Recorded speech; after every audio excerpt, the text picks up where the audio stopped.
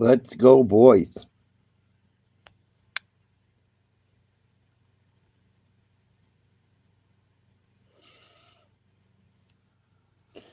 Big one tonight. Here we go. Big game tonight.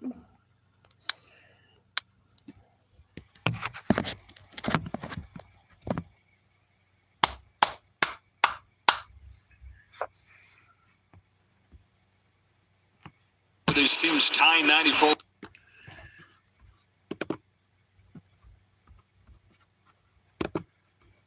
Volland versus Schlittler tonight. My voice is starting to go a little. So, Blue Jays will be up to bat first. Springer, Nukes, Guerrero, Barja, Kirk, Vachot, Santander, Clement, Jimenez. That's Toronto's batting order. Yankees will face Varland. Grisham, Judge, Bellinger, Stanton, Chisholm, Goldschmidt at first instead of Ben Rice. Wells, Volpe, and McMahon at third. Big time do or die game again. There's no easy way out. Here we go. I think we're going back to Toronto. Got a good feeling we're going back to Toronto.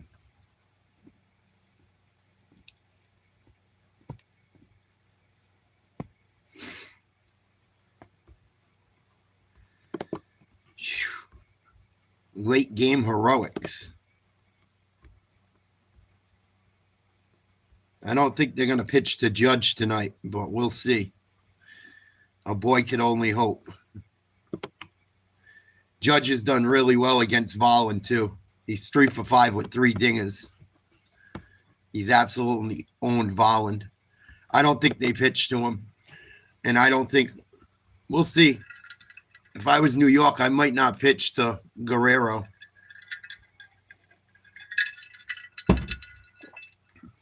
Should be getting started in about 2 minutes.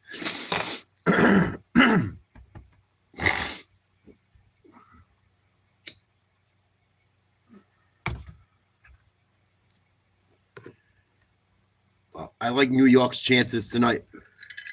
I like Schlittler. He pitched against the Blue Jays once this year. He did struggle. But he pitched pretty well when it was do or die last week. Hopefully he can do it again.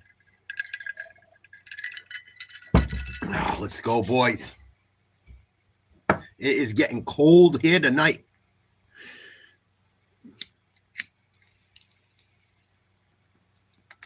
Probably not going to be much warmer in New York. We will see how the ball travels. Hopefully it does a lot of traveling out for New York.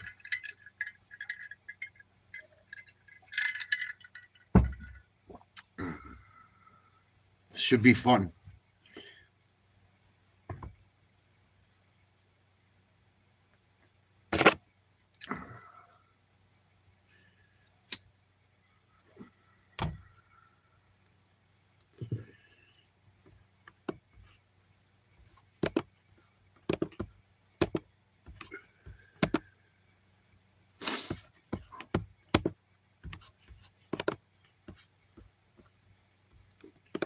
About 2 minutes to go to the game start, supposedly.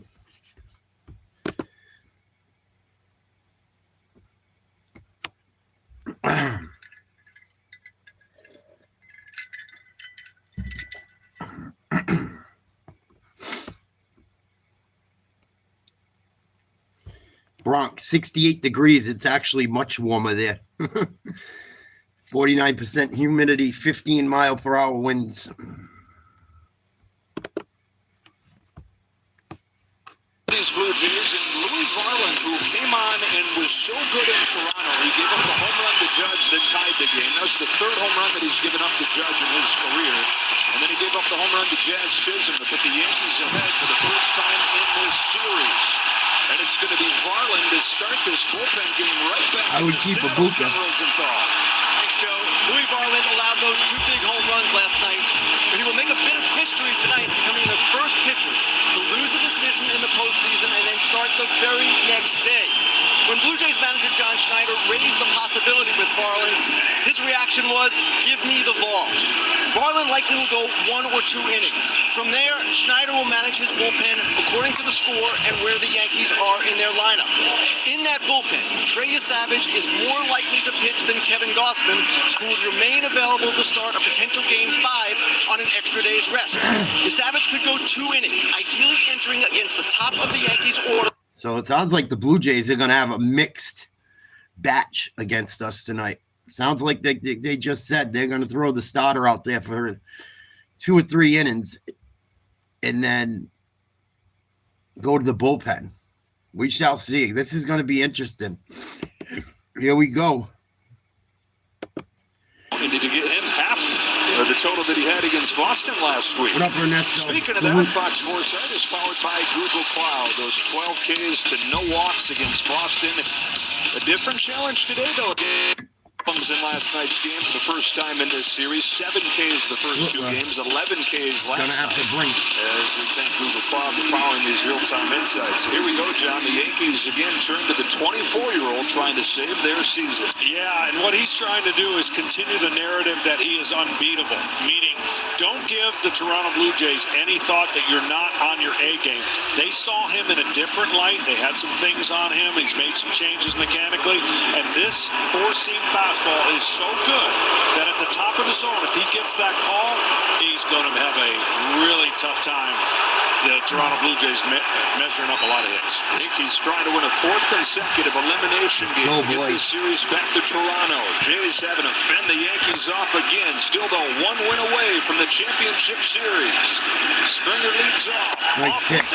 It's a fastball away, and you mentioned Just the need to get outside. those high strikes. Let's go, boys. Tony Randazzo, who's the home plate umpire, typically does not call a very tall strike. Springer leading off for Yeah, the Jays. Illusion of his 4-seam fastball has such great late life. He has the most swing and miss against that fastball in baseball. Oh, ripped. Down the line. Fair. That's going to be a double to start the night for the Blue Jays. Begin Game 4. Springer, who the Yankees have bottled up, has a double to start this ball game. Instant stress on Cam Schlittler. And that's why I said the first inning would be really, really important. He's coming off a historic game. He threw, it looks like a 2-seamer in, and there's a big difference between his 2-seamer and 4-seam fastball from a late life. Nice job hitting He'll there. have more movement with the 2-seamer, but the late life of the 4-seamer plays up. Springer's in scoring position. Nathan Lucas getting his first start since Game 1 of this series when he had 2 hits and knocked in 3. Pops up. So the first pitch and a lazy fly ball to Trent Grisham in center field. Springer tags and hangs on. Good job. 1 down. Let's get a look at this Blue Jays lineup that has scored 29 runs. Springer, Lukes, Guerrero, Baja, Kirk, Vachot, Santander, Clement, Jimenez. The batting order to start the night for the Blue Jays. Guerrero coming up to bat. Man on second, 1 out. First inning, no score. Cam, and I know they trust Cam, and good for the manager to have belief in that. But it would have been, you wouldn't be questioning it if you walked him. Homered again yesterday. Homered in all 3 games. Nice pitch, strike. 4-seam fastball. 3 for 21 in his postseason career. He's 8 for 13, 3 home runs and 8 RBIs. No player has ever had that collection of stats over the first 3 games of the series. Down and a 1 from Schlittler. Big swing and a miss, strike 2. Well, you can't just rear back and throw velocity against flat. You have to mix it up. And there's that cutting action fastball. And sometimes it acts like a slider, and sometimes it acts like a cutter. Come on, buddy. Come on, kid. Pokes it down the line. Fair. Oh, goodness. There goes the run. Pitch. Guerrero serves it into the corner. 1-0. Bounced right off the fucking fair line. foul line. 4 times Vlad Jr. 1-0 has Jays. made an impact. His 9th run batted in. And this cutter absolutely did nothing. It becomes a lesser of a fastball. See how it just spins right there over the middle? And that's an easier pitch for a guy who handles the bat. Oh, right to off the use line. all the parts of the field that he can use.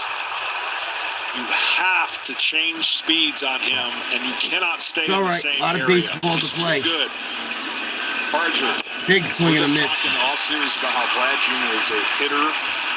If a runner wasn't on He's second, not a they probably power would have hitter. walked He's not a slugger. He's a Guerrero. hitter first, and there's no better example of that than what we just saw right there with 2 strikes against a deadly pitcher. Getting a base hit down the line. 1-1 on Barger. Cracks his bat. That's down the line. Hey, It's well in for another fucking Blue hit Jays. down the line. 3 of them out of the first 4 hitters, and they've got him cornered. And the Jays getting off of the deck after taking that blow last Come on, night. kid. With a fast start offensively against Schlittler. And this is why I was saying the first inning is so important. You have to impose. Now they got your runners will. on You the gotta say, corners. "Oh, no, man, this guy's on." Well, what the Blue Jays have done is come out and impose them that they're not afraid. Now, there hasn't been a fastball at 100 miles an hour. He doesn't have to have that fastball at 100. But you're seeing a lot of those cutters now, and that action on that pitch Nice opposite field hitting. results in base hits. You're going to face right here, John, the best high fastball hitter in the majors, and Alejandro Kirk. Nice pitch for a strike. With a sinker. That's the pitch you want because you want a ground ball. If you want a ground ball, you go to the sinker. If you want a pop-up strikeout, you go to the 4-seam fastball. That's the variance and difference of what those pitches do. He's hoping to get a pulled ground ball to short and an easy double play to get out of the inning. Here's his 0-1 to Kirk. Popped up. Got under it. Get it. Boston Squeeze it. Wells in the on-deck circle. Has Nice job, Wells. 2 down. as good as a strikeout right there for Schlittler. 2 gone in the first. What up, player? Salute. Always. Really nice play going into that screen. And I do a lot of games. Please subscribe. now, first pitch here, 2 outs. You can't let your guard down as a pitcher. You got the big out you needed, but this guy's a very aggressive hitter. Yankees down 1-0. On the first pitch, he's had a 2 down, top of the first. Runners on the corners. Schlittler's thrown 10 pitches. 2 of them hit hard. 1 of them a bloop. All 3 of them down the foul lines. Barely fair. Average. Running the bank and the base hit from Guerrero. 2 on, 2 out. Schlittler to Varsho. Popped up. Poke to left. Down the line. Bellinger a mile to go. Way to go, Clay. Hell of a play. Bellinger. Diving catch. Let's go. Great catch by Bellinger. One day after the Blue Jays defense deserted Oh. them, the Yankees defense Another shows bloop up down the early. line. Bellinger saves at least 1. Come on, boys. Got a hit tonight. This Ain't MLB over yet. season, bet live with FanDuel and make the game. 1-0 Blue Jays, middle of the first. Please like, share, subscribe if you haven't. What a game last night. It'll all be for nothing if we can't pull this one off. I feel good about it. I feel good about it. A little bit rough of a first inning. Could have been worse. Could have been a little better too, but we'll take it.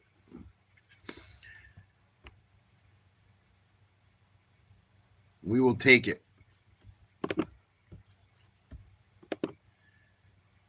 Grisham, Judge, Bellinger, Stanton, Chisholm, Goldschmidt, Wells, Volpe, McMahon. Starting the night for New York. That's your batting order.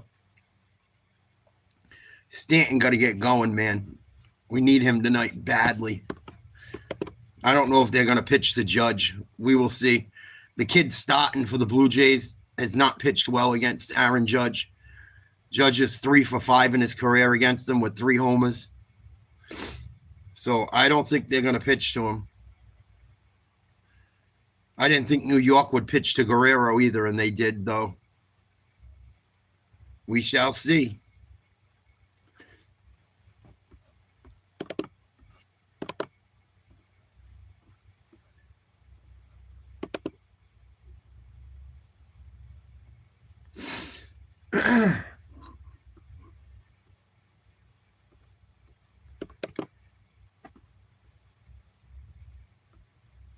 27 outs. Make them count. Make them count, boys.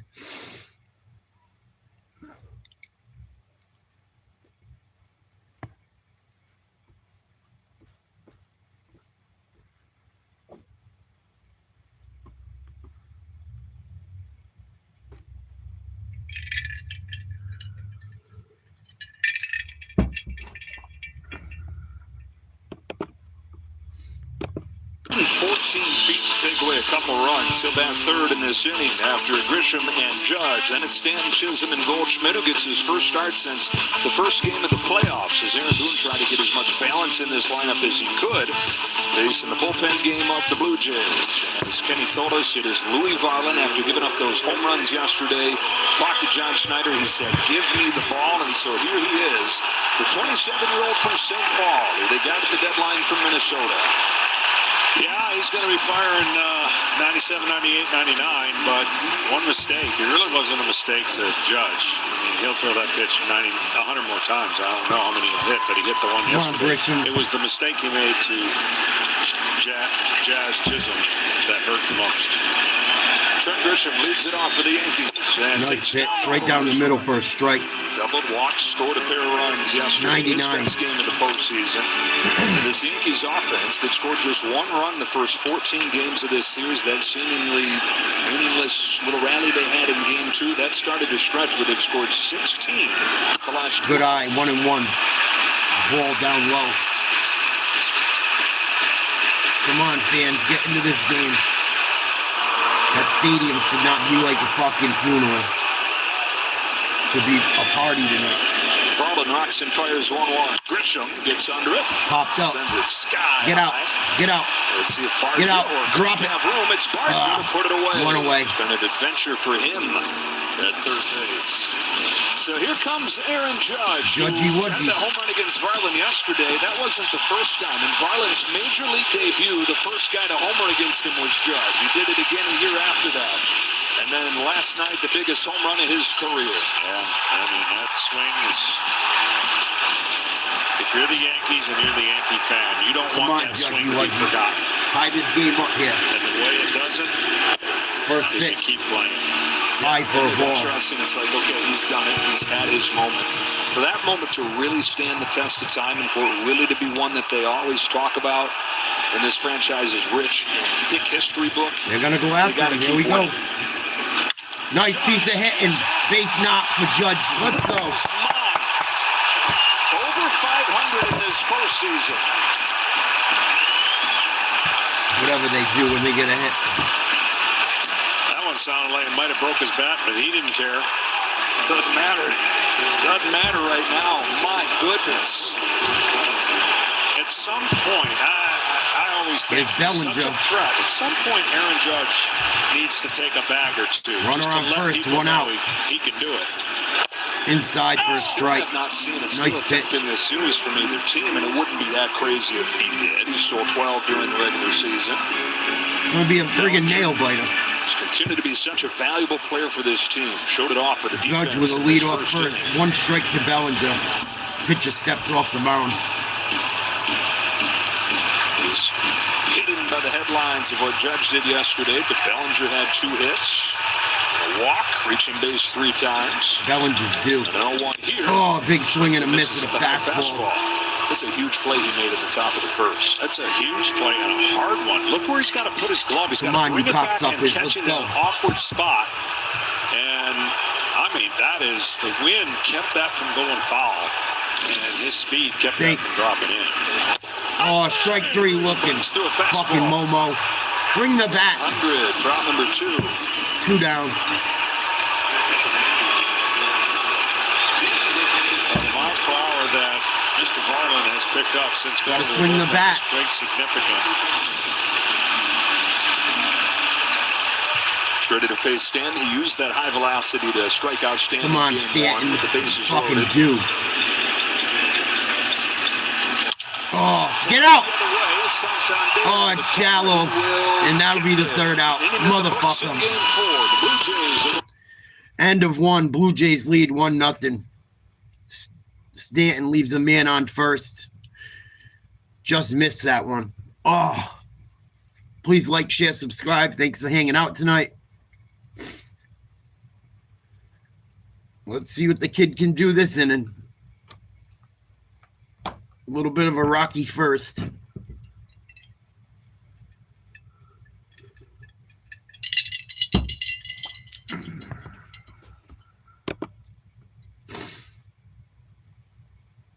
I believe Santander, Clement, and Jimenez are coming up for the Blue Jays to start the second.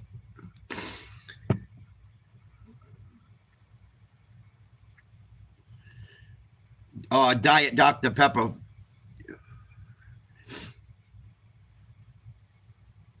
Hopefully they don't drive me to drink tonight.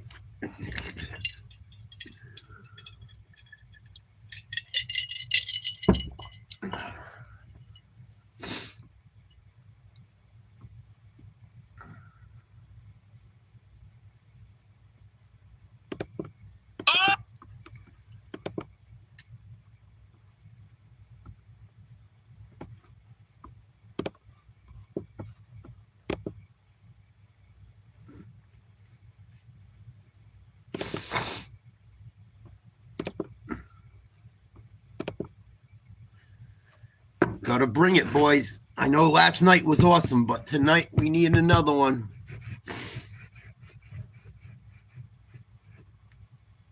We need Schlittler to throw about 4 or 5 innings, too, and keep the score low.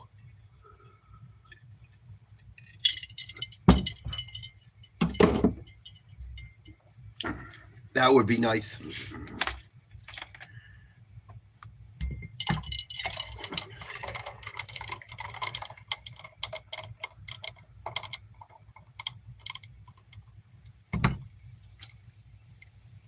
What's up, Bri?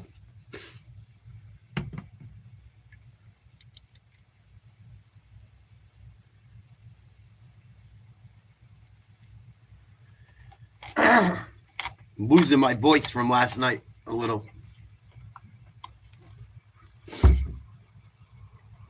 A little raspy today.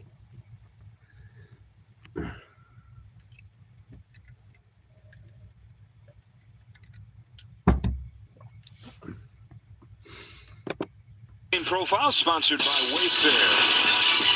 Stars shining in this division series. Vlad Jr. and Judge, those are the numbers coming into the game. They both already added a single and together are 17 for 26. 4 home runs and 14 RBIs in this division series. Bottom of the order for the Blue Jays, Anthony Santander. Nice pitch. This is the first strike. It was Guerrero's base hit down the line that scored George Springer in the first. So the Jays have already done something that the Red Sox couldn't do. Top of the second, 1-0 Jays. And that is push a run across. 4-1 count. Gave him a really hard time when they saw him about a month ago. Swing and a miss, strike 2. The second inning against Toronto. 4 runs on 5 hits, went just 1 2/3. They fouled off a bunch of pitches against him. He only had 2 Ks in that game. Come on, kid. Ring him up. Like he might have been tipping pitches right away. Worked on fixing it, changing what he was giving away. Popped up foul. Comes in here with a totally different, more freed up mindset, having addressed that. Yeah, it's the biggest fear every pitcher has. You know, it's one thing to make bad pitches. Santander's 2 for 7 in the postseason. You can do that is a couple ways The that 0-2 explain after this pitch. Pop foul It's again. with your glove and the positioning of your glove, whether it's squeezed too tight on a pitch, open too much on a pitch, or you go high on a pitch and lower on another. They pick up everything in this game. So if you have any tendencies that you're tipping towards one pitch, you can eliminate the other ones, therefore know what's coming. Another 0-2 to Santander. Fouled off again. It's fouled back. And it literally is that simple. When they pick it up, and, you know, typically... Making Schlittler work. Good at bat by Santander. Went down 0-2. Has fouled the last 3 or 4 off. People's mind, like one pitcher had a mouth guard, and when he would bite down on it, it was a fastball. And when it came out... Oh, fouled off hard down the line. His mouth a little bit. It was a breaking ball. It was that simple. Oh. And He didn't last very long. Because when you know as a big league hitter what's coming, the hardest part about hitting, besides a round bat and a round ball, is you don't know what's coming. You're guessing. You're trying to react. And so if you can for sure know what's coming, come on, kid. The game's a lot easier. Santander is making him work. Another 0-2. He goes way up there to get it. Foul again. We'll see it again what these Jays do, whether he's tipping or not. Thanks, Jets. Please subscribe. The best bat to ball tell your friends, tell your homies. And the best I appreciate it. Fastball hitting team. I try to do a little bit of play-by-play. They are known for because these guys just yap about fucking. They don't say anything. Appreciate it. Oh man, that should have been a strike 3. That was close. Called it a ball. Low and outside. Great pitch. You keep throwing it there. You're going to put pressure on the hitter and the umpire. Santander signed a big contract this offseason at his first year in Toronto, ruined by injury. Knocked in 2 yesterday. There was 1 and 2. Batted in since it's going to be about the 9th pitch of this at bat. You're counting on him finding it here in the postseason, even though he's missed pretty much the whole year with the shoulder. The 1-2. The 1-2. Lays off. Yeah, if he couldn't get him to chase it. 1 in the dirt. 2 and 2. A backdoor curveball. Oh, man, off of that pitch. He tried to throw the breaking ball there, and it just bounced before it got to home plate. But that would have had him looking. Come on, dog. 11 pitches in the first. This is the 10th of Santander. High for a ball. Full count. Full. Again, Anthony Santander hadn't done a whole lot. He came back from the shoulder injury for the final week. Just throw the ball. But John Schneider was saying we see just like he did against the Red Sox. Speed is up. We like the swing decisions. We're going to bet on a guy that we signed for a reason. Oh, it's hit hard. Judge on his horse makes the play. 1 down. Way to go, Judge. Slitter's thrown in just that at bat alone. They're making contact on him, hitting him hard. Now the best network in America. Got to hang in there. After a long pitch to bat, you got a guy up here that you could get a 1 pitch out or a 1 pitch hit because he swings a 1 down, 1-0. Nobody on top of the second. Yeah, for every Toronto up 1-0. Clement up to bat. First pitch, a strike looking. Nobody's heard of coming into the Carter, 96. Ernie had a 4-hit game yesterday and is 7 for his last 8, making his name in his first trip here to October. The 0-1. An 0-1 from Schlittler. Hit. Pops it up, shadow left. Someone talk. Nice play, Volpe. Looking like Willie Mays. Woo-wee. Over the shoulder catch. 2 down. Big time play. Great jump. And he knows when he sees Bellinger, he looks to see if he's too close. Play. He didn't want to call it, right? And he sees that he's holy shit. Make that play. Look what I found. 2 down. Let's go. When they don't have to collide with anybody. Oh, I could only imagine. Hundreds, if not thousands. 2 or conversion on 2 down. Let's go. The 9-hitter Andre Sanchez. Pitch inside for a ball. 99. 5. One of the subplots is going to be that they have outplayed Toronto defensively, which I don't know if anybody saw. Let's go, Yankees. Come on, boys. Hit right back to Schlittler. He handles it. Flips to first. 3 down. In a row. 1-0. Middle of the second. Blue Jays lead. Yankees coming up to bat. Due up this inning for New York. Chisholm, Goldschmidt, Wells. Volpe and McMahon possibly. Yeah, it's going to be a very expensive ticket tonight. Excuse me. Detroit with a big win today. They stay alive. 9-3. Chicago hanging on to a 1-run lead, top of the 7th, 1 out. They were up 4-0. It's now 4-3. Come on, New York. Got to bust out the old wiffle ball bat. It seems to work.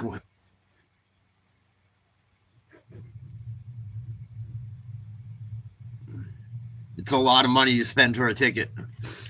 A lot of money.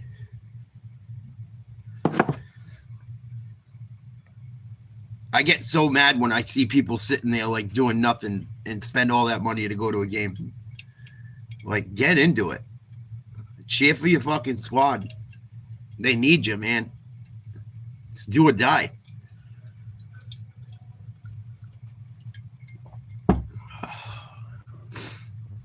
I would love to be there tonight. Oh, I would love to be there.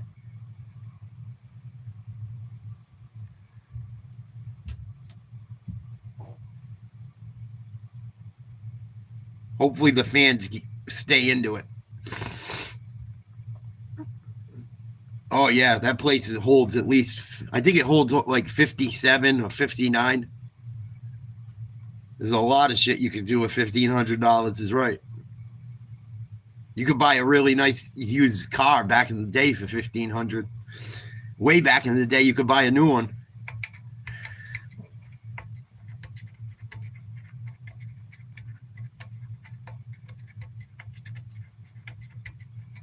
I'm surprised. I thought there'd be more people around tonight watching this game. It's still early in the game. That's probably why. But last night was epic. I hope it's not all for nothing. Yankees should be able to get after the Blue Jays tonight. The Blue Jays are kind of hurting as far as pitching in this game. I really like New York's chances, but the bats got to do their job. Here we go. Come on, Jizz. You finally did something last night. Let's go. In the series, Jazz Chisholm's first of the postseason. 31. That was a bomb he hit last night. And his career, Need another one. First full one in New York. And it's the man that he hit it against, Louis Varland. First pitch outside for a ball. Strikes. Come on, Jizz. Chisholm, Goldschmidt, and Wells for the Yankees in this second.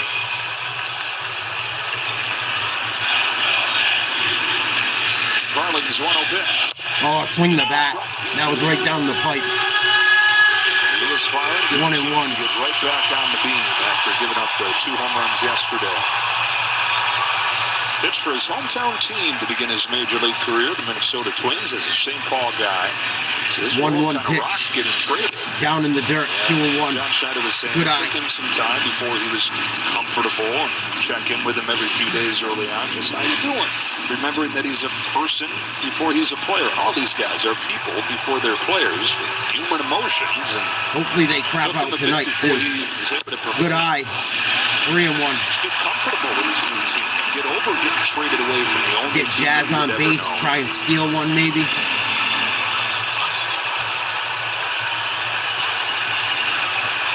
Falling behind 3-1. Chisholm. Oh, big swing and a miss. 3-2. Knuckle curve. Garland's thrown a lot harder since moving into the bullpen, and then he's thrown Full that count. curveball a lot more since coming to the Blue Jays. It's amazing the velocity difference. When you can do that out of the bullpen, you start out unlocking things that you don't have to Come on, Jazz. refrain when you're called to go 5, 6, 7 innings. Full count. The pitch. Here's his payoff. Swing and a miss, strike 3. Buck. Second one for Varland. And for more, we go down to Ken Rosenthal. Joe, I contacted John's fellow Hall of Famer Dennis Eckersley Fucking today, kills me. You seeking guys know. insight into the mental challenge Louis Varland faced after allowing those 2 dramatic home runs last night. Now, during that division series is obviously jizzed not the out same his as right. what Eckersley experienced, giving up a walk-off homer in Game 1 of the 1988 World Series. But Eckersley said that taking the ball at the start of the game would be a lot easier for Varland and pitching with First pitch outside for a ball. Goldschmidt 4 for 8 in the postseason. They went with him over Rice tonight. This is Paul Goldschmidt getting his first start for the Yankees since the first game of the 1-0 playoffs. pitch. Aaron Pop Boone said foul. he just wanted as much balance as he could 1-1. get, and it is lefty-righty the whole way through the lineup, and so starting the righty Goldschmidt instead of lefty Rice. Got him that balance, the most left-handed heavy lineup in baseball otherwise. There's a lefty down in that Blue Jays pen, and Mason Fluharty ready to take over. Oh, 2 big strikes swing and a on miss at a Goldschmidt. fastball. Goldschmidt on the year. 1-2. Really good and hot for a long time, especially off a left-handed pitcher. Struggled here at home. That's what's shocking to me. Outside 2-2. It ain't over yet, Ray. With the St. Louis Cardinals. That was just 3 years Ain't ago. over yet, homie. Now he's 38. He's in his 15th year. His 1-year contract with the Yankees. 4 out of 8 2-2, in his 1 out. limited time this Bottom October. of the second. On a 2-2. Goldschmidt got hit. Take first, baby. Sinker gets away from Varland. I don't think he hit him on purpose.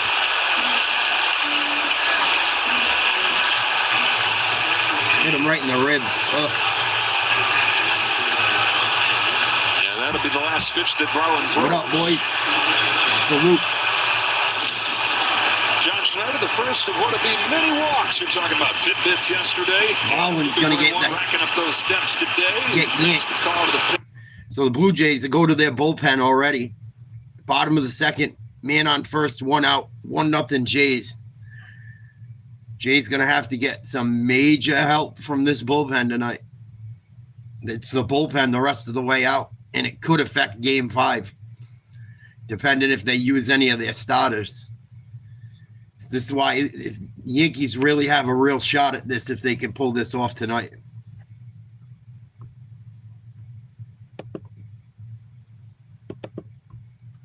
Going to be interesting. Please like, share, subscribe if you're new. I'm hanging in there. I'm still a little high after last night's victory, the come from behind win, but time to put that to the back burner. We got more business to handle.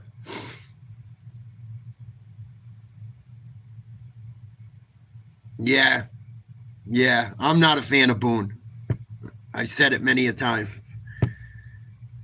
If there was ever a game we need him to pull his head out of his ass, it would certainly be tonight.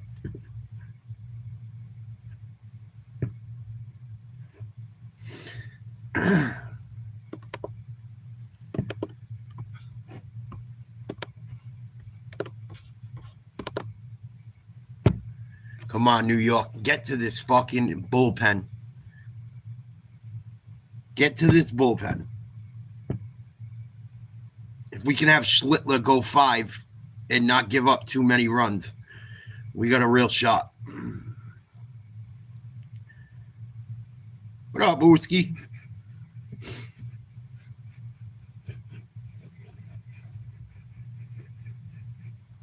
But Blue Jays going to their bullpen. That kid only pitched an inning in the third. Could be very interesting.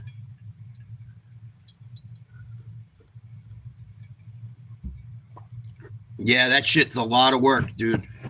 A lot of work.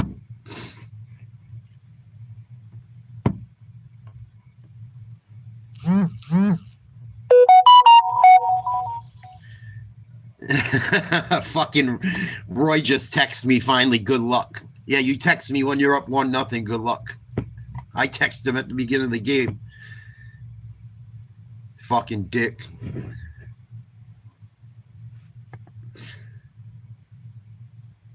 That's pretty good. Big swing and a miss. 1-1 to Wells. He just texted me now. Good luck. Something about watch out for the ICE agents knocking at your door. over the last month.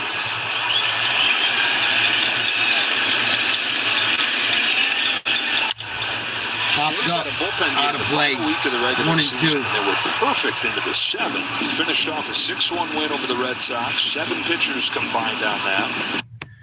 Let's go, boys. 1 ball, 2 strikes, 1 out. Toronto up 1-0. Bottom of the second. Man on first for New York. And Wells calls timeout. Fixes gloves and scratches nuts real quick. Because the rosters are the way they are, in a 5-game series, they chose to go with 3 pitchers and virtually 10 relievers. So they have the capability of utilizing a lot of different Blue Jays options got in a 2 arms shorter up in the series. bullpen. Ball, 2-2. Has gotten up. He's one of their top guys. Figured that'd be for the top of the order. Come on, baby.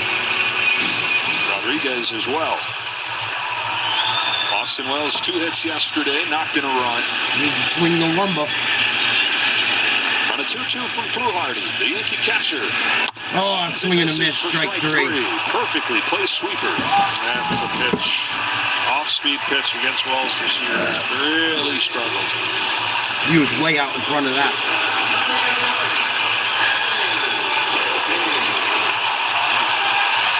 This should be Volpe's moment right here. He's had some tough at-bats, some tough matchups. Come on, kid. All coming into him should be a welcome relief. Good eye. He's just got to be able to see First the pitch of ball ball. and not swing over the back foot breaking ball that was trying to throw right there. Another 3 strikeout game for Volpe yesterday. Volpe's That's due. 11 strikeouts his last 16 times up. The 1-0 at the knees. And that's what you got to do. You leave those alone and you wait for one. If he throws What up, 3 Jenna? of them Thank like you. that, you tip your hat, but you're just looking for the breaking ball that comes into you over the middle of the plate, and that's where he can get his power. 1 ball, 1 strike. Popped up.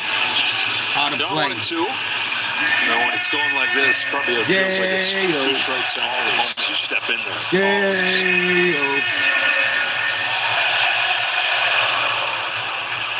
Come on, get loud. Moments over his first few years. 2 outs, man on first, 1 and 2. The offense to join that Gold Glove caliber defense, but more low points than Come high on, this Volpe. year. Checks the runner at first. Boom.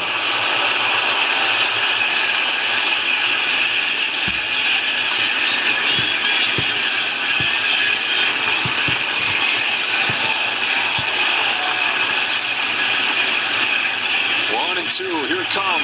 Volpe Good takes eye. the ball. 2 and 2. He's been a good postseason player for the most part.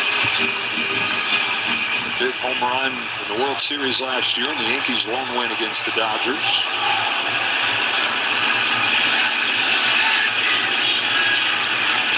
And on this 2-2 pitch, he chops it foul. Another foul ball.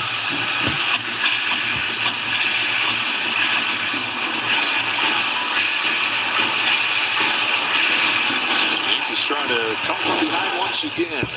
Second largest comeback win in their postseason history yesterday from down 6-1. 2 balls, 2 strikes. BlueJays, meanwhile, their largest 2 out. lead loss this Bottom year. of the second. Oh, he took strike 3 outside looking. That's a shitty call. Fucking bullshit. To the third we go. Top of the order for the Blue Jays coming up. That means Vlad Guerrero Jr., who Fucking guy didn't give any calls on the outside corners last night. That one's just out off the plate. He calls it a fucking strike. Oh, you got to swing the bat. They're fucking killing me again. Second guy striking out looking already. Ugh.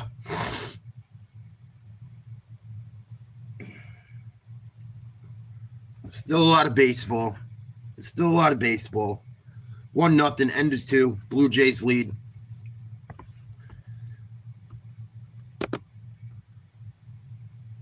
It's not just strikeouts. It's when they strike out looking.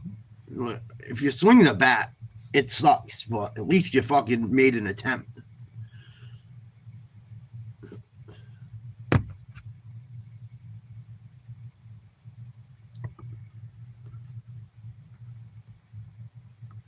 So I think the top of the order is up.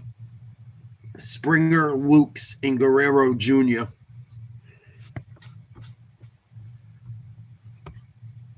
The Mets are at home, homie. You guys took that huge contract and didn't even make the playoffs. I don't know what you're so happy about.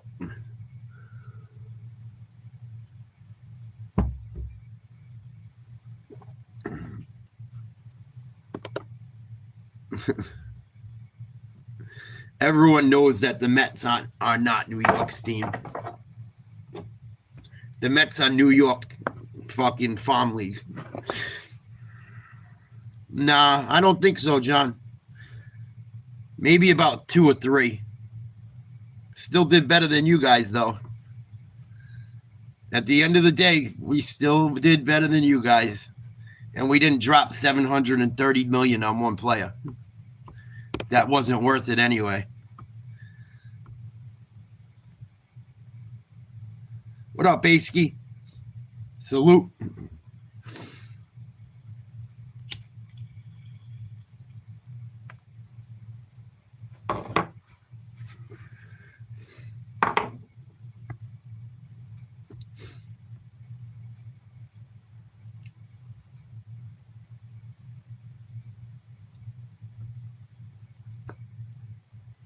Here we go. Start of the third inning.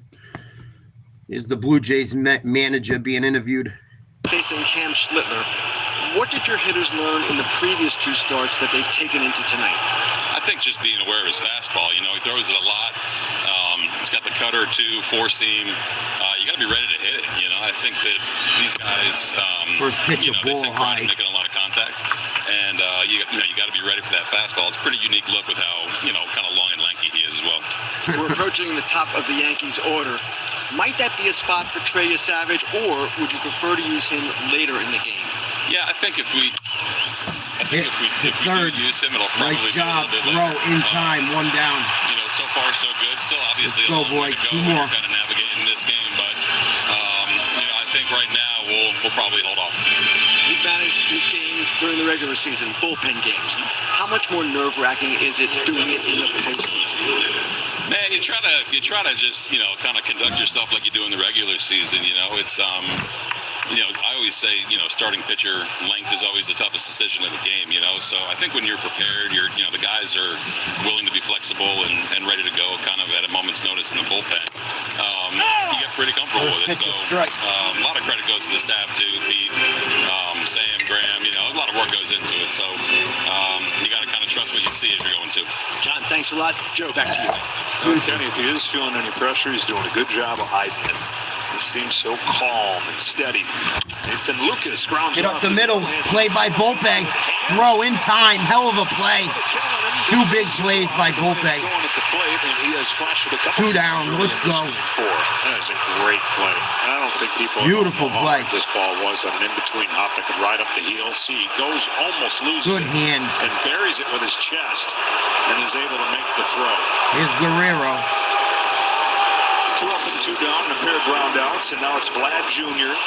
They're going to pitch to him. The base hit on an 0-2 pitch his first time. I know that his fastball's electric, and he's thrown a lot of hard stuff. He's going to have to break He had in an that RBI single in the mix first. in that breaking ball, and some built-in Hit off change of speeds the against foul this line. kind of lineup is Dropped going to be in imperative. barely. First pitch, a strike at the knees. Let's go, boys. These hitters, they're just too good at timing and put it in play. Well, the base hit in the first inning is 9 out of 14. He's knocked in 9 over the first 4 games. 1 ball, 1 strike on him. That one's high for a ball. 7 seasons in the major leagues. He's been an all-star 5 times, but it's been very up and down. In the postseason prior to this year, pretty much all down. No wins. 2 down, 1 and 1. First inning, high and his outside, very ball first 2. Out of this division series is as if he said, "Get on my back. I know it's my responsibility as the face, as the big money guy, that $500 million contract. I know what comes with that, and I'm ready for it." Come on, That's Schlittler. 1 from Schlittler. Nice pitch. Third. McMahon. Nice play, McMahon. Is it across? Hell of a play. Let's go. Bat's got to wake up. Come on. Good tune. I haven't heard that song in forever.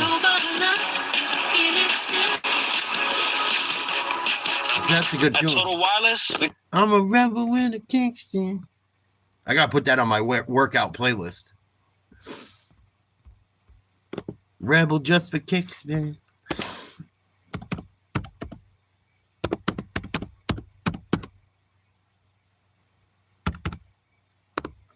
What up, Car Life? Salute. Portugal the Man. I forgot about that song. Haven't heard it in so long.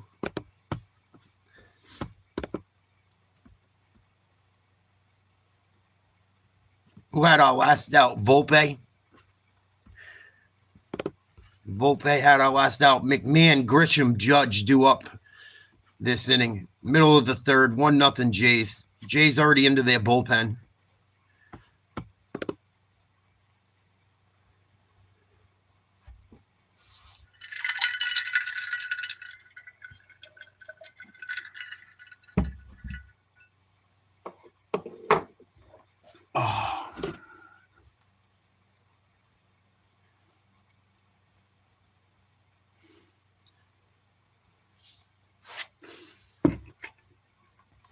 What up, Daniel? What up, Chad? Salute.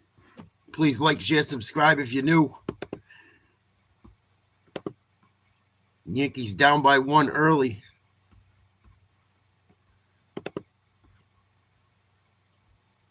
End of the 7th. Cubs up by 1. Had a 4-0 lead. 4-3 against Milwaukee right now. Going into the 8th.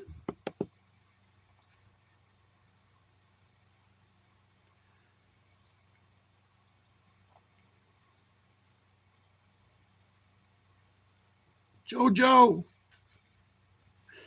What's up, homie?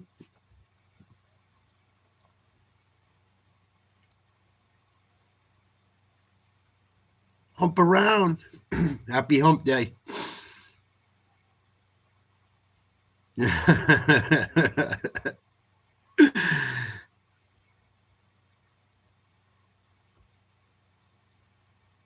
Oh, people are fucking funny. Hopefully the Cubs win just to piss off the Pope.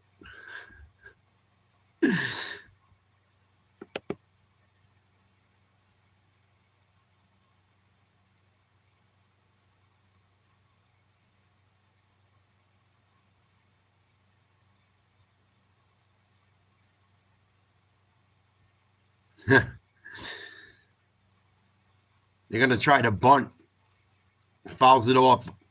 0-1. McMahon, 250 batting average in the postseason. No homers or RBIs.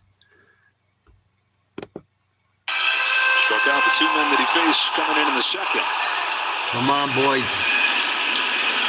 Ryan McMahon has given the Yankees Gold Glove caliber defense down at 3rd that they expected, and he's also contributed. Oh, big swing and a miss. 4 to 5 games in this postseason. Got a slider, a sleeper. Wimbledon scored yesterday.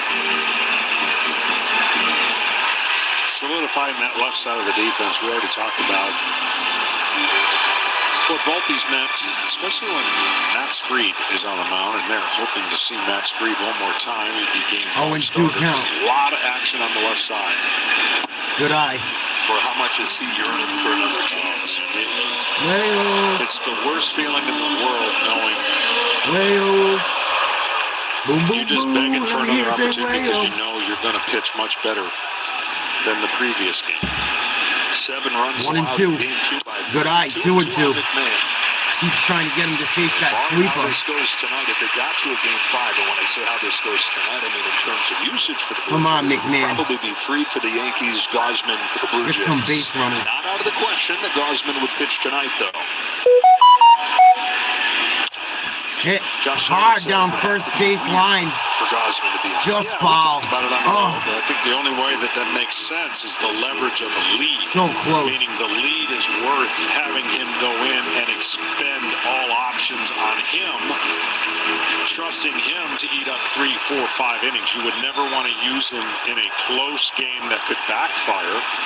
2 balls, 2 strikes. Really Nobody out. Bottom of the 3rd. 1-0 Toronto. That game going into game 5. Here's another 2-2. Good eye.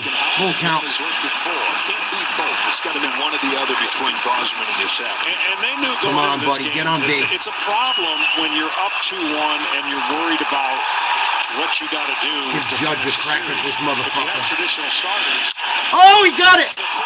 Get out. Yeah. Woo! McMahon, the number 9 man. Tied up. It is high. It is far. It is gone.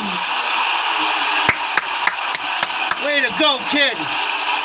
Here we go. Contributions from all corners of the roster. One night after it's Aaron Judge. There we go. Of course. Nobody out. Top of the lineup. Tied ball game. Up at the deadline for his defense. yeah, too many breaking balls in one at bat, and one that just was fat. You don't He have to hammered hit that far to right field. You just got to hit it in the air. Woo-wee. The bat works. Good feeling for him, and of course the home crowd. Way to go, kid. Come on, back to back. It's square one. Ooh, almost hit Grisham. 1 ball, no strikes. Come on, the wheels are going to fall off right here. After the trade. Let's go. Pitcher's 208, but that was okay because he was holding down the hot corner Need defensively. a big inning. Everything they get at the plate from him. Oh, that was a ball. Generous inside. Inside called the strike, 1-1. Yankees tie it up. Nobody out, bottom of the third.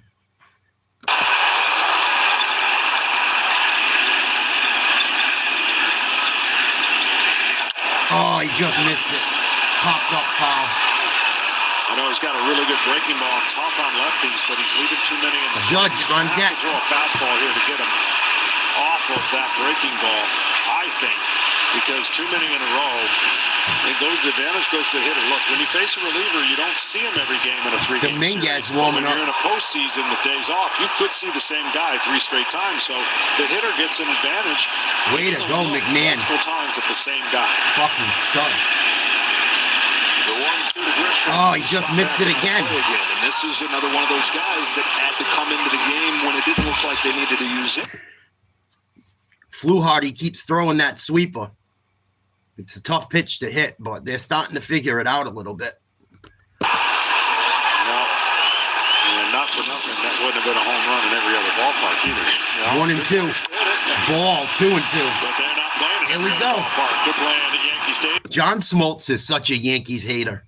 Go fuck yourself, John Smoltz. Fucking D-bag. He has nothing nice to say about New York ever. Good full. Oh, that wouldn't have been a home run anywhere else. Fuck you. 2-2. Pop foul again, 2-2. This is going to be it for Fluharty. So Anthony Dominguez, it John appears, is Smoltz. ready for Judge. Fucking dickbag.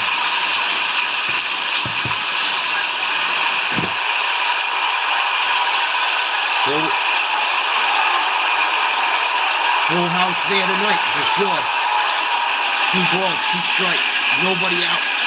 Come on, Grisham. Trent Grisham fouls Nice off. job Swings staying alive. Now, that was a good pitch and a good piece of hitting. Fastball away.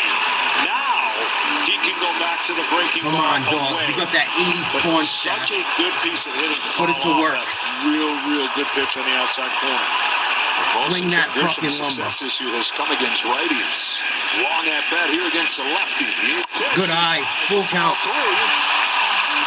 See, once that ball got off the plane and the height of that fastball is easily recognized by the hitter, you've got the trick of 3 pitching. and 2. You gotta make it look like the same Nobody out. height. Judge But on the deck. break The gets payoff the swing pitch and to miss. Grisham. Oh my God. Struck out looking. Fluharty wins. Another strike outside the zone, inside. This guy's giving him a big strike zone on some of these calls. That was fucking in tight, dude. Come on. Be consistent with the calls. Aaron Judge coming up to bat. 1 out. Nobody on. They're going to probably walk him. Fucking maggot. Down to the Judge with the bases empty. McMahon starts this inning with a home run. The most unlikely. We got a ball game. 1-1. Blue Jays making another pitching change.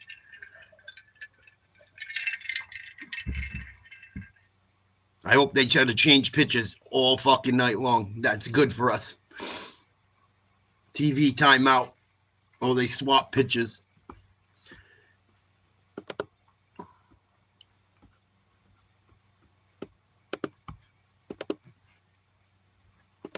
One out. Judge, Bellinger, Stanton do up. If they walk Judge, we should see Bellinger and Stanton. I'm not going to put the fucking jinx on us.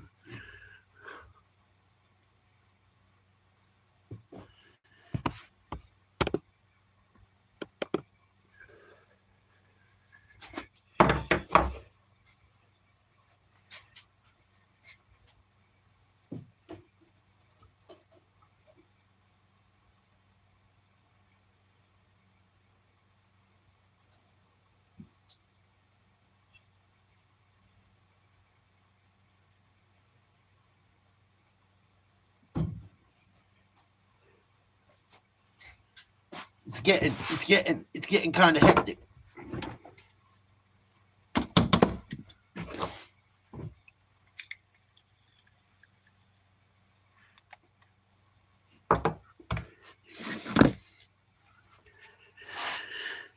Yeah, you would think, right, Bri? You would think he would do something eventually, for sure. That's my thinking. He had an RBI last night. Hit one to the deepest part of the ballpark, too.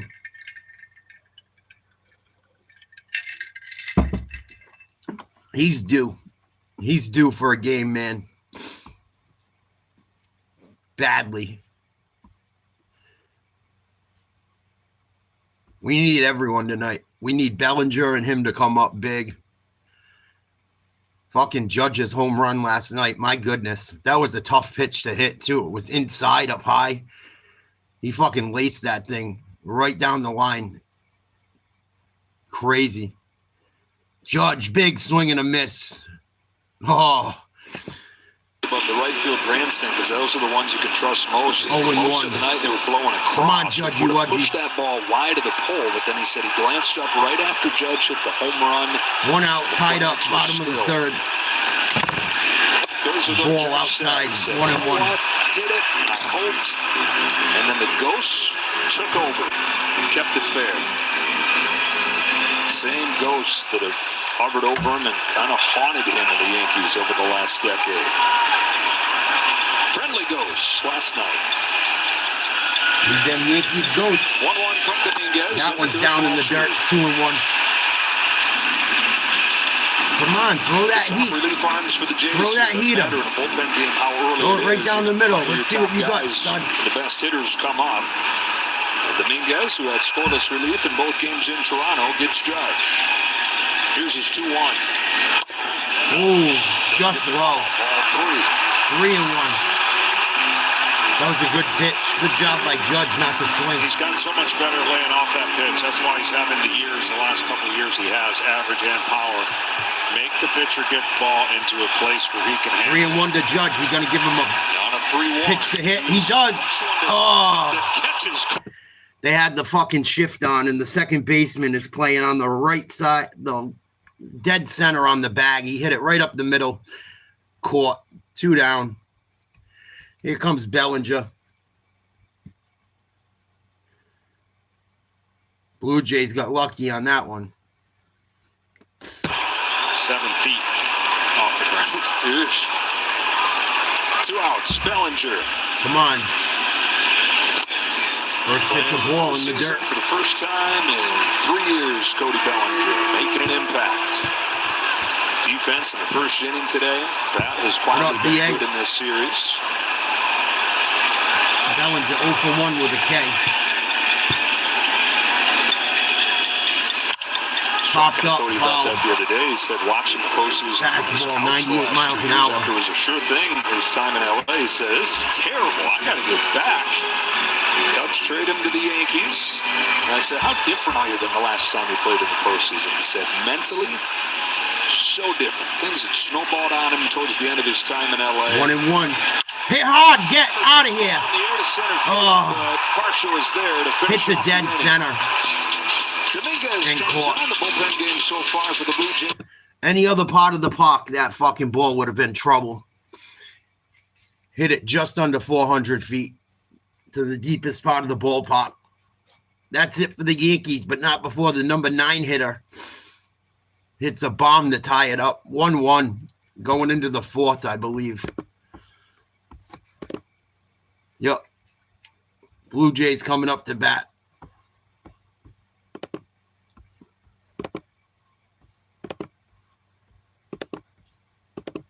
What's new, VA? Thank you for the nice message you sent me on that video.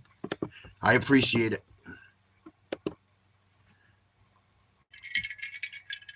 Got to keep on keeping on, right? Can't give up.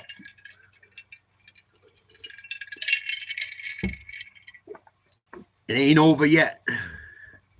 Whether it's this ball game or life.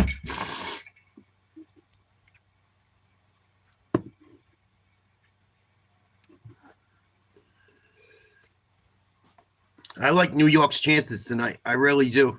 I like their chances in the series.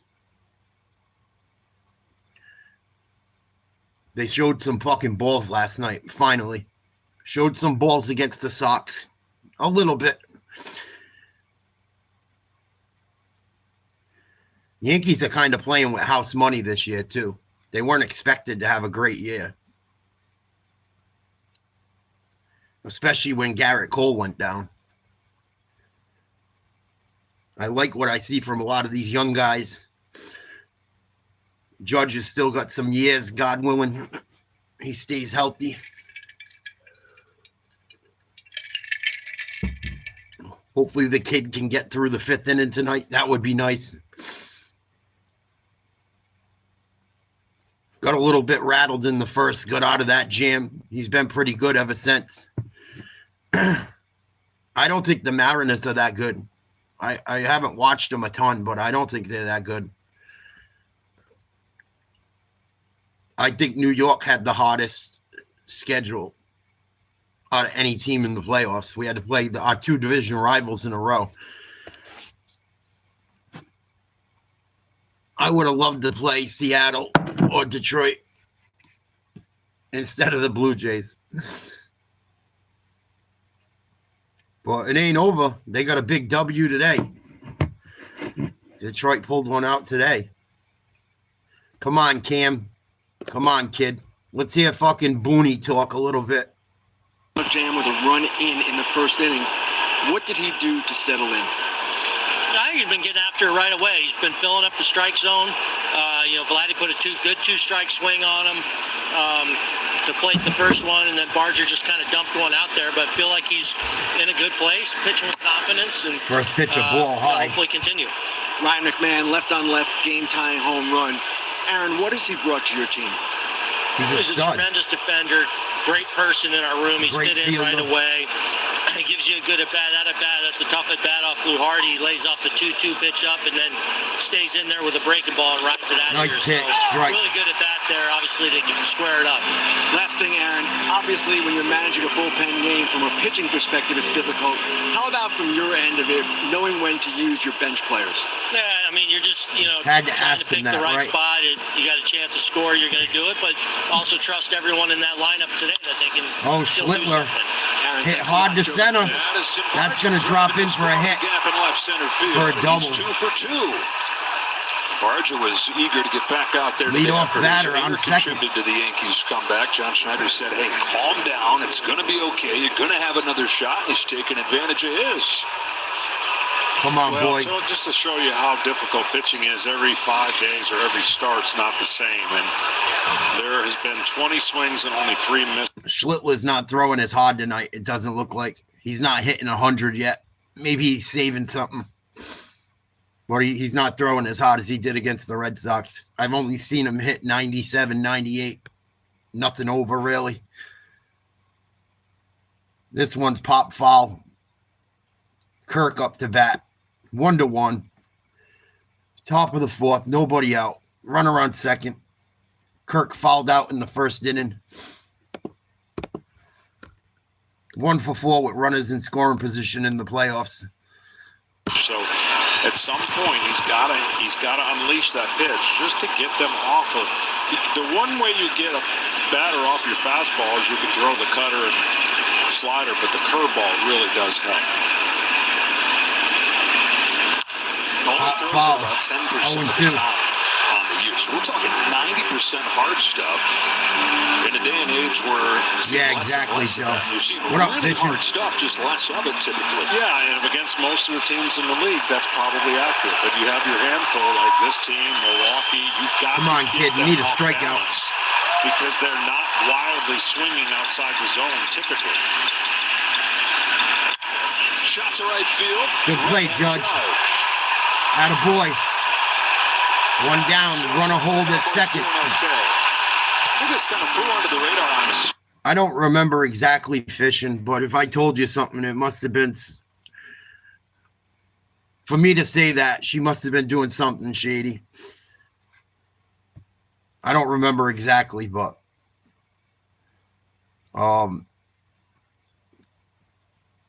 that's not cool.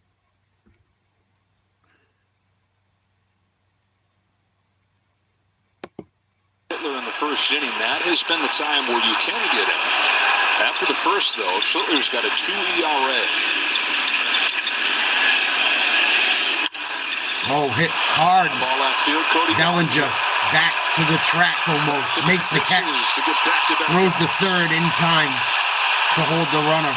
2 down. Let's go, boys. Divisional series caps off later tonight on TBS. Game 3 between the Phillies and the Dodgers. As that series goes to Dodger Stadium, LA looks for the sweep. And unfortunately, I've been screwed over a time or two. 1-1. Top of the 4th. Runner on second. 2 outs. Blue Jays up to bat. Slot. A leadoff double from Barger. He's Come on, Schlittler. Get out of this inning.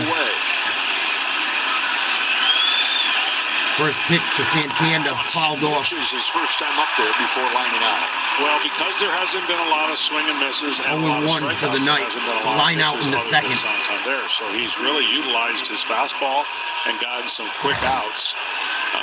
Just, not knowing how long he's going to be able to go. One thing for sure is the pitch count allows you to go deeper. 0-1 pitch. Swing and a miss, strike 2. 4-seamer on the outside upper corner of the strike zone. Santander saw hold of the pitches that he's thrown and just his at bat. Come on, boys. 0-2 with 2 down in the 4th. Come on, Cam. Sit this fucker down. Ring him up.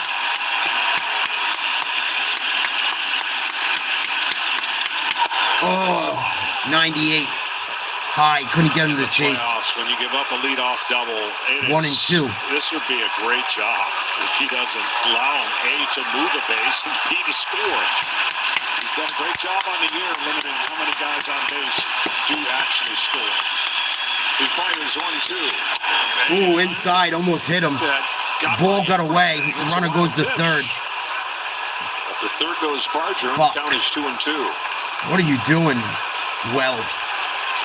Catch the fucking ball.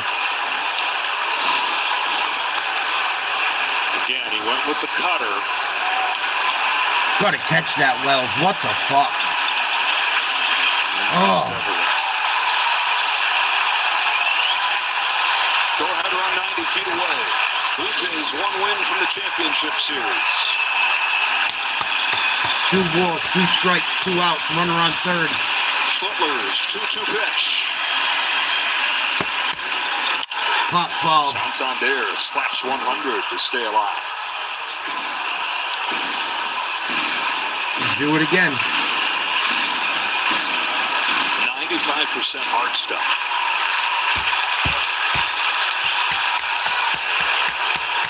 Come on, dog. And he steps out of the batter's box. 24-year-old from Massachusetts, just 14 major league starts in the regular season, second one in the postseason. Come on, kid. Different kind of challenge tonight against this pesky Blue Jays lineup. Another 2-2 to Santander. Swing and a miss, strike 3. Way to go. Massachusetts kid. Doing his thing for the Yankees. First K of the night. Couldn't come at a bigger time. Looks like it was tipped into Wells' glove. Good job by Wells making up for that pass ball. Bottom of the 4th, tied up 1-1.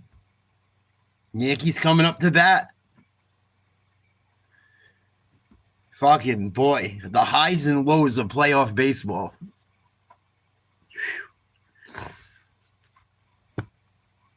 Fucking intense. Hockey started last night too. We're going to do some hockey this year. The Bruins are playing right now. I wasn't doing the Bruins over the fucking Yankees tonight. They're playing the Capitals. I should see what the score is. I think it's going to be a long year for the Bruins. I like the Bruins. I like everything Boston but the Red Sox. Everything New England but the Red Sox. Wow, Boston got out of the first period without allowing a goal. Tied up, 0-0. I figured they get shellacked tonight by the Capitals.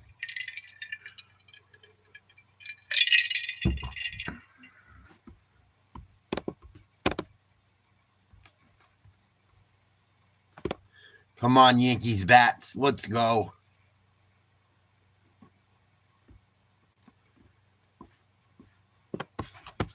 Need to fucking get some runs.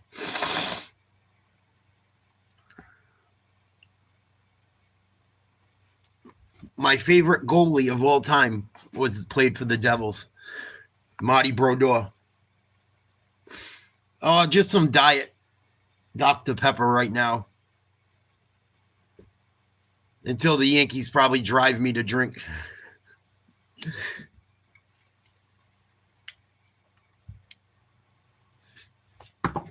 Hopefully they don't.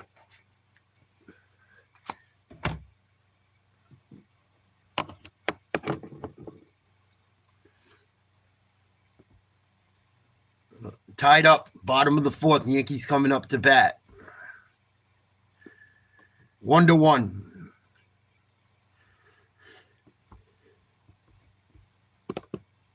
Wow, I'll give him 900. Holy shit. I still can't believe he broke that record. No, not today, Wheelie Man. Big noon Saturday on Fox. Phenom Jeremiah Smith leads top-ranked Ohio State against Illinois. Then TCU, K-State, and Kansas Stanton up and to bat. Texas Tech. First pitch of ball. Leads off the bottom of the fourth for the Yankees and takes ball one from Sir Anthony Dominguez. It's Stanton, Chisholm, and Goldschmidt. Come on, dog. After New York tied it on a Ryan McMahon home run last inning.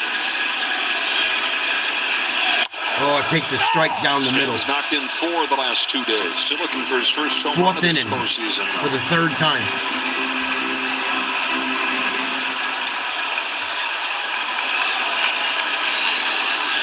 Come on, baby. 1-1 pitch, nobody out. On 1-1, Stanton. Inside for a ball. Almost hit him. Well, they haven't had or left him with a breaking ball, mediocre breaking ball in the middle of the zone, and that is what Stanton does a lot of damage on. Ooh, high for a ball. Good eye. 2, 3 and 1. 18 postseason home runs, as you saw, third in the Yankees' history. Chisholm on deck. Last year. Big G, Giancarlo Stanton. Oh, swing the fucking bat, man. That's right where you usually like him. Best year with the Yankees when he was out of the field. He missed the first half with the elbow issues, but Aaron Boone said mentally he's just full gone count to a whole nother level. to Stanton. 16th Major League season, 8th one with the Yanks. Good eye. Ball 4. Leadoff man on base. First walk issued by the Champ. Jays. God's champ. And here's Chisholm.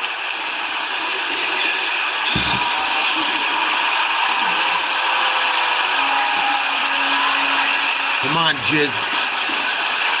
I was going to give you an over-under before the game. I forgot to do it, but 12. Struck out looking in the second. Total. Yeah, this, Swing the bat. Strike I'm going to say looking. just under. Okay. And that has as much to do with King Schlittler, as it does with the Blue Jays, because they're going to empty theirs. But Little's ready to go. Trey Savage is down there, Jazz. just living his dream. Good eye, 1 and 1. Big old smile on his face. Yeah, that smile's funny right now. When that phone sings, and it's like, hey, young man, get up. They got on There's base. something We made him throw some pitches. unbelievable that happens to your heart. Hit hard. Double play ball. Corrals it. That starts In it. time. Play. 3-6-3. Vlad Guerrero Jr. has shown off every dimension of his game. I'm telling you Fucking right now, Chisholm. that is such a difficult degree of a double play, and he made it He look drives me fairly nuts. easy. In between hop that he gets right there with his hand and glove at the same time, throws it over the runner. Yeah, I can tell you quit I smoking. mean, this right here, it's not that Ex-smokers are the easy. worst They practice when a it comes lot. to smoking. Big double play. Wow. Strike one on Paul Goldschmidt. Oh, I think we're big all swing and a learning miss about by the Blue Jays Goldschmidt. to another level together as they reach this stage for the first time with this group of players. We shall see, Azul. It's tied up right now, 1-1. How well-rounded of a player he is. You think about him as a hitter. Oh, We saw him flying another around the big bases swing and yesterday, miss. diving into home. We've seen him field really well. Well, in fairness, he was a third baseman, a big-bodied third baseman that certainly had to make a position change based on what he was able to do, and he has made a great position change. Popped up. Way up there to Drop it. field. Drop it. Drop it. Drop it. Oh, he almost did. Puts it away. Fuck. And it's a scoreless fourth for Dominguez. I'm like so starstruck. Oh, fifth inning coming up, 1-1. I think so too, Azul. I really wish they were hitting a little bit better tonight, though. Still a lot of baseball left.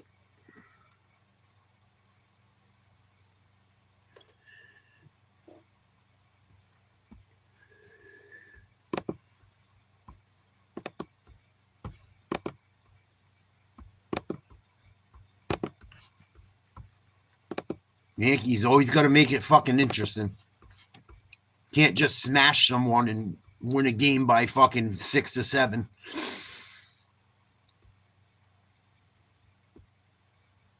Get the leadoff runner on base again and can't manufacture a fucking run. And that's the third time this game, I believe. I know it's at least the second. You got this fucking Blue Jays team working out of their bullpen all night long. You got to get to them.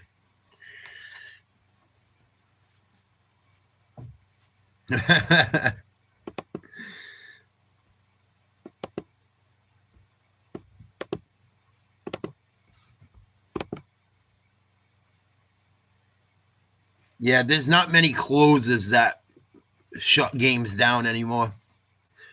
Not like back in the day, where there was a couple guys in the league that they come in, you know it's probably a wrap.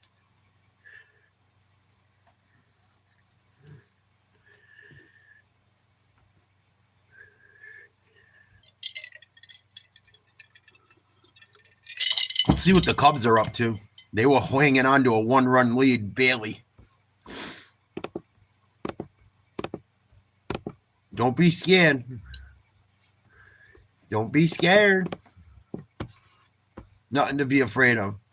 It's a game. You wake up tomorrow, no matter what happens, you'll be okay.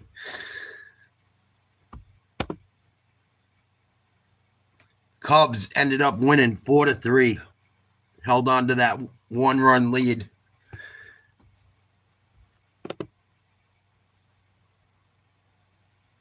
Yeah, he hasn't been with New York in a year or two, I don't think.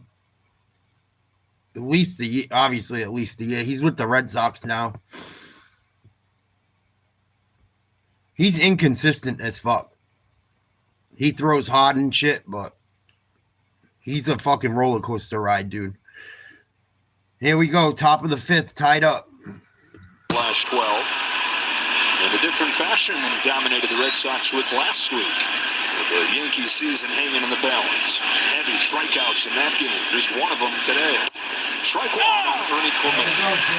It has been really, I don't want to say unbelievable, but unpredictable rise for Cam Schlittler to get to where he is today. 7th round draft pick 3 years ago. Hit hard. Base hit. Left field. He says, enough of your Cam Schlittler background stuff. I'm going to just go get another hit. Hitter on base for the Jays. But see, that's that cutter again. You know, and the cutter right there is a hittable pitch when it doesn't turn and stays open. See, he's losing velocity in the cutter. And I know the pitch is there because a lot of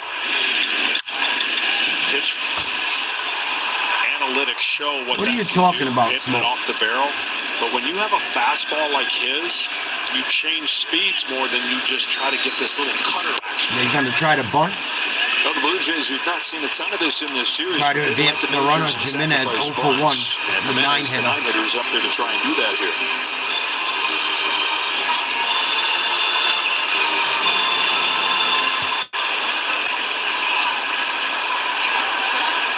Volpe shading towards second a little. What up, Cannon? Squares, pulls it back. Big swing and a miss. Chop, foul. Finish that point. When you feel like somebody is getting out on your fastball, meaning they're reaching the outside part of the plate, that's where a cutter comes in play. You bury it in, so when they go out to hit the ball, it jams them. But when your cutter is not doing either of those things, Come on, you're kid. just 0-2. giving them a more hittable pitch in the middle of the plate. And Need a those are strikeout why bad. The Toronto Blue Jays are so good. Fouled off. You're not making a quality pitch. It doesn't matter what the miles per hour are. They're commanding the strike zone. So where Cam has been great, he's getting action and swing and misses outside the strike zone. And today, that hasn't been the case. You got 100. Don't overthink it. Use that cutter. It'll make you. Springer on deck. 0-2 on Jimenez. Here he comes, and this is high. 1-2. Ball high.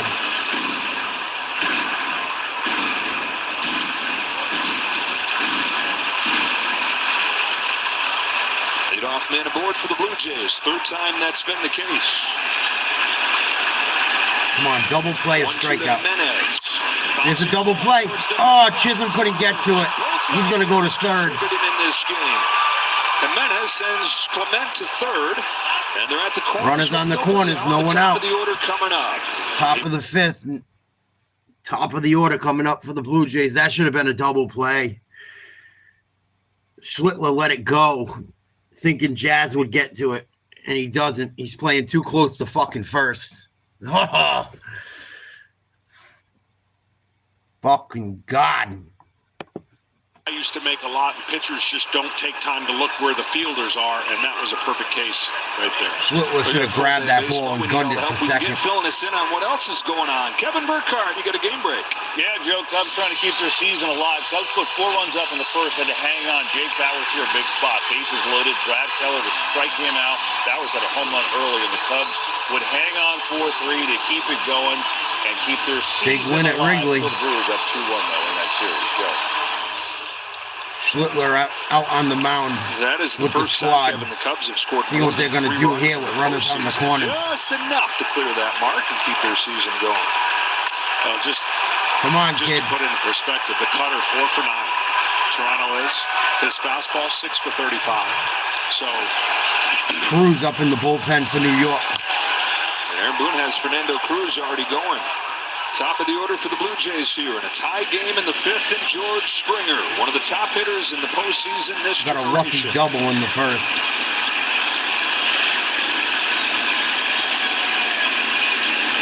Pitch, strike. There's a curve. Nice curveball. Blue Jays top runners in scoring position team in the majors this year. Clement at third, Jimenez at first. Bottom of the order setting the table for the Jays. Here's an 0-1. Springer Hit hard. hits the ball to center field. Grisham is over. Grisham makes the play. A run's going to score. For the plate, and the Blue Jays have retaken the lead. Sacrifice fly from George Springer. 2-1 Jays. Ernie Clement with a blue base One hits out. open the inning. Man Moves on over first. as the 9-hitter Jimenez gets a hit of his own. The Jays have manufactured one here.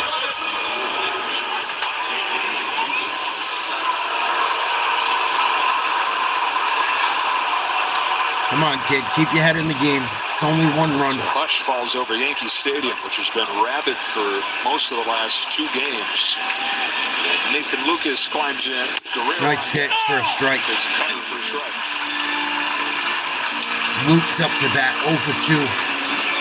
The 7th round draft pick just 3 years ago started this year in Double-A.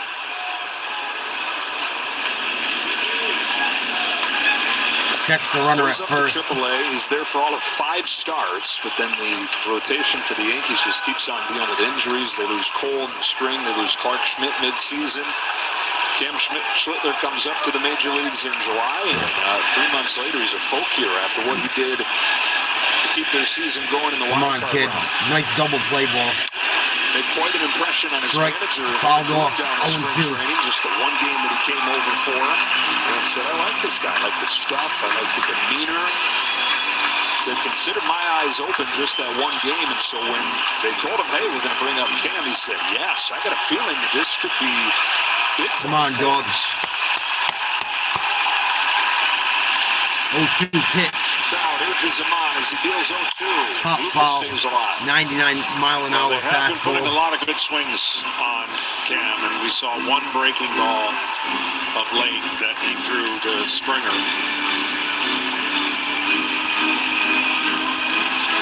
So either that's not doesn't have feel for that pitch to give a little change of speeds to these Toronto Blue Jay hitters who are as good as I've watched. Batter here calls as a team timeout. besides Milwaukee. Milwaukee doesn't have the power that Toronto does to combine with their bat skill. And this lineup full of bat-to-ball guys. This guy right here, Nathan Guerrero. Lucas, is number one of the bunch. Due up Contact rate. next. Jimenez at first, one away in the fifth, the 0-2. Somehow Popped gets up. back to that. Goldschmidt lets it drop. Oh my God, an error. They're lucky they got the lead run. Ooh, He's thinking about trying to what the fuck was get a that? double play out of that. He winds up settling for the one out. At least we got the lead runner. Holy smokes. I mean, it was the right idea if the hitter thought that he was going to catch it, but the hitter was not even Funky been playing chopper. around. He ran to first, so you Little take a little blooper. speed. Almost maybe just killed off the New York. bases, but you still got to deal with this monster at the plate. Goldschmidt, come on. Guerrero's 1 for 2 today. He's 5 out of 7 against Schlittler this year. Cutter outside, ball one. Guerrero 1 for 2 with an RBI in the first. On a single that hit the foul line, stayed fair. 1-0. Big bounce, foul. Oh.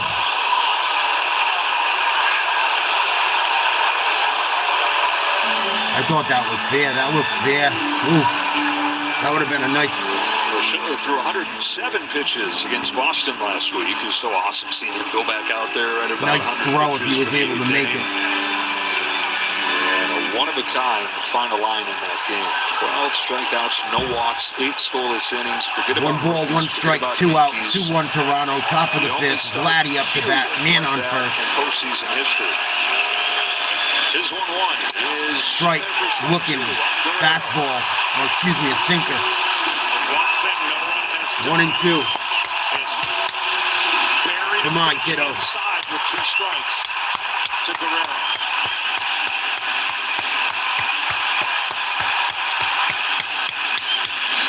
Oh, tried to get him to chase a It was the fastball right high. play. They didn't get it in there, so it didn't have the same effect.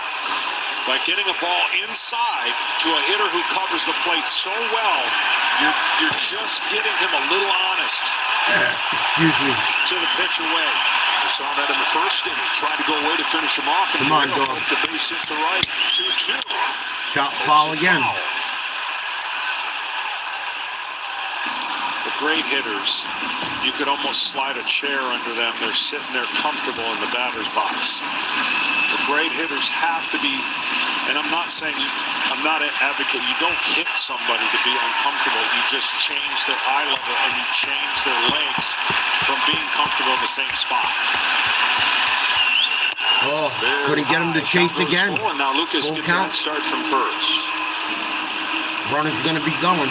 Nobody is more comfortable than this guy 2 outs. in this division series. Full count to Guerrero. I'll tell you what, I'd be so tempted to throw a 3-2 breaking ball here. He hasn't seen one.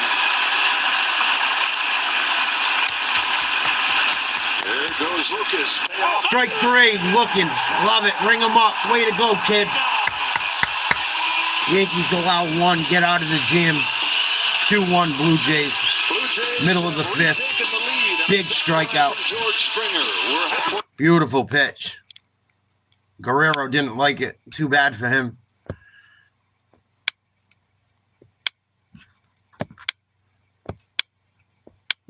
Oh, these guys got to start hitting. Got to start hitting. They woke up late last night. Hopefully they wake up tonight. Not too late.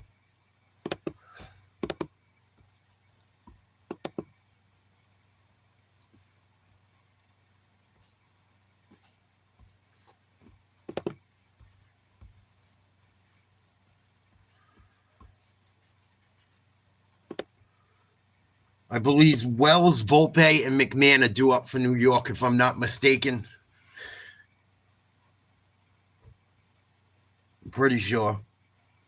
Something like that. McMahon has the only New York RBI. He hit a solo shot to tie the game at 1. See if the bottom of this lineup can do something.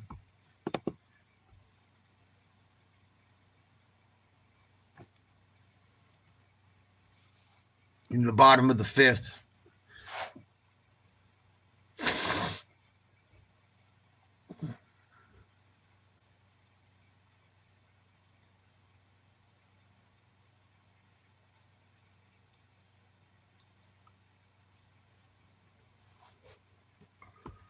It ain't over yet. It ain't over yet. People told me that all night long yet last night. It didn't happen.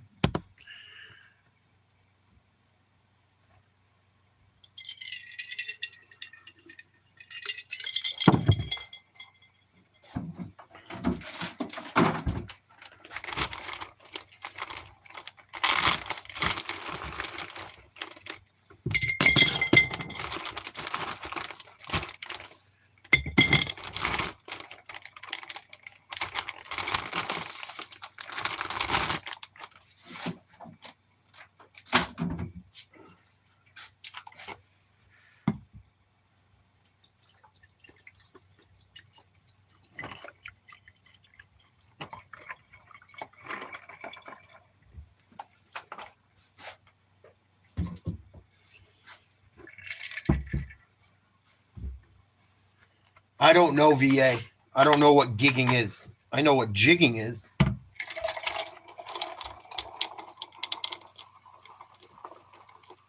Eric Lauer coming into the game for the Jays. 9-2 record during the regular season. Wells up to bat. Takes a ball. To the bottom of the Yankees order in a 2-1 game. Well, John Snyder couldn't ask for a better performance so far, but he would love to have more room for error. He needs a few more runs to get this game out of the danger zone. Popped up. Into shallow left field. Drop it. Jimenez Drop is it. over. Calling off Barger, says, get out of the way, Addison. One down. I got a short memory, and the danger zone is if you get a tie game and you got to go extra innings, right? I mean, you don't think about it like that right now, but if this game were to be prolonged, the longer the game goes, obviously, the more disadvantage. I don't know. The Blue Jays I don't see why it's not allowed. They got 6 more guys down there. That does not include either your Savage or Gosman. As long as they're legal size. As Volpe comes up here with the bases empty, one away. Another strikeout his first time tonight. He drags the first pitch foul. Eric Lauer, the 30-year-old, has started his career in San Diego. 2 years there, goes to the Brewers for 4 years. Last year didn't even pitch in a big league game. He was in AAA with the Pirates and with the Astros, and then for the final month pitched in Korea. Volpe pops one high in the air. Santander's over. Down the line, foul. This is out of play. Goes to Korea, pitches really well. First he's thinking, I'm not doing that, but it became really his only hope to keep on pitching. Yes and no. Proves that he still got it. Signs a minor league contract with the Blue Jays. And like a handful of guys on this roster. I'll talk about it in between the innings. Came up into the bullpen and early on and moved into the rotation mid-season. So you can give him some length. The lefty's 0-2. Oh, big swing and a miss. Strike 3. 2 down.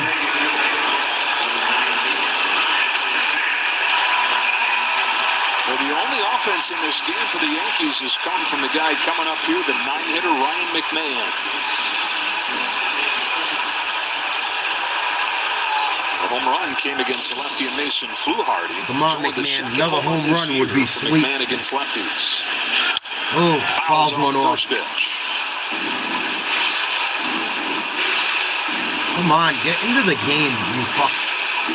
Sitting there with your hands under your fucking feet. Come on, McMahon.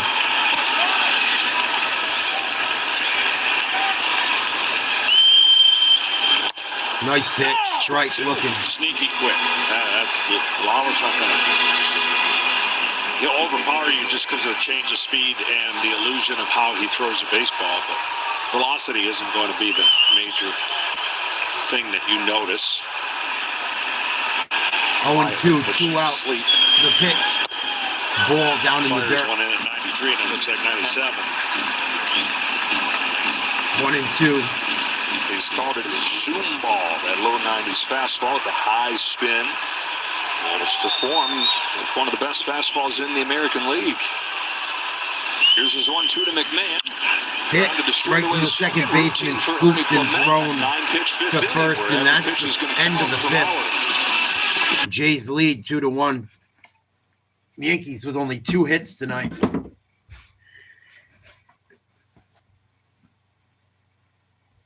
Sixth inning. See if the kid's gonna come out to start the sixth, or if he goes to cruise. The water's kind of getting cleaner, VA. Thank you guys for hanging out tonight. Please like, share, subscribe if you're new. If you're old, all that shit. Thank you guys for hanging. Some of the water's cleaner. Like, I don't really know Mass so much. I tend to go more to Rhode Island beaches. There was some funky shit in the water that was supposedly like fucking a bacteria that was eating people's flesh all over the East Coast. You guys know I go to the beach all the fucking time. I should probably be smarter about shit, but I try not to worry about shit like that. I've tried to live my life fearlessly.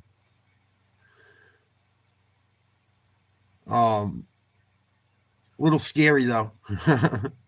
Little scary, especially for me with my skin grafts and stuff. Massachusetts, I'm not so sure. Rhode Island, I know the water has gotten cleaner. There's also a lot of wastewater plants though, where like the water might be getting cleaner, but it fucking stinks from them cleaning the wastewater. It goes back into the ocean at some point somewhere. They're actually complaining about it down on like the Narragansett area, down that way, Charleston.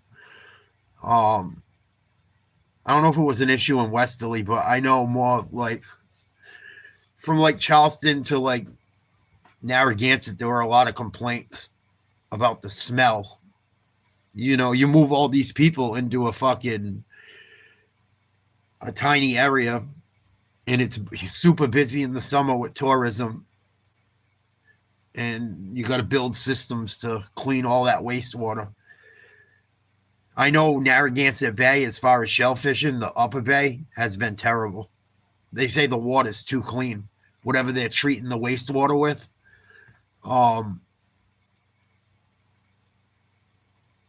They think it's hurting shellfishing. I talked to my cousin the other day. He's been doing it. He's in his 70s. It's my dad's cousin's husband. And he said it's awful out there. I'm glad I don't do it anymore. I used to be able to make a good living doing it. He said it's fucking rough because whatever they're putting in the wastewater is not allowing shellfish to reproduce, supposedly. Same thing happened in the Chesapeake Bay. And they have meetings about it and stuff. But the fucking researchers never listen to the fishermen. They don't listen to a guy that's been on the water for fucking 60 years. They'll listen to the fucking researcher that's 22 years old that supposedly knows what he's talking about. What up, Garrett? Salute. What up, Lil D? Salute. We're hanging in there, man. We're trying. The bat's got to get going. Top of the sixth. No one on base, no outs. 0-2 count to Bodger. Here's his 0-2, and he turns it up for the fouled off hard. Looked like a 107. Yeah, he had no chance. I mean, every hitter has like a radar gun in their eyes, right? When you slow them down with a breaking ball and they see the vertical drop, they go up and down. They go, all right, come on, Cam. I see enough of those, I'll time it. But then here comes the fastball, and you're like, you don't have much time. The curveball goes up, the timing of the hands, he thinks that's a ball. And then you get a fastball that's almost by. I mean, almost in the glove. And that's the art of pitching and changing speeds. See what he goes with on 0-2. It's back to a curve. It's a oh, man, it's going to be an infield hit because they had the shift on. 3 for 3. Fucking Boone. Big swing and then a little spinner down there with some English to lead. He put a fucking shift on twice tonight and it didn't work. He's awful, Garrett. Oh, he's fucking terrible. I know he doesn't like the Yankees because we always beat the shit out of him, but He fucking is a hater. He is rough. I totally agree. And they don't talk about what's going on in the game. That's why I kind of keep the play-by-play going a little bit. They're like just bullshit about fucking nothing to do with what's going on in the game. Boone comes out to talk to Schlittler.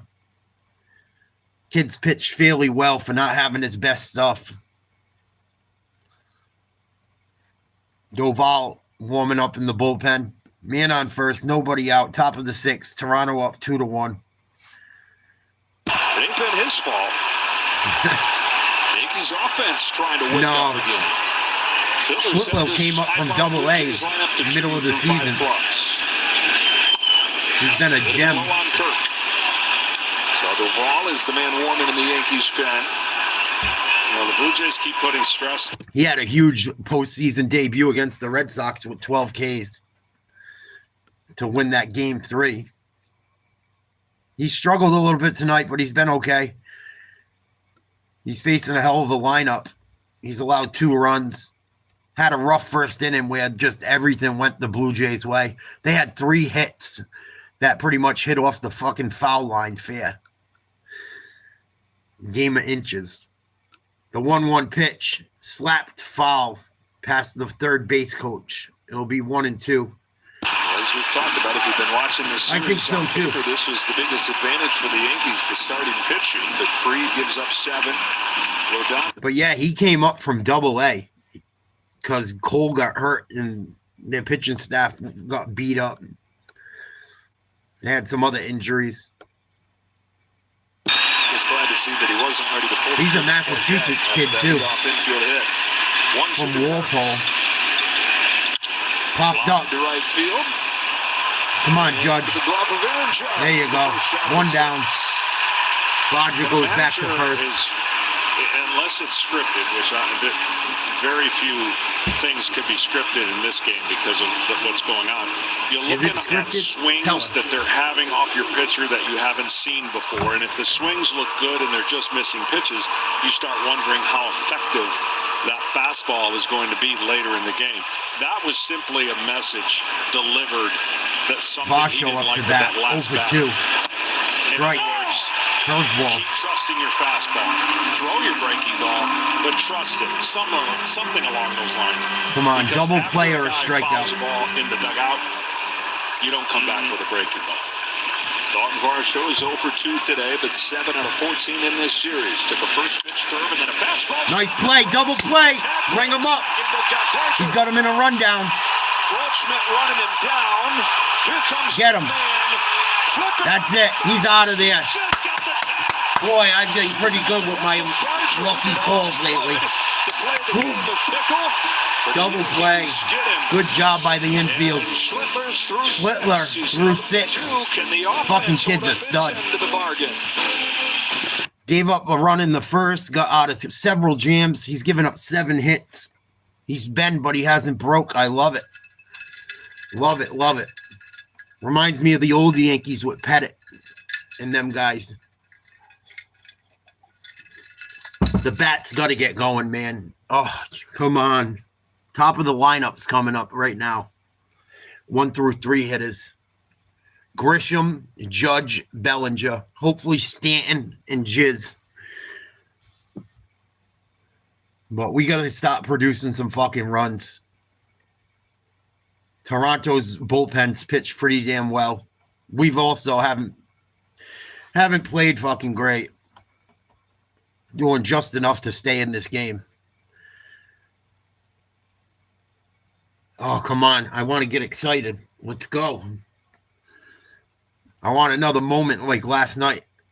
I don't want that moment from last night to be for nothing. Everyone will forget that shit. It's the world we live in. Yankees don't win tonight. That Judge home run doesn't mean a fucking thing.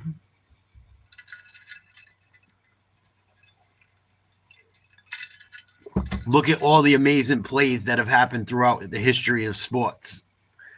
You only remember the teams that won, really.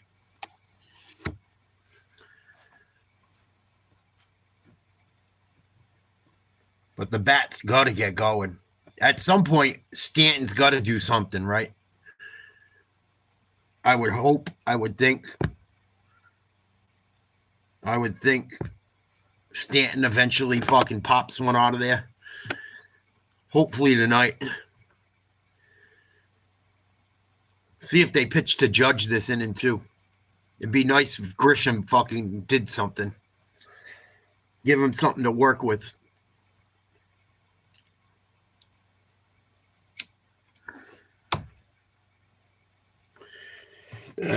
Excuse me. So 2-1, bottom of the 6th coming up. Yankees trail by 1. Grisham's 0 for 2. Judge 1 for 2. Bellinger 0 for 2. Stanton 0 for 1. Chisholm 0 for 2. Come on, you fucking jerk-offs.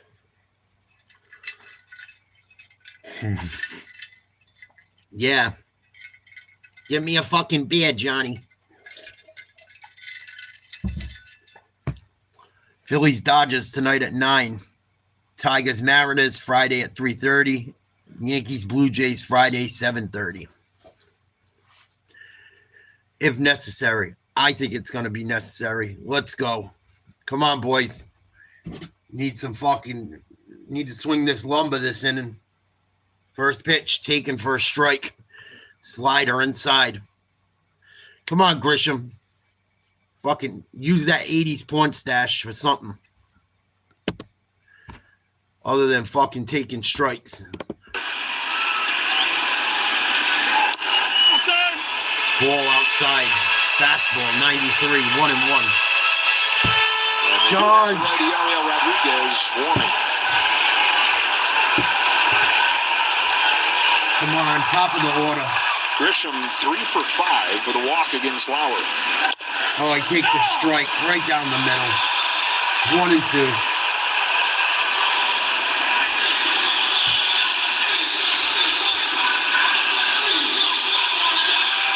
I don't know if it's preseason or what. I don't think it's the first game of the year yet. I know the Bruins had their first game tonight. Over to San Diego. Now they face off 6 years later in the postseason. 1-2 count. Nobody on. Nobody out. Bottom of the 6th. Toronto up 2-1. Grisham leads off. Good eye. 2-2. If you're wondering what Lauer's doing when he goes back behind, I guess Tatum's doing well with his recovery. He's got that Fingers crossed. remote to signal to the catcher. But they lost a lot of guys. Good eye. Full count. 3-2 to Grisham. Ball down in the dirt. They got no Horford anymore. I know he's old. I think it should always They got no more Cornette. No more fucking Bristaps. 30-year-old in his 7th year. Controlling things. Firing a payoff. Oh, he took strike 3 looking, you fucking piece of shit. Side of the road. Take strike 3 for the first out of the 6. Why are you fucking striking out looking, man? John Schneider In the playoffs. Playoffs? John Schneider's going to let Eric Lauer face Aaron Cornette was Judge. solid, If dude. they're running around, you know exactly that would have changed. My ex-girl's son loved Luke Cornette. I used to laugh. He was right. He's like, he does everything good. He does what he's supposed to. He's only a little boy, 6, 7 years old. He knew his shit from watching ball with me. He's like, Cornette's good. He'd be like, Cornette can play. He gets all the rebounds. He blocks shots. He gets alley-oops. I like Cornette. What up, Stevie D? In your eyes. I knew you'd be in here tonight, you fucker. Yankees are killing me, bro. Fucking striking out looking. Chisholm and company. But yeah, they're going to miss Luke Cornette, as corny as it sounds. They're going to miss Al, even though he's old as fucking dirt. They're going to walk Judge. Yup, they're going to give Judge first base. Jazz Chisholm. Jizz Chisholm. I call him Jizz. That's funny. You switched it up. I see what you did there. They're killing me, bro. Come on, Bellinger. No double play. Time he's playing in the postseason. postseason 3 years ago with the Dodgers, and the biggest difference is the mental side. This dude's fucking so dude. much simpler, not nearly as many thoughts up there. It's reflected in his swing and his Come on, you approach. So cocksucker. simple. Tying on the board. Go ahead, run at the plate. Strike at the knees looking. Who has faced What up, Eric Pamela? Allen quite a bit through the How you years. doing? Those guys are in the same division in the West. And remember Bellinger describing his fastball. He looked like it last night when he dropped that ball. Yeah. Sneaky fast. Nope. It's an extra carry. 0-1, 1 out, man on first. 2-1 Toronto. Bellinger Hit hard. from the left center field. Right at the left fielder. Lucas to make the catch. 2 out. Judge back to first. That's why I've always tried to explain everything can't be measured by velocity. You're a fucking That prick. is going to be the last one. So we'll carry that conversation afterwards. How about Eric Lauer? How That's about good, this Sam. bullpen game is going for the Blue Jays. John Schneider pushing all the right buttons so far. After 1 2/3 scoreless innings from Dominguez, Lauer has given up the base runner here, but no damage yet. As an official sponsor of the NFL, Pitch and Jersey change. Mike's wants you, Eli. I knew they were going to fucking pitch around Judge at some point. God forbid we pitched around Guerrero.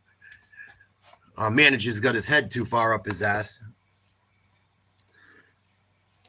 Hot dogs here. Johnny, get me a beer. Some dude said it with the New England accent earlier. Not Johnny, get me a beer, but ripping on something.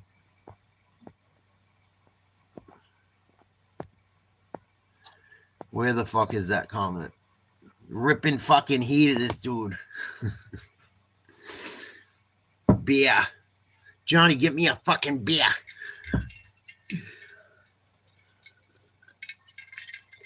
Come on, Giancarlo. Fuckface.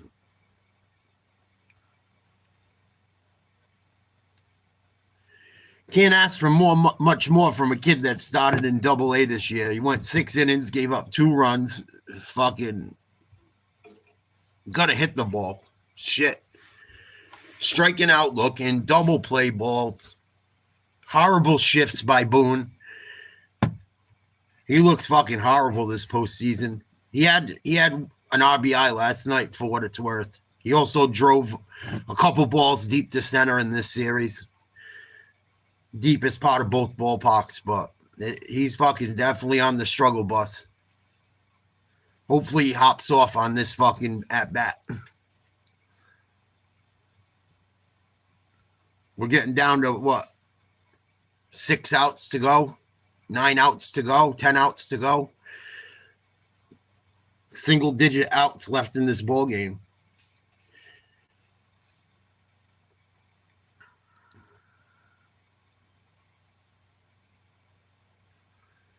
They don't even have people go around unless you're in premium seating up here in like the New England area, VA. You got to go get that shit yourself. The motherfuckers got smart. They don't have cash anymore. Everything's by card. I found that shit out the hard way. I went to a game, to a fucking Revolution game with my ex and the little guy last year. We left the credit cards. I brought like $100 cash. I go in there. I can't fucking, I'm like, what the fuck? I left the cards, and so I didn't spend too much money on crap. I had to end up switching my money over to a card they give you. Man on first, 2 down. With Rodriguez on the mound this year. 2-0 on Stanton. 2 balls, no strikes. That's when the numbers get really...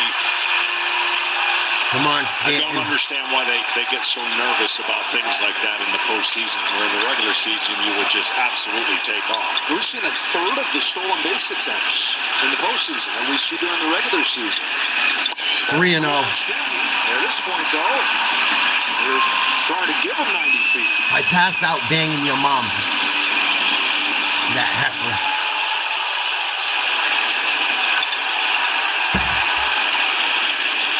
Green light if he wants it.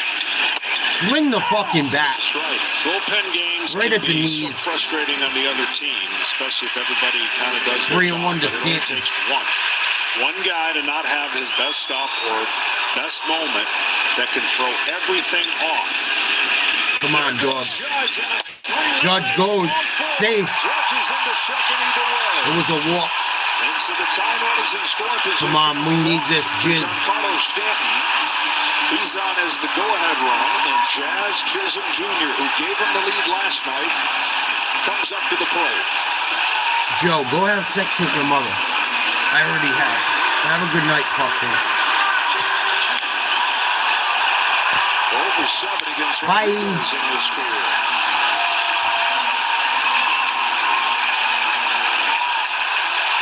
Tell Mom I'll be over in a bit. Come on, Jizz. Come on, boys. Fouled off. Hard to believe. 0-1. It's the first at bat with a runner in scoring position for the Yankees tonight. That's how good of a job the bullpen has done. That lone run, of course, a home run. Come on, Jizz bag. So a chance here. This crowd just waiting to explode. And as good as the home runs have been lately, the Yankees Come on, get loud. Fucking sitting there with your dick in your hand. Hit right to second. That's the end of the inning. They are 9 outs away from their first championship series trip in 9 years. Fucking blowjobs. Oh, ain't over yet.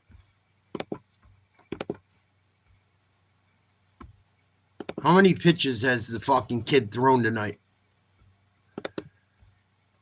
Schlittler. He's got to be close to a hundo.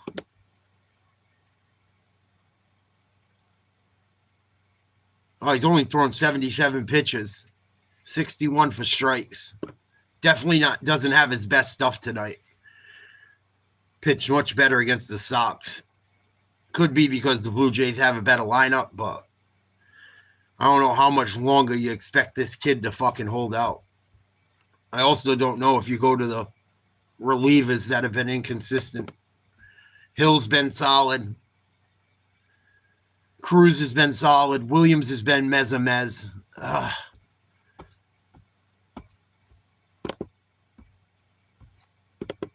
Running out of outs quickly. 3 innings left to play. Yankees got 9 outs to fucking do something.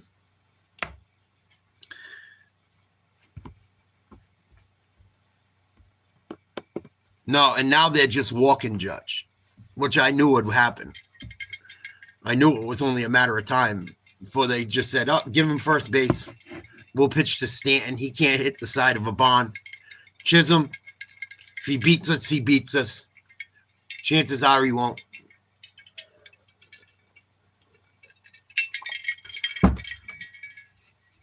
But it ain't over yet. We were in worse position last night. Well, he was beat up all year long, Ray. Well, he hasn't done much in the playoffs.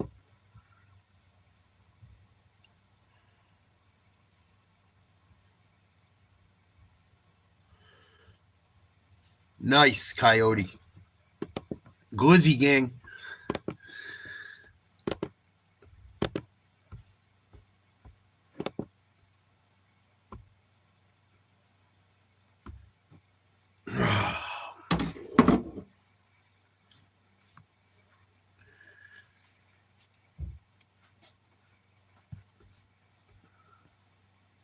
Yankees get lucky. They'll get the top of the order up in the ninth.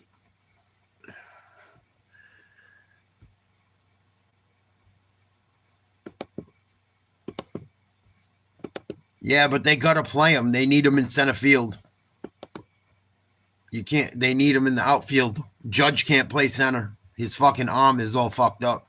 He's got a shoulder issue. That's why he's playing it right. Popped up, first pitch.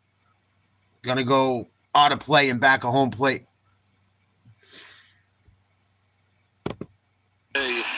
Just when you're looking at the strikeouts from the 12 that he had against the Red Sox to only 2 today, it's kind of what you expected. Maybe not this drastic of a swing in one direction. But bottom line, he's in the 7th inning and he's given them another very strong effort. Yeah, he really has. And again, So 1-1 have to down score in at the least dirt 2, curveball. and more. But he's Santander done up exactly what 0 for Aaron 2. Boone Bottom of the lineup this would inning for the love to have Jays. had. Not 7 hard through 9 decisions, hitters. pretty clean game. The hard decisions are being made every inning on the other side, even though they're up 2-1 by John Snyder. Come on, kid. Nice pitch, fastball, cutter. 3 innings left in this game. 1 and 2. Leaders left for He's Schneider. not throwing as hard as he threw against Jeff Boston. Hoffman, Braden Fisher from the right side. You wonder if he can get more. He was hitting 100 that night. Who threw just 7 pitches there. Come on, dog. Fouled off. Gets to that. Another cutter. Santander, nothing to show for it today, but quarter of the pitches that Schlittler has thrown have come to him.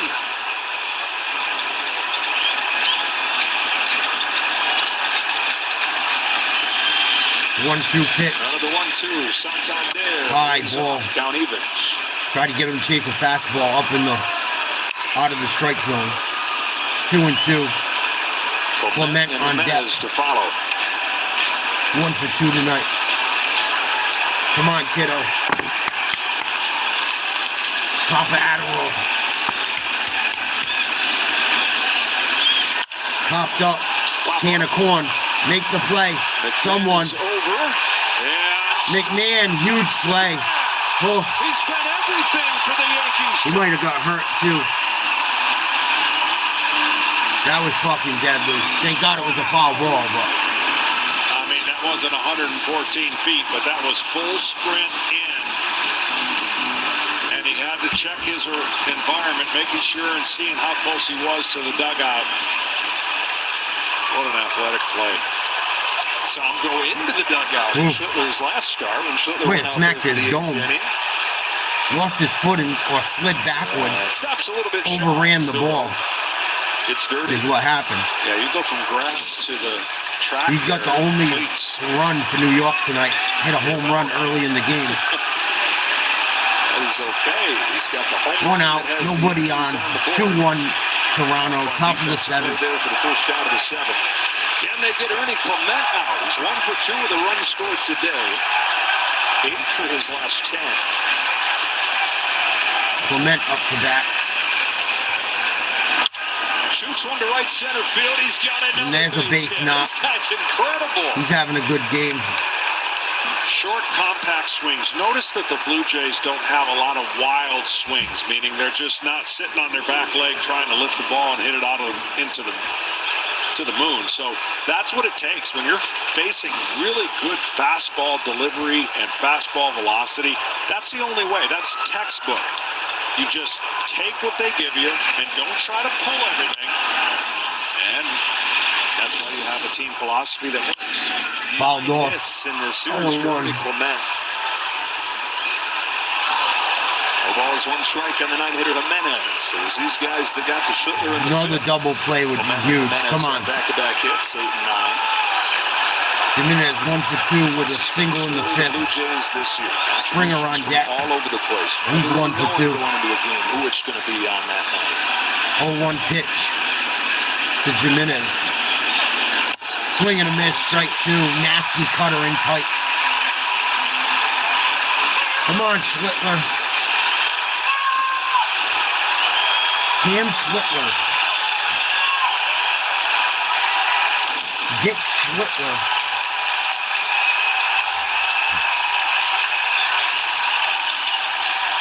0-2 pitch to Jimenez. The 0-2 pitch. He couldn't chase.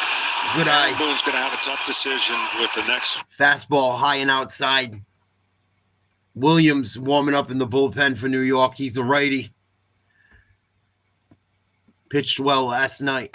And it'll be interesting to see what he does against Springer, who's looked comfortable against Cam. So Williams is ready to Hit go. up the middle.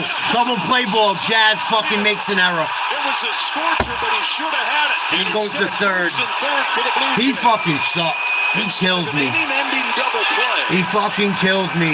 He hit a double play ball and he fucking boots it. Yeah, this ball took off and I think just really exploded when What it a hit the fucking ground. bum.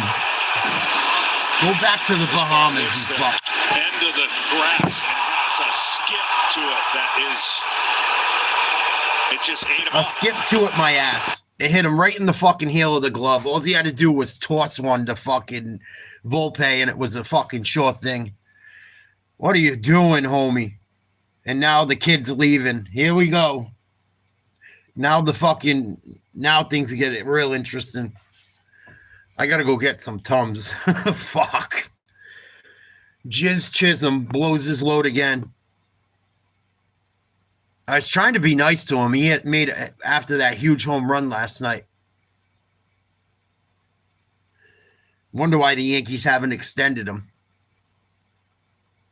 Fucking stupid. Stupid. Routine. The ball was hit hard, but it hit him right in the fucking heel of the glove.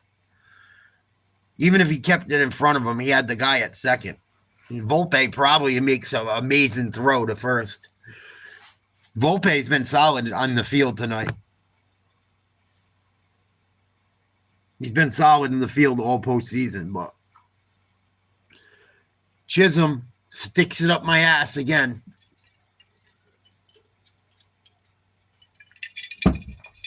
I can't wait till he's gone. I don't fucking even care about that home run last night. He just kills me. He struck out looking at least once tonight. Hit into a fucking double play, I believe, another time.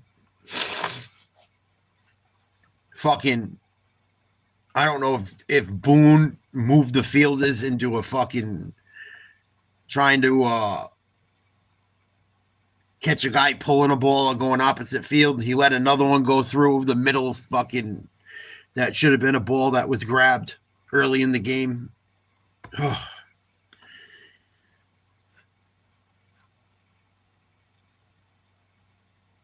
Still 9 outs to go, but that was fucking huge.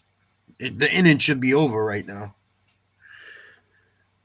Please, guys, if you don't mind, don't tell me what happens if you're ahead of me. As a matter of fact, I'm going to block the chat because people can't help themselves.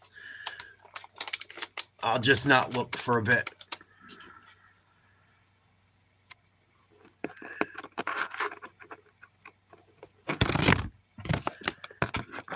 Fucking jizzed on fucking every Yankee fan with that one. Looking at his glove. Nah, it was you, homie. The glove's fine. Runners on the corner. One down. Here's Williams. Out there to face George Springer. First and third, one away. Big swing and a miss, strike one. And of course, we got the top of the lineup now. Fucking blowjob. In the first inning, knocked in their second run, the sac fly in the fifth. Good job, Cam Schlittler. Little things that sometimes my brain picks up. But I think he's responsible for the runners on base after an error. Than he did yesterday. That should have been an error. He had the more traditional yellow-colored glove. Nice pitch, strike two. Change-ups, devilish. Come on, doggy. There's the glove. Fuck that glove. Shove it up his ass. That's yesterday's glove. Same model, different color. Come on. The 0-2. Chop foul. Maybe if he didn't have a fucking 100-gram fucking chain on his neck, he would have made the play.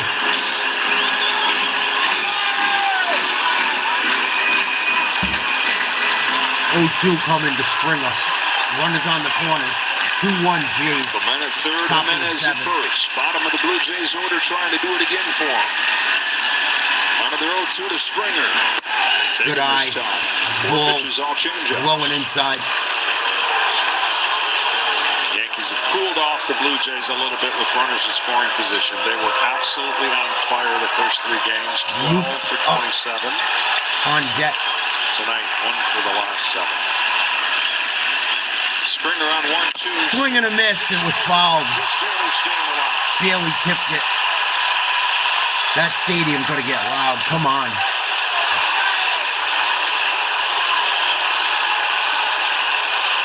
Again, easier said than done. When you're going to hit off of a changeup, you still have Williams to is protect young against the too. fastball.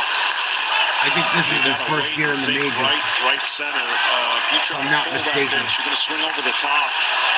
You're going to swing and miss or pull it Cruz is young. right to the infield for a possible double play. In the bullpen. Well, Williams would give for one of those here. 1-2. Chop foul again. Oh. Well, 6 pitches, all changes. There's a guy that used to pitch for this team. That now Double pitches for play would be Detroit, that's fucking thrown massive. 62 change-ups in a row. Mr. Katie. So I've seen nobody moves up in the box, nobody changes. So Don't if ask you for have much, success God. with one pitch, you can just keep going to it. See if that's what he does here. Swing and a miss, strike 3. And they steal second. Base for Jimenez. 2 down. So he sticks with it and gets the strikeout. Jimenez gets the first It's a huge base fucking of the series at-bat for either coming up. side. And Nathan Lucas comes up with 2 away. Safe to say this is the at-bat for the Yankees season. And what I mean by that is the guy who's on deck you do not want to face, because one of 2 things is going to happen. That means the bases are loaded or 2 runs are already in. Devin Williams knows that. Nathan Lucas takes high. We got the superstar looming on deck with the 31-year-old at the plate who's given his first shot here after 10 years in the minor leagues. 2 outs. 2-1 lead. Runners on second and third. 1-0 to 1-0 Lucas. from Devin Williams. Lucas Hits 1. Base hit. That's going to score 2. Clemente to score. Jimenez right behind him, and Nathan Lucas has delivered. Thanks, Jazz. The Blue Jays lead 4-1 with a 2-out base hit from Lucas. It ain't over yet. Well, I've seen stranger shit happen. They were down 6-1 last night. With 2 outs.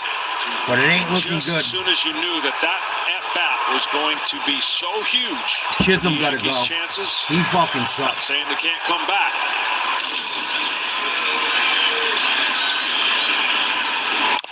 Strike on Guerrero. Got to get Vladdy Nathan out. Lucas went from Cleveland to Tampa Gotta Bay. stop this then bleeding Toronto, right now. This close to quitting. On multiple occasions. His daughter was born a couple years ago. He was still Fuck them. grinding away in the minor I'll root leagues. for the Blue Jays. I Made it to root for the majors AL 2 East. years ago for a handful of games. No matter what. Okay, finally I've made it. I'm here. Unless it's But a then he major missed almost underdog. all of last year with a thumb injury. So at 31, Ball, his first 1-1. real shot. Started the season as their 4th outfielder. Injuries across the table gave him a bigger chance. It ain't over He's yet. taking advantage of it. He said it was still a ain't dream over. come true just getting that bat in the 9 postseason outs to game the go. other day in Toronto. Where does this fall? Where does this moment fall in his baseball life? Ripped. The right field line. Just foul. Foul. Oof. Strike 2 on Guerrero. 1 Showed and 2. that shot of the 2 talking right there. That they're going over a million scenarios, right? This is they want to lead late, and how are they going to script the lead late in a perfect world? We talked about the options they were given. They're discussing all of them right now. I'm sorry to hear that. Their top arms available down there, but do they go for a kill shot? Do they think about Savage or Gosman? Come on, kid. Checks the runner at first. The bottom line is the Yankees have 2 hits, and the Blue Jays have 9. That's led to the 4 runs. And if the score doesn't change, ultimately that'll be the story of the series, that the Blue Jays just outplayed the Yankees. Oh, he wanted it. Simply Didn't go. It's been a series of runs, but when you No, I don't drink wine. you look in the rear view, this Blue Jays offense, 33 runs in 4 games. Shit'll give you a headache. Williams to Guerrero with a 2-2. Oh, just inside. 3 and 2. He's seeing it. Even as outs. -1. Yeah, I'm drinking Diet Dr. Pepper tonight. Good swings. Can't get a hit every single time. I might have a shot soon. Fucking Yankees are killing me. There goes Lucas on a payoff. And it's a walk. Takes low for ball 4.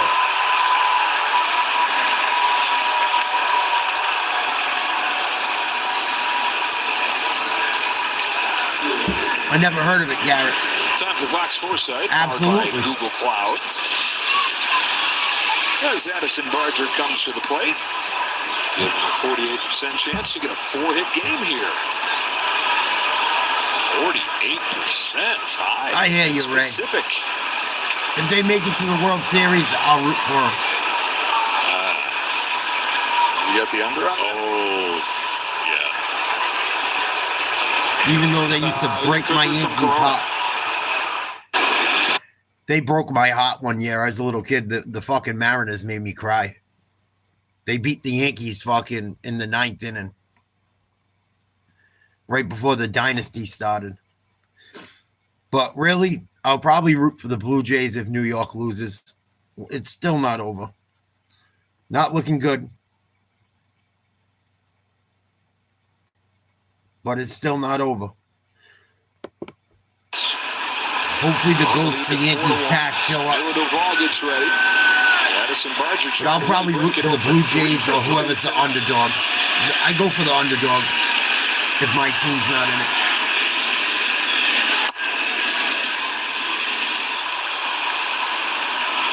Barger 3 for 3.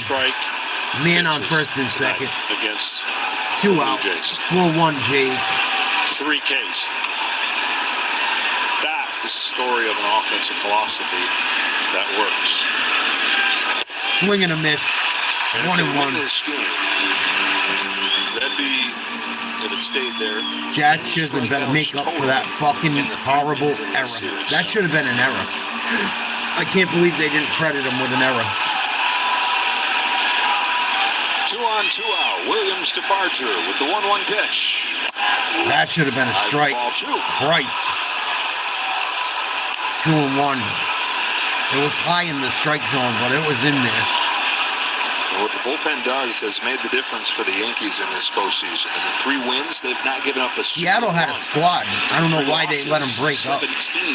Griffey got hurt, too. That didn't help. 2-1 from Williams. Pop foul. Shut down the line foul. 2-2. Jays touching the Yankees bullpen. Can the Yankees figure out the Jays pen? They should have never let A-Rod and Griffey leave. Or Tino. Running out of time in this game and in their season. Deuces wild in the 7th.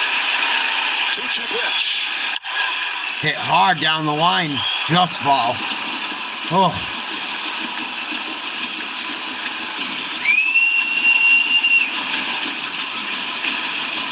Fucking Jazz Chisholm. Kills me. Check on the record for most 3-hit games by players. Kills me. Ball 3 and 2. Everywhere, it seems like every time you look, he's gonna load him up. Come on. They're looking to get their 4th hit. What the fuck? Ernie Clement feels like he's fallen out of bed with 3 hits already. Bueller was a stud. 2 more. Edgar Martinez was a stud. Scored. See how I did that on air to get Rick to Randy back in the day. He's hammering away on his Unhittable. keyboard. Chop foul off his foot. Do it again. Oh. Fucking Schlittler kept him in the game all night. Gets a double play ball. Chisholm fucking boots it. Off the charts. Top hit collecting. He fucking kills me. During the regular season, that's been amplified. Chisholm This sucks. division series, they've got the power in addition. He bailed us out last night, but Another 3-2 pitch to Addison Barger. Flipped into Flared. left field for Cody Grab it. Bellinger. Thank And the goodness. stretch of Yankee Stadium. But the Blue Jays add 2. It's Nathan Lucas. So he's living his Good dream song. getting to play in a postseason game The here Who. today. How about Eminent a front. big hit and putting hot coals on Jazz Chisholm? it ain't your fault, kid. Cam Schlittler needs to keep his head up. He pitched a hell of a game, and he didn't have his best stuff. Blue Jays got a lot of bloop hits. They did their job. I'm not hating. But Cam Schlittler and the Yankees should feel good. They better extend him to a fucking deal. You need to pay that boy. That shit was not his fault. Fucking kid hung in there all night long without his best stuff. He didn't have his best stuff tonight. That should have been an error against Jazz. Bottom of the 7th, Yankees in trouble. 4-1 Jays.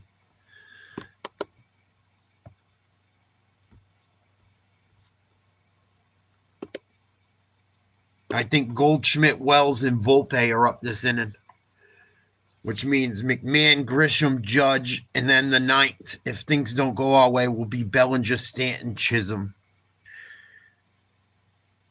McMahon with the lone Yankee run on a home run, I believe, in the 3rd inning tonight. Ugh. Yankees have had opportunities. They just don't take advantage of them. Don't take advantage of them. They get an opportunity. The Blue Jays pitch around fucking Judge. Stanton still can't fucking find his stroke. Bellinger having a rough night. Made a nice play, though. Made a couple nice plays in left field. Volpe's due. Wells is due. But got to stop making something happen.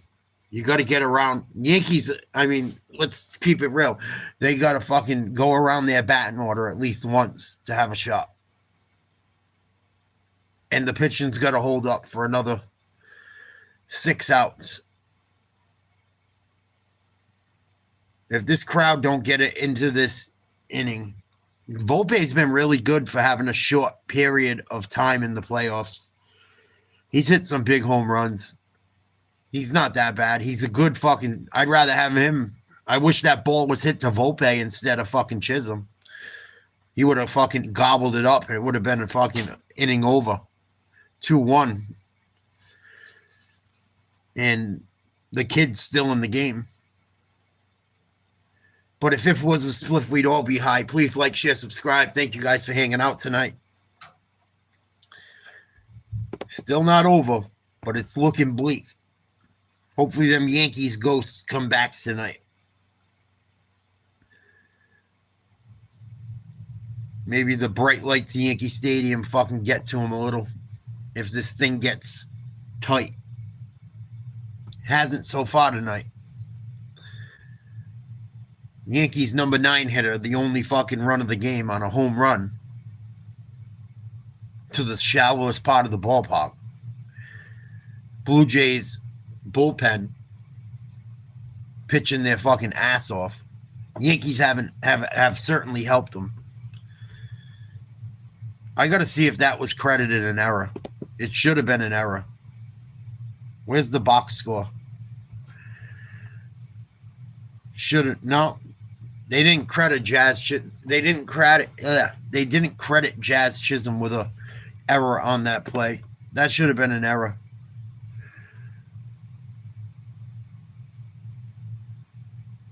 Oh, 2 hits tonight. We got to get going, man.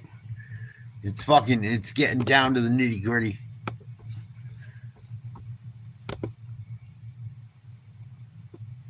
Rams, Ravens, Seahawks, Jags. Oh, rough weekend for football, huh? I think the Patriots should win this weekend. I think they're playing someone that's not very good. I think it's the Saints or something. For them to climb. Show up with 9 runs. Like, where in the world did that come from? They forced Game 5, and you know who they've got going in the 5th game? Terrence Scooble's going to go for the Tigers, trying to get them back in the championship series. The Mariners that close to making their first trip in a quarter century. You know what I've learned about this year? Expect the unexpected. Yeah, just when you think things are going one way, then you get these twists. John Smoltz is loving this shit. He hates the Yankees. He's unbelievable. He's must-see TV. If it wasn't such a long flight, we didn't have anything to do. I might just find myself going. Yeah, it's going to be an off day for us regardless, just whether we're on our way to Toronto or just killing time until the championship series. Let's go. Yeah, let's hop on a plane and go to Seattle. It's a nice hop, skip, and a jump. Luke's in right field now. From Nathan Lucas over to right field. From left, as Straw has come in, and John Schneider, in addition to navigating the bullpen game, is strengthening the defense. Little in the game. Still have a few shots here. Brendan Little comes on to pitch. And the way this is lined up, you don't know if it's going to go to script, but this has had to have been pretty darn close to what you would draw up if you were John Schneider. Oh, absolutely. I mean, we talked about what they did before, and they had a Come on, boys. game where they went 18 up and 18 down, and that's pretty close to what they almost got, giving up 1 run and only 2 hits. Goldschmidt, Wells, Volpe against Little, whose first pitch is in the Down in dirt the for dirt, ball 1. wild pitch. No one on base, unfortunately. And again, just to reiterate, on paper, this all makes 1-0. sense, right? Harder to hit, facing a different guy. Goldschmidt 0 for But 1, hit every by a single pitch. person that comes in has to be on their game. They have to be. There's no hiccups. You can't say, oh yeah, he started slow. You got to be right out of the gate good. Nice pitch. Misses with his Inside. first 2. Come on, let's get some guys on base. Let's get this crowd into it. Let's go, boys. Now it's Braden Fisher getting loose. 2-0 to Goldschmidt. Goldschmidt on 2-0. Oh, swing the bat. This is where the tensions on each side exist. The tensions Strike, of 2 and 1. Toronto knowing they're 9 outs away from moving on. Obviously, for New York, they got to get runners on and get some scoring pretty soon, or their season's over. Inside.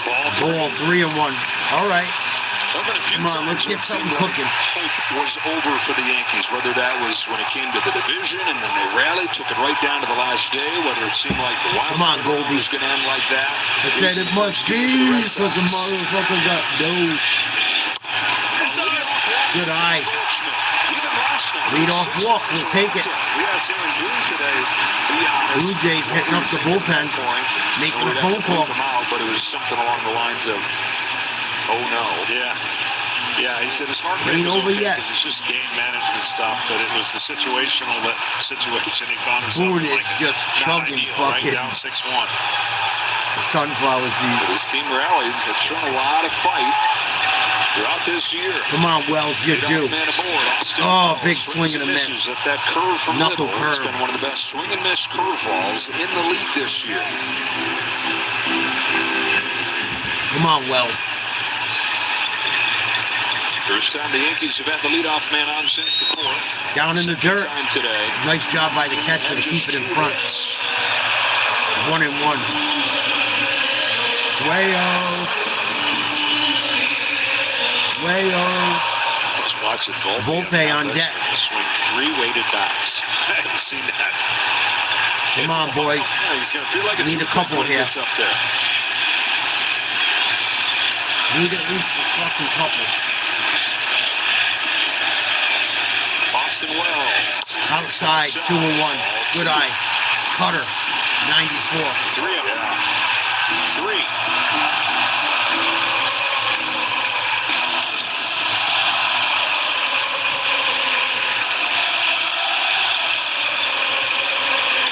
Come on, boys. Oh! That's deep. To the track, to the wall. Caught, son of a bitch. Wells gives it a ride, but it falls a little bit short. That was close. 1 out in the 7th. Fuck. Keep this part of the 2 park. balls hit back The there ball tonight. here is so much easier, but the pitch was out and away and made a great swing. All right. Come on. Pete Walker's out for a visit. With Anthony Volpe coming to the plate. Running out of chances to figure it out. He's 0 for 2 with 2 more Ks today. Y'all fucking trolls need to get away. Your season was over. You got beat to the Chicago Cubs back in 2000 by the Yankees, and you're gonna pop shit. You're a fucking in his debut. You're a fucking idiot. That's why I don't like the Red Sox. Because their fans are morons. What up, Peanut? They certainly are. Thank you, Rich and Fit. I'm actually thinking about going back to school. I really have been thinking about it. To try and broadcast. 2 strikeouts for Volpe. Played well in the field tonight. Man on first, 1 out. Yeah, I'm blocking the chat so people don't tell me what happens before it does because they love to fucking do that. Volpe takes the strike high. 1 and 1. So don't think I'm ignoring you. I'll check it out. In between innings or pitching chains, what you guys are saying. How do I get rich and fit? Rich and fit. Yeah, you know that. We know that. Pitch. Outside for a strike. That was outside the strike zone. 1 and 2 to Volpe. This fucking has been calling that a strike all night. Pretty much an unhittable pitch. Way outside. What the fuck? Next year is going to be there's an assistant coach giving some. Guy saying, swing the fucking bat. I hear you. Here's how you do it. Swing the bat, I believe, is the message. 1 and 2 pitch, man on first. Swinging a miss on junk. Empty, strike 3. Swinging that fucking crap. Volpe's getting booed. Oh, they're booing the ump for that strike 2 call that was fucking miserable. Tremendous breaking ball. This Why ball would you starts swing off at that? to where it looked like it might be a fastball. And not a single other pitch in the at-bat. There is so much depth to that break. Oh, I miss Derek Jeter and the old guys. Came off of Ryan I miss Bernie. I miss Paul O'Neill. I miss Tino. Instead of a lefty-lefty matchup, it's Ahmed Rosario, who has hit lefties hard. That's been his main role since coming to the Yankees. 2 down. Rosario gonna pinch hit. Had a big hit last night. Well, if they don't get a 2-out rally here, all eyes are going to be on the 8th inning, top of the lineup. Pitch, strike right at the knees. Cutter. Outside half of the plate. For the Blue Jays. They've got Jeff Hoffman. Rosario, 2 for 8 in the playoffs, RBI. Kevin Gausman. 1-0-1, Rosario. Base knock. There we go. Runners on first and second. Way to go, Rosario, Nazario, Rodriguez. Run to the plate in the form of Trent Grisham. Come on, Grisham. You're fucking killing me. Trying to put up a shutout. Well, same scenario. Grisham needs a hit here because if he gets a hit, it's fucking massive. They pitch around Judge and you put the winning run on, potentially. Just like I said in the last This is inning, huge. Facing Guerrero means 2 down, 4-1 Toronto, bottom of the 7th. Same thing here. You're either going to face First and second Judge for with New the York. bases loaded, or run Judge 2 on or deck. 3. Grisham in the box. Trent Grisham, 34 home runs this year. Come on, homie. Throws one in the dirt. Runners will advance. No, they won't. And keeps the runners put. Good job by the catcher. Second time he saved the pass ball this inning.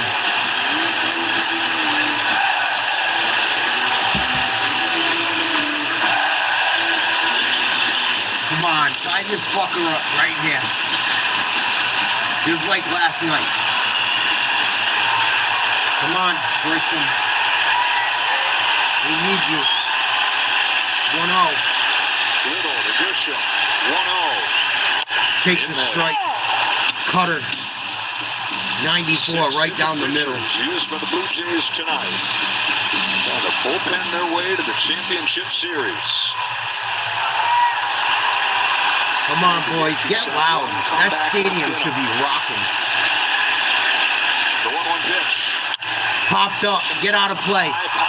Get out of play. Jimenez is over. Jimenez is there. Oh, fucking loser. That's the 7th. Well, the wind has played tricks on the Jays and the Yankees both in this series, but Jimenez able to stick with. Yankees squander another opportunity. Jays lead 4-1 going into the top of the 8th. Speechless. Oh, I love how I saved $900 when I switched my It's car so insurance to funny. Geico. People come Get more with and guys. talk shit when the Yankees are like ready to be put down. And their There was customer no service shit reps talk always know against the Red just Sox what I when they need. won Did you just against them. Is she allowed to Typical do that? fucking Red Sox with power. fans. Get more than just savings. Get more with Geico. Carne asada is back at Chipotle. It's our best steak ever. It's fresh, no bad. Imagine never winning a championship for like 100 years. That's pretty bad. TJ. Pretty bad. You could say, what about whatever you want about the Yankees. Red Sox did not win a championship for almost 100 years. Stop it. You sound like a fucking moron. You sound like you're mentally ill. I'm going to pray for you. I hope you get some help. What up, Steven? You guys are playing well tonight.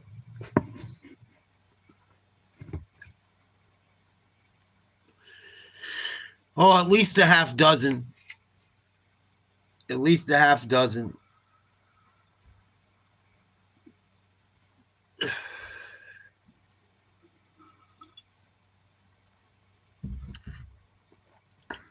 That's how the type of people Red Sox fans are. That's why I don't root for them. I root for everything Boston but the Red Sox. And then one of the other reasons is because of idiots like that. They fucking lose to the Yankees and they talk shit. Like, we just fucking whooped you 2 out of 3. Stop it. You sound like a fucking Momo. It ain't gonna be 100 years, buddy. Trust me.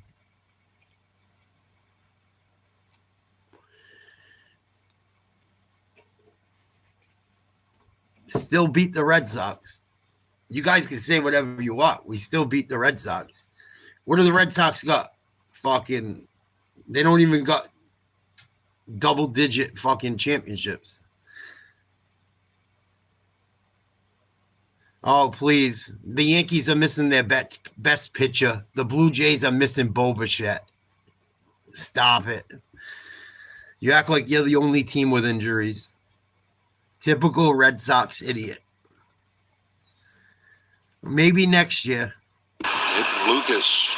27 rings. Single to grow the Blue Jays lead to 4-1. To the 8th inning we go. Camilo Doval, who has emerged as the weapon the Yankees thought they were trading for when they got him with the Giants, but better late than 21st never. century just started. There's 75 years to go, homie. John, how many brothers and sisters does this guy have? You know what? There's a lot of things I'm going to forget in life. Most of what I've told you? No, I will never forget. He has 24. Rosario stays in after pinch hitting, plays third. Kirk takes the ball, 1-1. Well, looking ahead to the bottom of the 8th. Typical Red Sox fans, the Yankees boot you out of the playoffs and pop shit. Judge, Bellinger, Stanton, that's 2, 3, and 4. Typical. And Usual looks like suspect. It's going to be Braden Fisher going for the Blue Jays.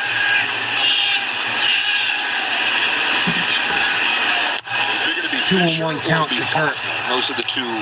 Nobody out. Top of the 8th. 4-1 Toronto. It's not going to be Tommy Nance, and it's not going to be Justin Brule. The wild card in this whole thing is Trey Savage. But we have not seen him. Ripped. Nice hit. That's going to be a double. Rosario's in there instead of McMahon, and Kirk's able to get it by him and cruise into second with a leadoff double. And they can hardly watch as the defense continues to show cracks here. It wasn't the defense fault. He smashed one down the fucking hard, no, but perfect down the line. It was a good piece of hitting. I don't think that's defense. That was a good hit. To wonder if McMahon is able to get his glove on that. And the one thing Kirk doesn't do well is run fast. But instead, it's a leadoff double. And it's Dalton Varsho at the plate. Oh, ball high and outside.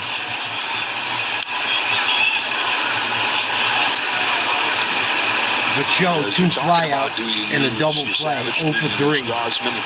Man on second, nobody out, 1-0. Confident you're locking it down here. Top of the 8th. You'd hate to jeopardize anything. Hit hard, high in the air. Judge on the track. Makes the play. Runner goes to third. Get there with as deep of a fly as that was. Oh, I thought you were going to say with his tremendous speed. Nope, I wasn't going to say that. Whatever you say, TJ. Thank you for supporting the channel. It seems like, John, anytime the Jays have had a situation like this with a man there to bring in, they've found a way to do it. Yeah, it's classic. Typical Red Sox retard. Win. That's why I can't fuck with the Red Sox. I mean, I know homers are king. I get it. Homers are always going to be king. But we won 3 championships in 25 years. So you're 27 don't count. Strike out a lot to win. baseball games. And we've seen in the regular season, you can have a ton of home runs like the Yankees do and swing and miss a lot and it come up short. So Still ain't over yet. 6 outs to go. contact for me at the right time, and that's what every manager will preach. Contact at the right time helps win baseball games. Jays hope it helps win championships. Miles Straw, his first at-bat of the game, came on for his defense. Nice Waves pitch. and misses. Swing and a miss. Strike 2.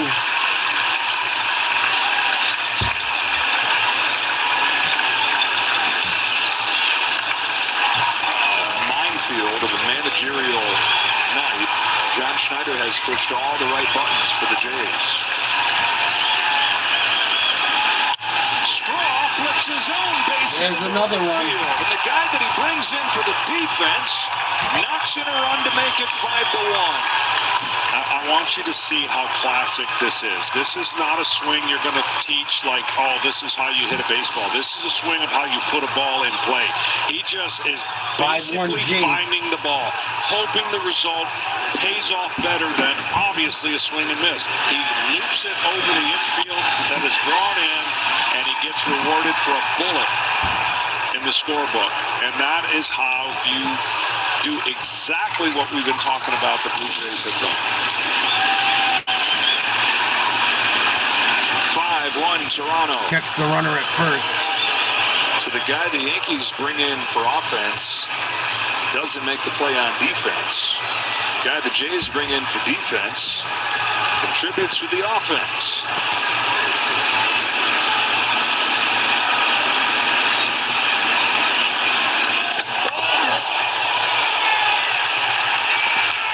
Gets hit by 96.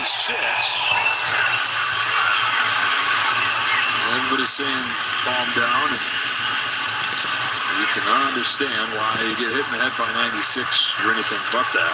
Clement will take his base. Well, he slide steps and loses complete command, trying to worry about the runner at first. This quick slide step, and look at this slider that hits him on the shoulder, thankfully.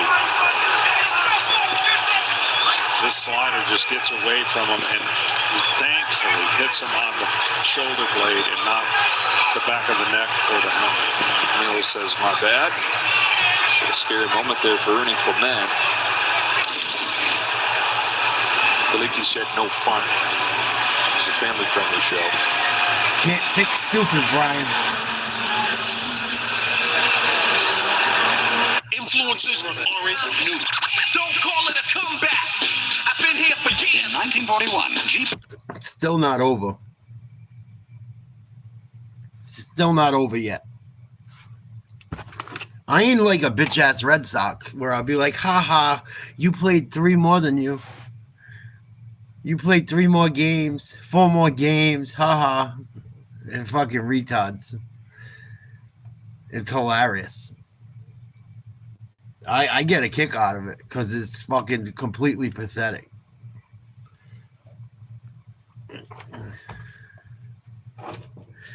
It's fucking hilarious. Keep helping my watch hours, homie. That's what your mom tells me all the time, and I make sure I finish. Trust me.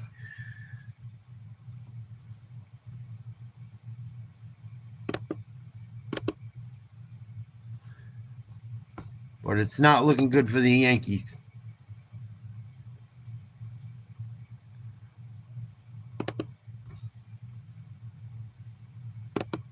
It just helps my channel.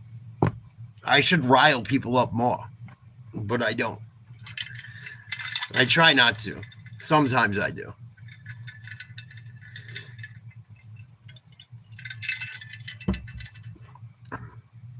That retread's over there beating his dick. I'm so fucking funny. He's a fucking Momo.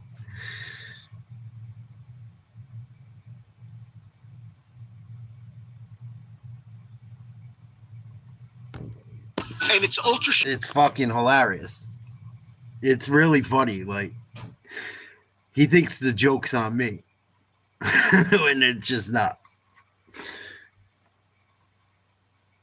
Oh, Kylie Jenner in the house. Everyone pull their dong out. She'll suck it. Here in the top of the 8th, David Bednar on to try and keep it right here. Yankees closer did his job last night. And has done his job since coming over from the Pirates after a rough start. Sees that closer roll.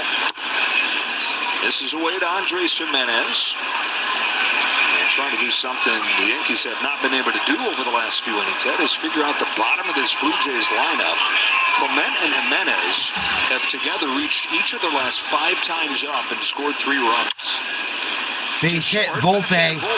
There he is. Chisholm's throw to first is late. Jimenez flying up that line. At least Volpe can fucking field the ball. Can't score.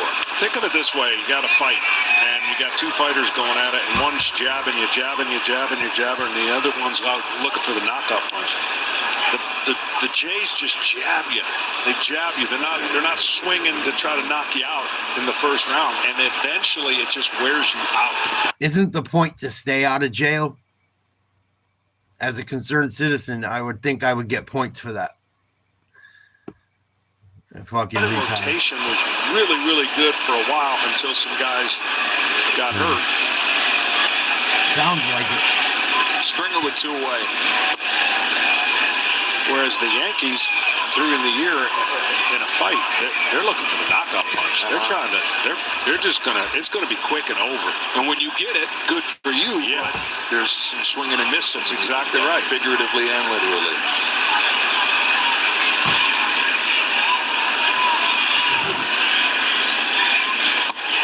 And look, credit to the Yankees for being more well-rounded this year in this series. You mentioned. No, I'm good. I'm not drinking in scoring position. I gotta stay on my fitness plan.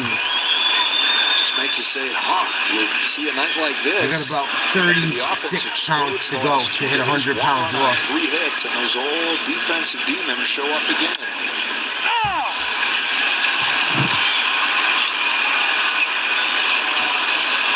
Chisholm's there, open the door. Suck my dick, TJ. The Yankees have had chances the last 2 innings, but have stranded 2 in both of them. I'm from Boston. I hate the Red Sox so fucking much. I don't root for them. I like everything Boston but the Red Sox. 2 big arms they have you left. guys suck cock. Here's the fans suck. Springer fouls it into the door 2-2. I have no use for the Red Sox. They're the worst fans in New England.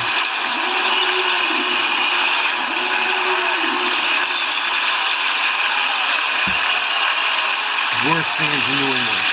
Red Sox fans. Patriots second. The 2-2. Runner goes from first to swing and a miss. We're out of the inning. Hallelujah. Massive insurance run. It's Miles Straw to knock it in. 5-1 with Yankees, 6 hours left.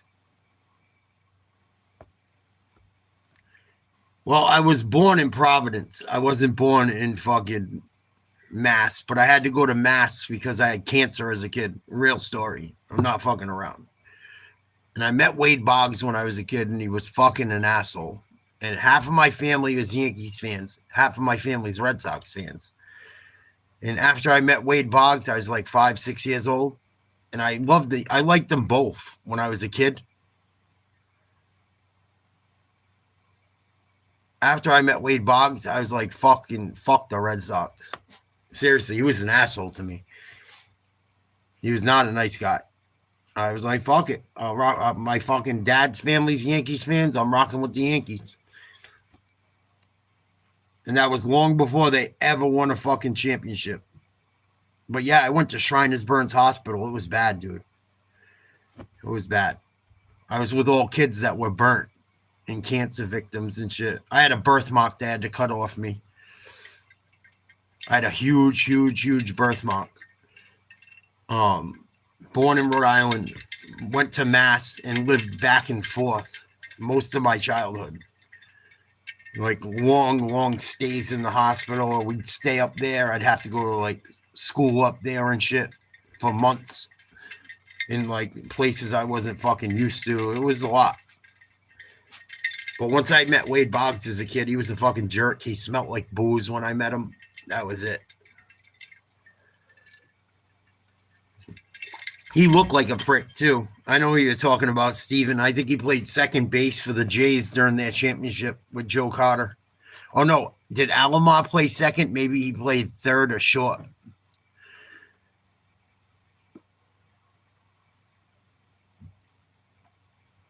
No, he still smelt better than your mom's pussy. Instead, unless she uses vinegar once in a while to clean that box out. Restore and protect. Another first from Valvoline. This copyrighted telecast is presented by the authority of the Office of the Commissioner of Baseball and may not be reproduced or retransmitted in any form, and the accounts and descriptions of this game may not be disseminated without express written consent. It's Aaron Judge to lead off the bottom of the eighth for the Yankees in a 5-1 game. I've been through their last 6 outs. So many times they've kept hopes alive over the last month. It's all good, dude. Red Sox can still suck my dick. But here's the deficit 4. As Braden Fisher comes on with that perfect record during the regular season. 25-year-old rookies, first pitch is outside. 75% breaking balls, and if the New York Yankees are going to win, they got to find a way to get Aaron Judge two at bats. I know Aaron Hernandez's family. So that means a deeper kind of 5-6 at bat in this inning, and then the opportunity to my ex-girlfriend, I was with for quite a while. What if they hit 6 solo home taught his daughter. Yeah, what are you, idiot? Judge is single. Well, that whole shit was going on. 3 curves, that's not close. Another outside pitch called a strike. Fisher pitched yesterday. Absolutely. Boom, gotta go. I've been saying it for 7 years. Minimum. On a 2-1 off. I was saying it when my dad was still alive. Fouls it back, and it's my dad hated him too. Oh, he is awful. After he had 2 or 3 different situations tonight where he fucking moved the infield around and it didn't work. Stupid. Like, stupid. Just play the guys where they belong. Got that 2 last night. That signature October moment. It's now, me and your mom's Yankee lore concerned citizen. Depend on if they can complete a comeback here. Oh, Judge, swing and a miss. Strike 3. The Judge has certainly answered his own October questions, but absolutely. I don't know why Hal hasn't fired him. I don't know why Cashman hasn't been under fucking the microscope. This is one of the longest Yankees droughts without a World Series ever. 16 years. This hat is 16 years old. I bought it for my dad when we won the last one in 2009. I only wear it in October. He passed away last year in August. And I only put it on in October. I don't wear it any other time of the year unless the Yankees are in the playoffs. 2 down, pop up.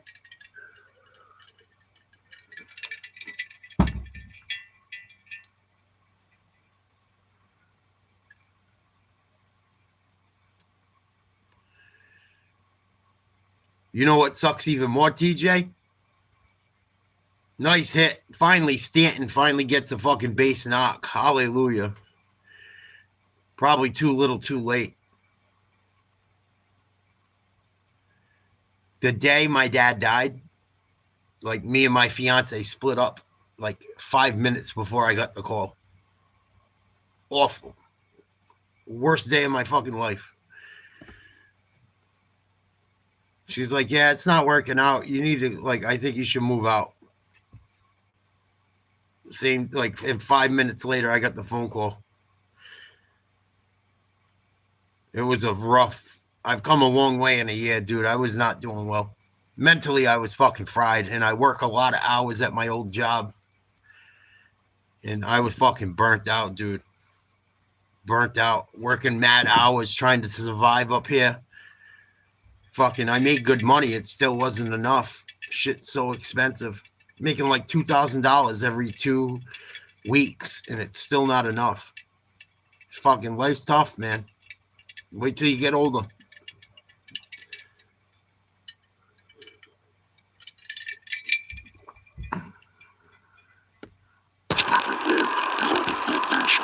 Come on, 1-2 to Jizz. Just Chisholm got to go. He got to fucking hit a bomb here or something. Takes a pitch looking. Lucky it wasn't called a strike. It was inside, but it looked better than it was. 2-2. He kills me, dude. I kissed his ass last night. He saved us last night, but he made a horrible error tonight. It cost us 2 runs, and now he just popped out probably. Get out of play. Thank you, Lord. It's everywhere, Stevie.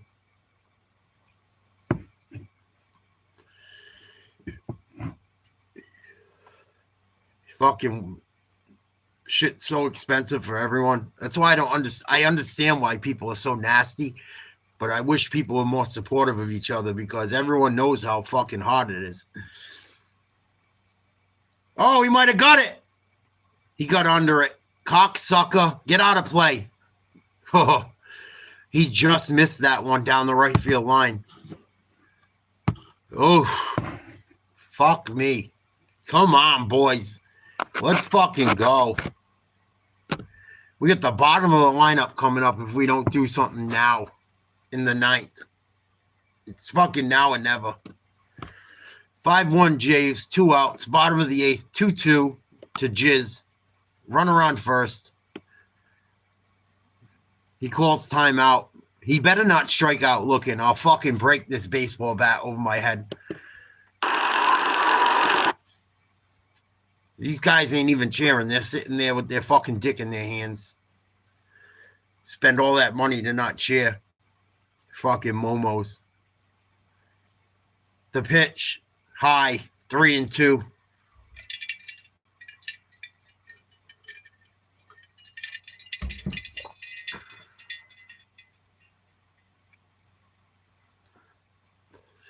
Goldschmidt on deck. Chisholm takes another one. Ball 4. All right.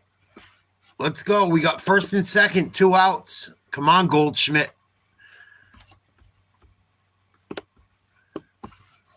Fucking need you. Need you right now.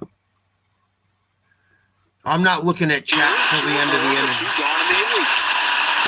No offense, guys. I don't want someone to fucking fuck with the stuff and say something happens before it does. So I'm blocking the chat until this inning's over. They're going to pinch hit Ben Rice, and we're going to get a pitch and change. 5-1, runners on first and second, 2 out. Blue Jays in the driver's seat.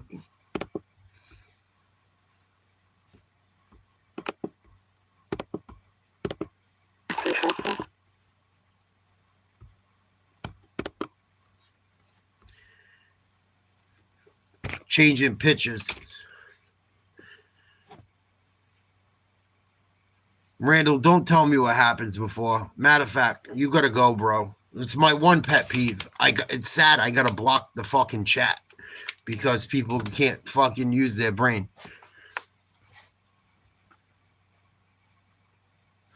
I've only seen the Blue Jays play once. It was the year they won it. Back in the 90s. With Joe Carter. And the Yankees somehow pulled out a W that day. I saw Guzman pitch. It was either him or Henkin. I want to say.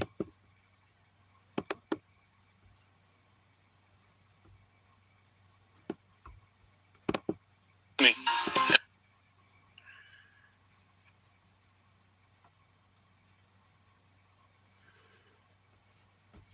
I just blocked the chat. It's not fucking no sweat off my balls. I've gotten smart enough to do it. I hate to do it because I like to talk to you guys, but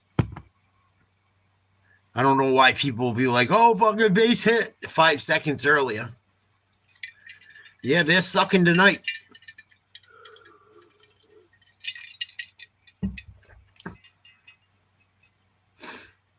No shit. I remember when David Cohen threw a no-no. I don't know, was it a perfect game or a no-no? I think it was a no-no. As a Yankee. They had quite a few. Doc Gooden threw one. I believe Cohen threw one. I know Jim Abbott threw one. I think Wells threw a perfect game. His might have been a perfect game. That's incredible. I'm not from New York, Luis, but thank you. My accent's like mixed New York. It's like a mix of New York and Boston. I spent a lot of time living in Rhode Island. No, we'll see. 2 runners on, 2 out, first and second. Ben Rice gonna pinch hit. It ain't over yet.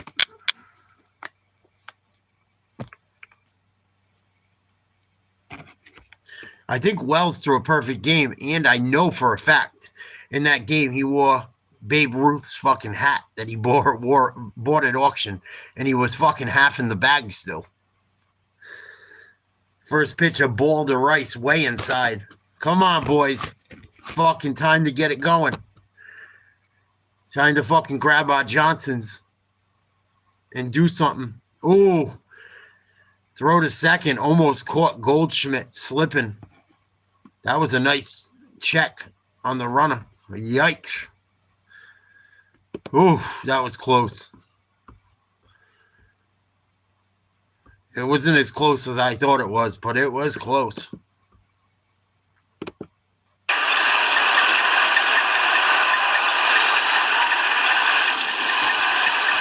Come on, Rice. You hit a big home run for us in the Red Sox series. Pop one right down that fucking right field line. 1-0 pitch. Ben Rice. Oh, that was the one. That splitter. Yes, Jeff. Swing and a miss. Splitter as well. It's given the Yankees all kinds of fits all series long. Oh, that was the fucking one. It broke right before he fucking got the back to it. Flew hard to give up a run in the second. That's it. In the dirt. Ooh. Toronto's catcher has bailed them out 4 times tonight that I can remember. That was very close to being a pass ball again. 2-1 down in the dirt. Come on, boys. Come on, Yankee ghosts. Gehrig, where are you? DiMaggio, where are you? Come on, babe. Ball high. 3-1. Closing out a series. It's never easy. You haven't done it. If you get your picks, Go through their minds. you fucking put the wood on it here, It's not Rice. like they're on the opposite side where if they don't win this game, they lose. They're trying to win this game. Come on, Benny. Benny. On a 3-1 pitch, Rice. Oh, And big misses. swing and Power miss. against power and 97 whistles by. Nasty fastball inside. Full count, 2 down. First and second, 5-1 Jays. Bottom of the 8th.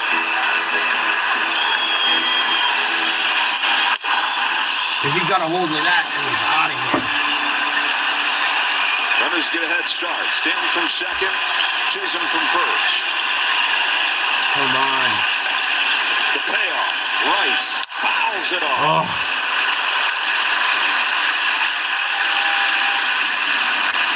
Nice base hit, double. Keep it going.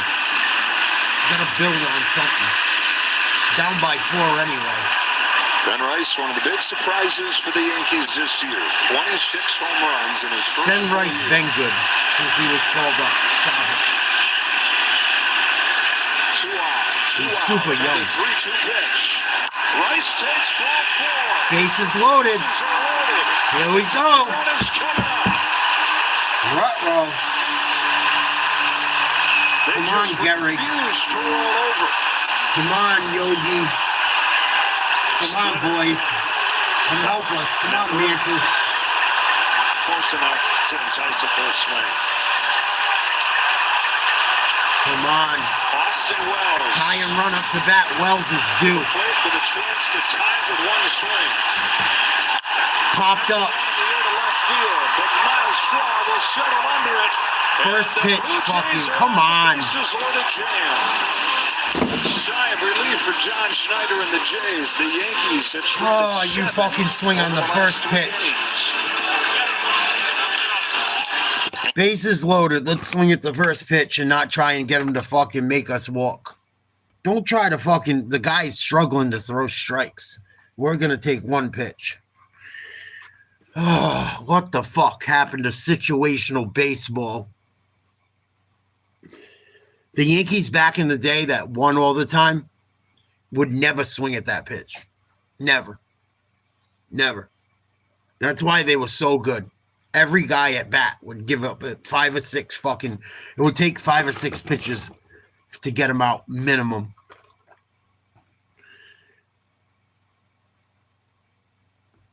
Ugh. Don't feel bad for me. I'm fine, bro. I've seen the Yankees do so many amazing things. I've seen them crush the Red Sox so many times. I've seen them come back from fucking 0-2. I've seen them lose when they're up 3-0. Don't feel bad for me. I've seen plenty of championships. I've seen all the worst years. I've seen the best years for almost every franchise I follow. I don't feel bad. I'm a lucky fan. And it's still not over. Still not over. But it's fucking, that was a perfect opportunity, and he swings at the first pitch. And the guy can't throw a fucking strike to save his life. Struggling. Loaded the bases up, and you let him fucking off the hook.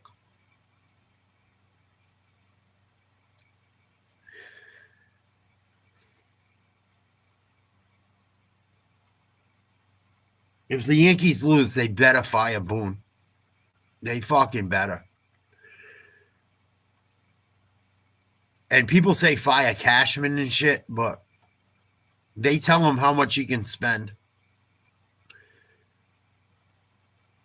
I wonder if having Soto would have made a difference. I think it would have. But he got paid so much fucking money. I don't think he was worth the money he got. I don't think anyone is.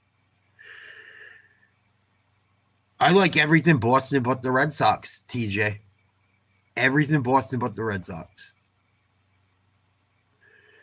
And most of my family that was Yankees fans, they were Giants fans. Because back in the day, like all my elders on my dad's side, there was no New England sports teams with football and baseball. So they just like New York teams. But people don't understand that I grew up in Rhode Island and Boston, so they don't understand how I could like the Yankees. Oh, that could be gone. That's trouble. That's a double. What up, Justin?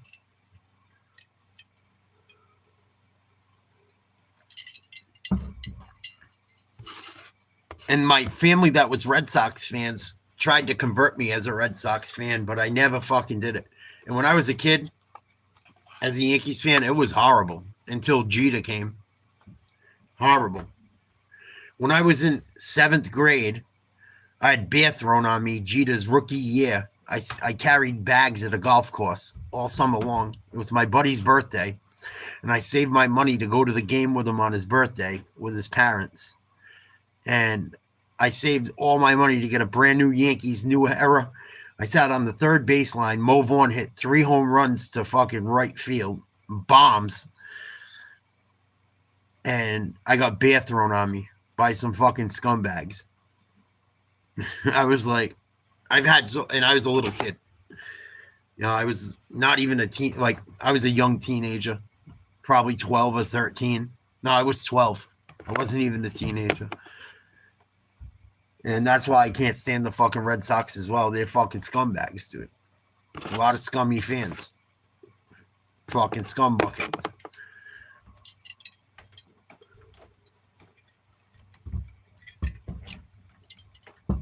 I worked all summer to go to that game. I got beer thrown on me. And it was all like some big fucking juice head dudes. My dad wasn't with me. If my dad was with me, someone would have got knocked the fuck out. But I was with my buddy's dad, and he was pussy. So I had to fucking take it like a little bitch.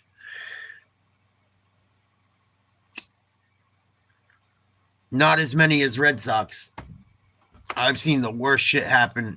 New England sports fans are fucking pretty bad, dude. I went to the Steelers-Patriots game this year. Some old dude got knocked out for no fucking reason. I talked about this last night. You could check out the live. I don't want to go through the whole spiel again, but worst fans in baseball or city-wise, I think LA fans are fucked up. I think Philly fans are fucked up. Not the Phillies, the baseball team, but Philadelphia fans. They're pretty nasty.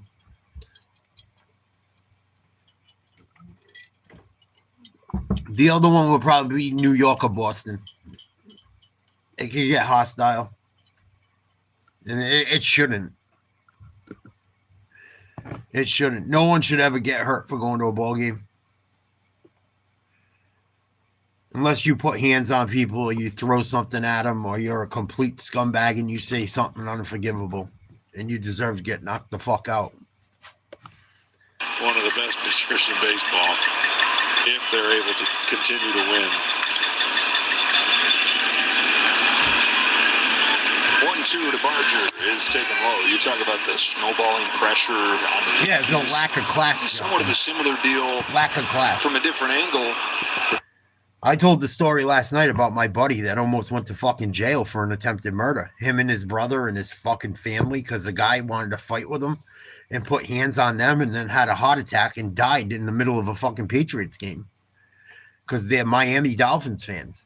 It's fucking nuts. My buddy had to spend like 25 grand to get himself out of fucking trouble and was found innocent. He did nothing wrong, but the guy came after him and they defended themselves. Blue Jays 3 outs away from heading back to Toronto and sitting back and enjoying that game with the rest of us. And Toronto will get ready 2 outs to throw for Toronto. Series party. Top of the ninth, 5-1. Sunday night game 1. They lead. Strike on Kirk. Kenny? Joe, the thing that impresses Yeah, me I've most noticed about the Blue Mariners Jays is fans that have big the past mouths few when they come years, into my channel, they some of them. perform below their talent level. They I were think not Detroit the sum fans of their can be parts. This year, they shitbags exceeded too. the sum of their parts. They didn't have a great offseason, as it turned out. Scherzer and Jimenez Not and all of Santana them. all were hurt. Jeff Hoffman was... When I talk about shit, it's not everybody, you know? Not everyone's bad. But I've seen more fucking crazy shit with the places I'm talking about. You wouldn't... I don't think you could pay me to go to a Dodgers game. It's not even fucking worth it. That shit's like a gang. It's like being in fucking Europe and being in... You ever see the movie Green Street Hooligans? You ever get the chance to watch a movie Green Street Hooligans? It's about fandom in the English Premier League. Fucking crazy movie, dude. They got literally, they call them firms. It's pretty much a gang for your home soccer team. And they fucking, dude, people die over that shit. It's retarded. What a fucking waste of life. In my opinion.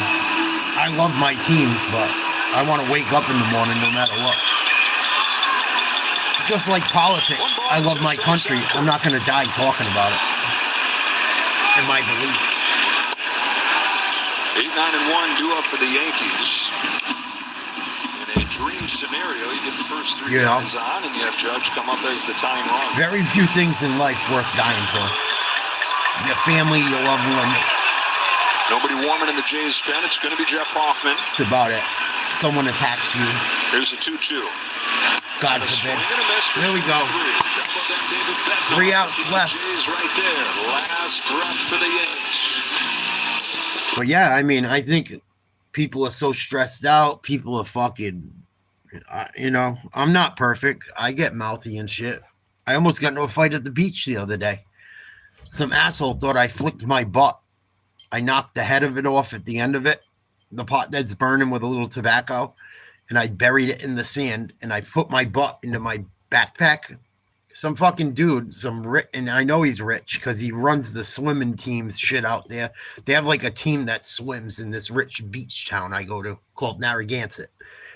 And the fucking dude thought I was throwing butts. I'm like, dude, I didn't throw a fucking butt. And I showed him. I can show you my backpack right now. I bet I got him in him.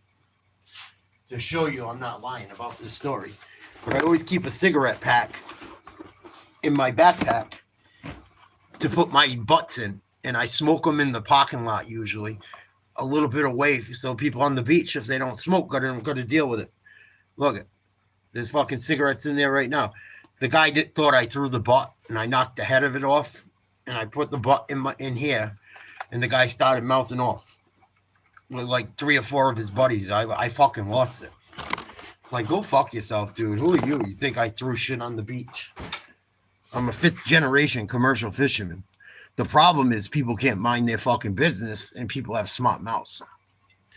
But in the same fucking token, you got to watch. Like, I didn't think that guy was a threat like that. Like, it didn't have a weapon and shit, but you got to be careful nowadays. You mouth off to someone that's a fucking little runty bitch, and, you know, they got a fucking gun bigger than you. People don't think like that. Sometimes I don't.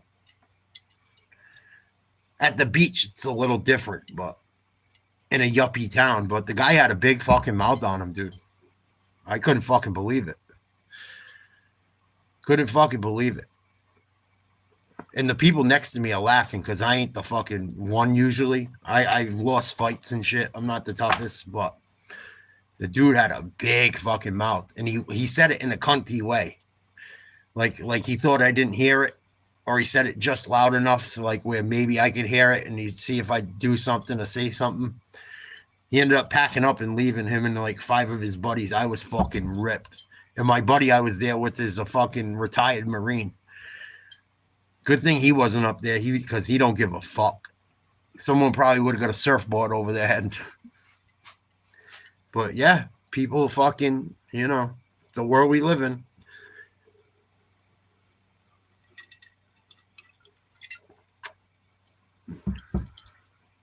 Yankees down to their 3 outs. 3 outs to go. Season on the line.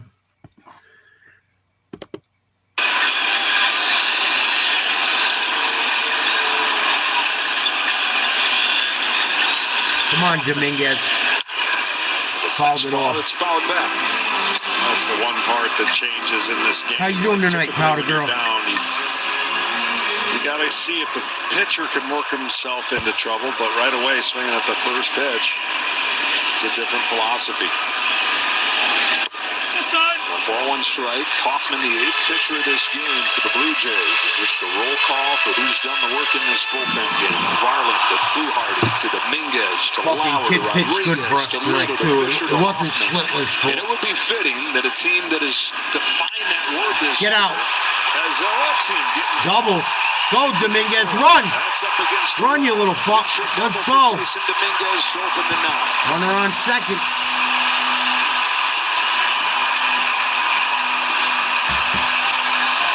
Need to put fucking Mother on by Danzig.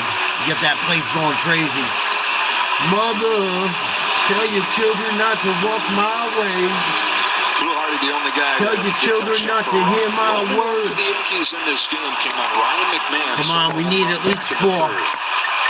Chance after chance. Nobody out, man, in scoring position. Stranded the last 3 innings. Come on, Rosario. Pitching single.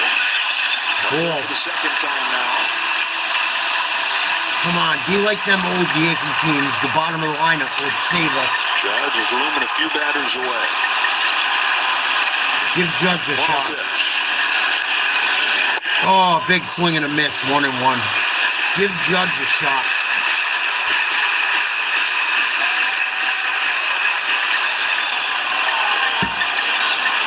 Come on, boys. Don't give up. 3 more outs. Fly to left center Oh, he field. just Number missed 2 it. for Miles Straw. 1 down. He's got it for the first out of the night.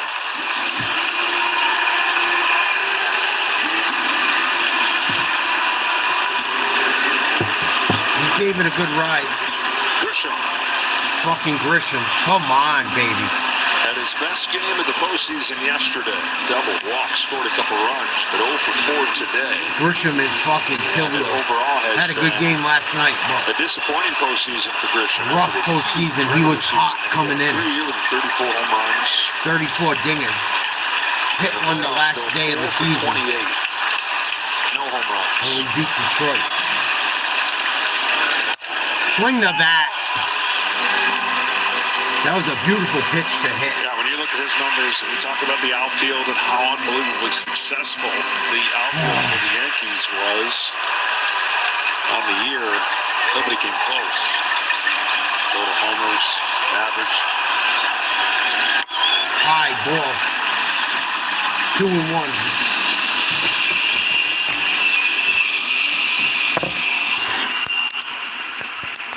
The Yankees team that had scored 16 runs over the last 12 innings coming into this game 4. There's 1 tonight. Ball outside. 2 on Grisham, Judge is on deck. Oh, I got a piss, of course. Come on, Grisham.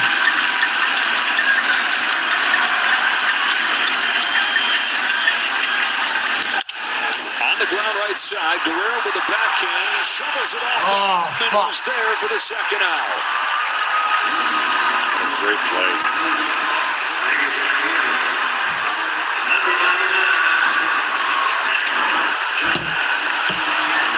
Well, why does Aaron always find himself in this situation? Fucking Judge is going to get walked. He could extend the game, obviously. They're going to walk him. I'd be surprised if they don't. Judge has answered every question. All the individual questions. Judge had a good postseason. Unfortunately, only hit 1 home run so far. Swing and a miss. Strike 1. This Blue Jays team that finished in last place in the division last year. 480 batting average in the postseason. 6 RBIs, 1 dinger. Although down the stretch that was on thin ice, the Yankees kept on coming. Come on, Judgy Wudgy. Swing and a miss, strike 2. Slider. Shifting some of the pressure over to the Blue Jays, but as they did in the regular season, winning their last 4 games. Down to our last out. They punched back. Man on first. A 4-game winning streak to win the division. 4-run lead with 2 gone in the 9th inning. Good eye. For the DS. Down to our last strike. Come on, Judge. Pulling Ichiro.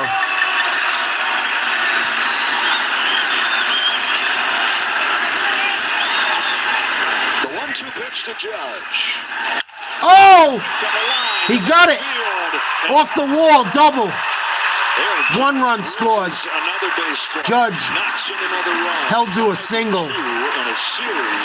All right, we're still alive. My goodness. 114 right there. Fucking Aaron Judge can't do it all himself. Yeah, this ball left up in the zone, spinning right there. Almost hit a dinger. Just missed it. Oh. It's all right. We're alive. We're alive. Let's go, baby. For 26 in this division series, Bellinger grounds 1 foul. Oh, that was just foul. They get Stanton up as the tying run.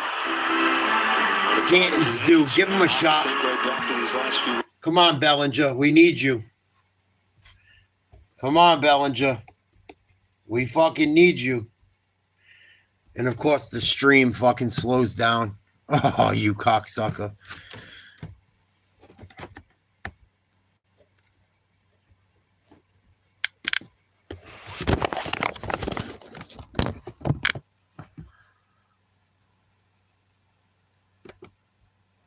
Oh, 2 to Bellinger. Takes a ball low. 1-2. If they can get Stanton up there, Stanton 3 for 7 against Hoffman.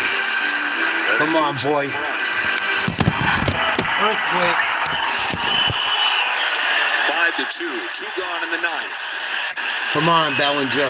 We need you to come through here. The job is 1-2 pitch. Swing and a miss. Game over. The Toronto Blue Jays have punched their ticket to the championship series. Going Shoulda through had the 'em. New York Yankees in 4 games. And again, withstanding the Yankees' best punch. Poor Aaron Judge got no help. That's all they wrote for this year. The Yankees battle back. Still made it further than the Red Sox. Game 4, but the Blue Jays get right back. And for the first time in 9 years, they'll play in the ALCS. Congrats to the Blue Jays fans out there. I'm not a sore loser or a winner. I try not to be. You can't give up 23 runs in 2 fucking games and then score 2 runs in the fucking do or die game and commit fucking errors. Jazz Chisholm gotta go. Boone gotta go. It's okay. I'm fine, guys. I've seen the Yankees lose fucking up 3-0 to the Red Sox. I've seen it all. I've seen it all. I've seen the Yankees down many a time and come back like last night. I ain't going to lose sleep over it. I just love sports, and I love talking about them and hanging out and growing this channel. Thank you guys for hanging out. I'm not going anywhere. We can hang for a few. But Blue Jays did their thing, man. And watch out because they're going to get Bo Bichette's supposed to be back by like October 12th. And if he's anything what he was in the fucking regular season, they're going to have him and Vladdy. They might give a run. Dodgers, the Blue Jays probably going to win it this year. If not, I say the Dodgers. Fucking poor Aaron Judge. They got to get some help around him. Stanton's getting up there. Jazz Chisholm fucking complete bonehead fucking play at second tonight. Good game, Roy. My buddy that's a Blue Jays fan's hit me up. Good game. I said good game, good luck to him tonight before the game. And he hit me up when the Blue Jays were up. Oh, good luck. But it's all good. He's probably busy. If not, he go fuck himself. I still love him.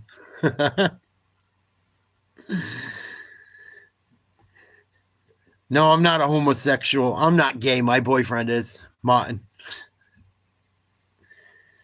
Ma, they fucking blew it. My mom's pissed. I can hear her. She's fucking probably sick. Stayed up all night fucking watching that bullshit. Oh, my dad's Yankee hat goes away till next October, hopefully. Yankees did better than I thought they would this year, though. Especially not having Garrett Cole and how cold they got in July and June. It's what it is. I think we need a new manager. I think the young guys look really good. I think they need to give the kid that pitched tonight a fucking decent contract and keep him around. That kid pitched his ass off. Jazz Chisholm really poked New York tonight. Jazz Chisholm fucking had probably the worst game he's had in the playoffs. Boone made some bad shifts too. There was like 3 different shifts that fucking Boone did not call right. He got to go. I've been wanting him gone for fucking ever. But there's a lot of positives for New York. The bullpen hung in there tonight for the most part. They got a lot of young pitchers. Hopefully Garrett Cole comes back healthy next year. I thought the bats were awake after last night. Obviously they weren't. It's all good. It's part of being a fucking fan, right? You ride or die with your team. You know?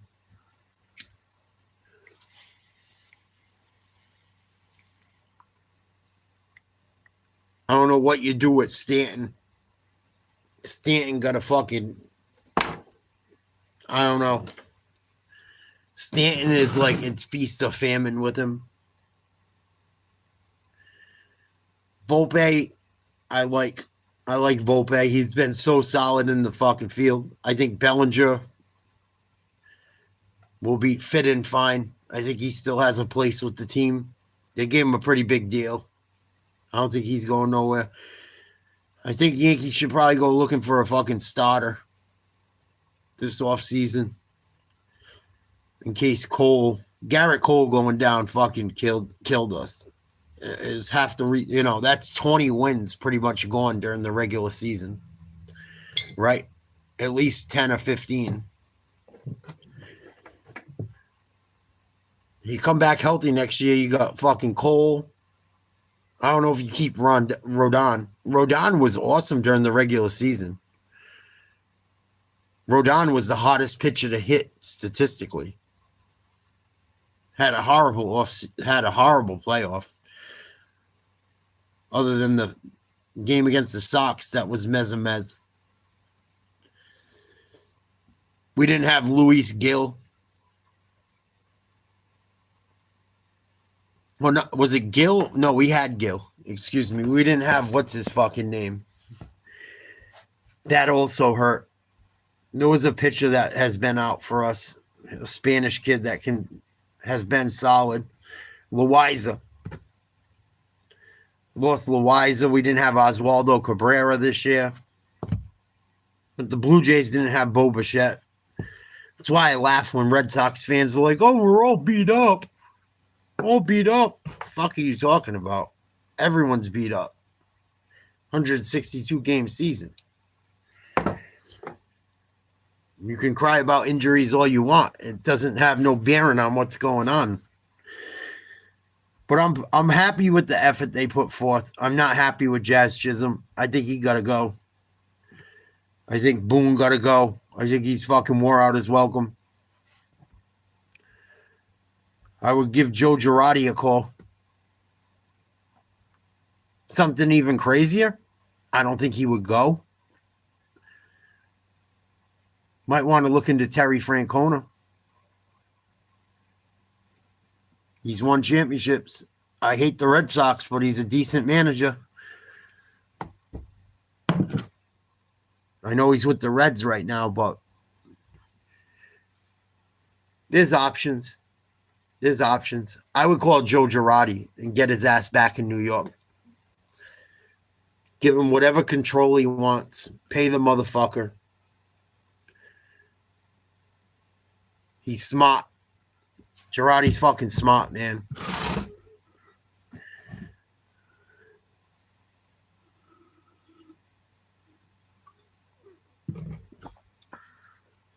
Oh, good. That's good for him.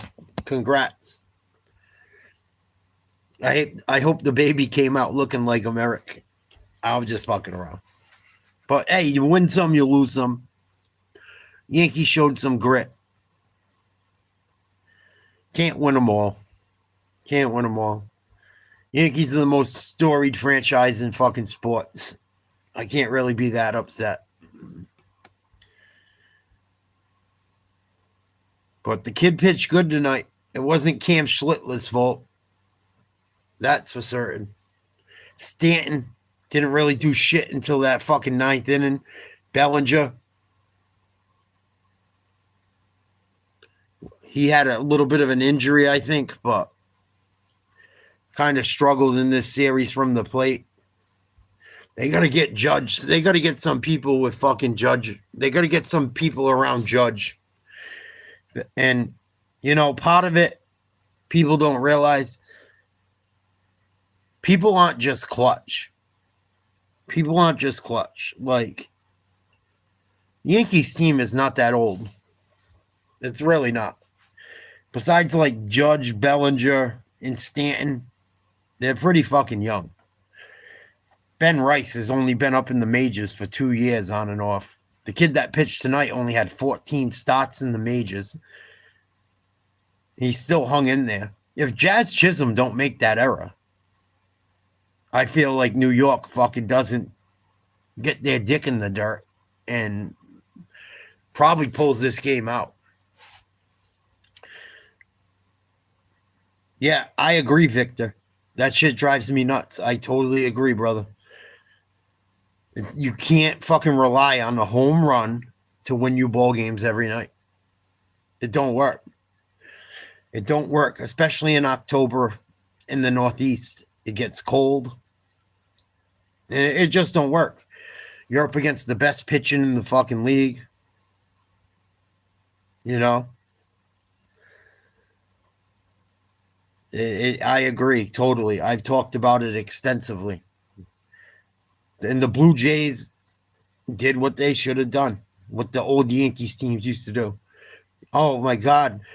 God forbid I hit a single or a double opposite field. That would be the worst. If it's not a home run, I'm a fucking bum. No. You got to keep that shit going. Make them pitchers throw pitches. The fucking bases are loaded. And I don't know if it was Wells or Grisham. First pitch, bases loaded. You got the guy on the fucking struggle bus. Can't find the strike zone. And you swing at a first pitch in the 8th inning with 2 down. Not the Yankees baseball I remember.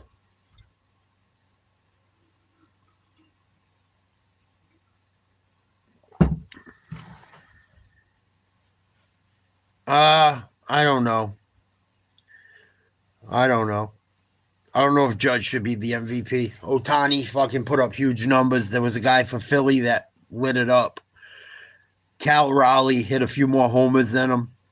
I think Judge did pretty damn well. Stanton was out most of the year. I don't think I give him the MVP. I don't know.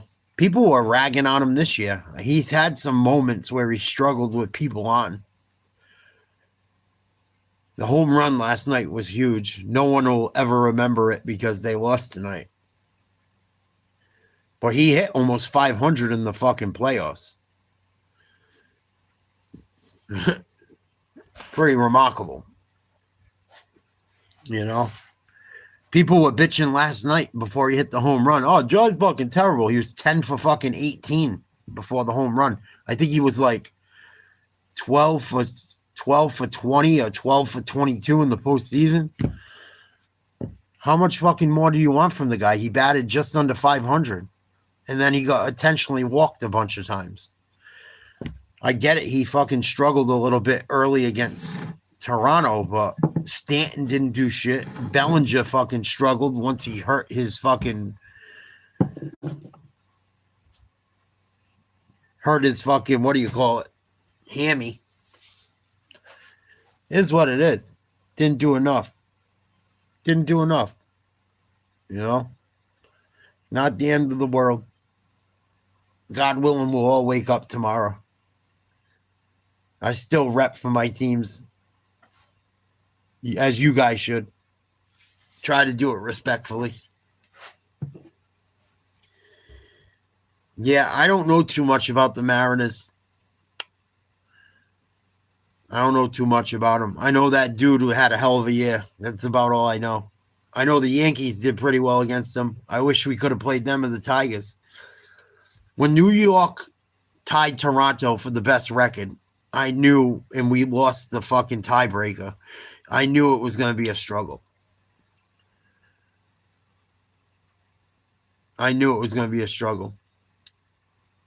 But it is what it is. We still made it further than the Red Sox. That's cool with me. If we didn't win a World Series, at least we beat the fuck out of them.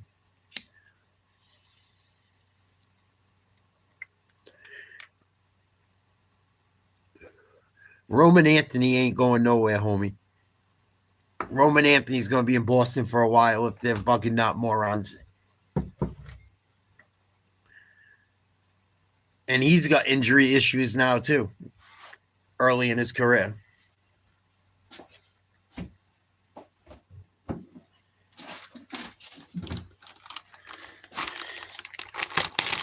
People say the funniest shit.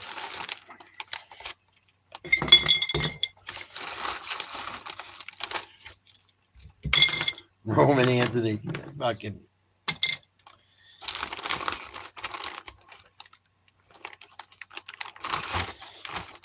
kid played like half a season in the majors. He did well, but trust me, the Red Sox aren't letting go of him.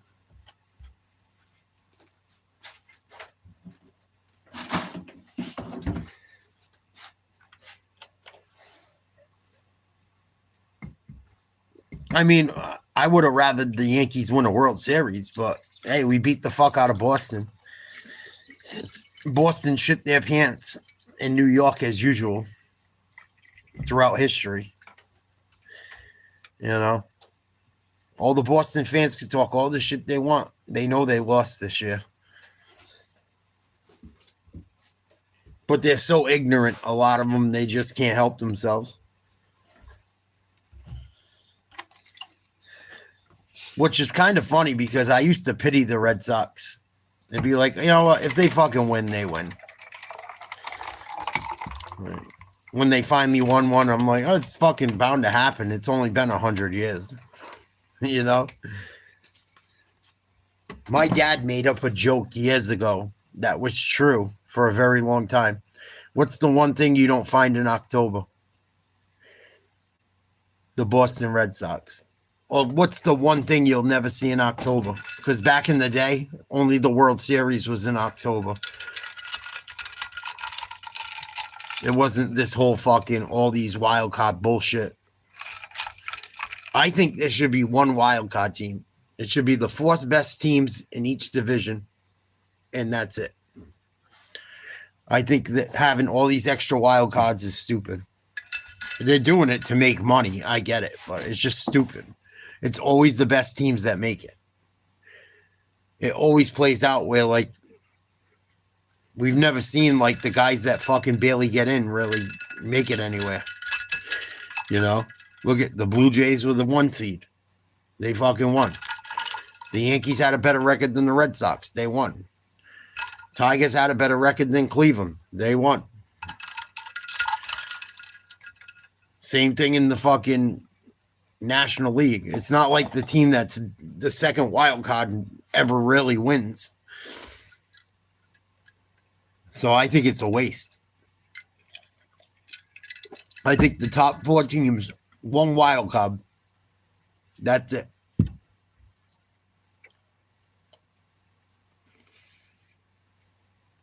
Play fucking 2, play a 5 game, a 7 game, and a 7 game. Perfect. The team with the best record plays the fucking wild card. The other 2 play each other best of 5. If you want to go best of 7, go for it. You got 21 games. You got probably just as many games as you get from having all these other teams and all the bullshit.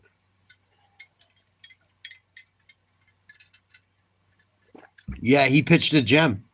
He was fucking solid, man. He's a stud. Absolute stud. A stud Bruin, too, though. I like the kid that pitched tonight.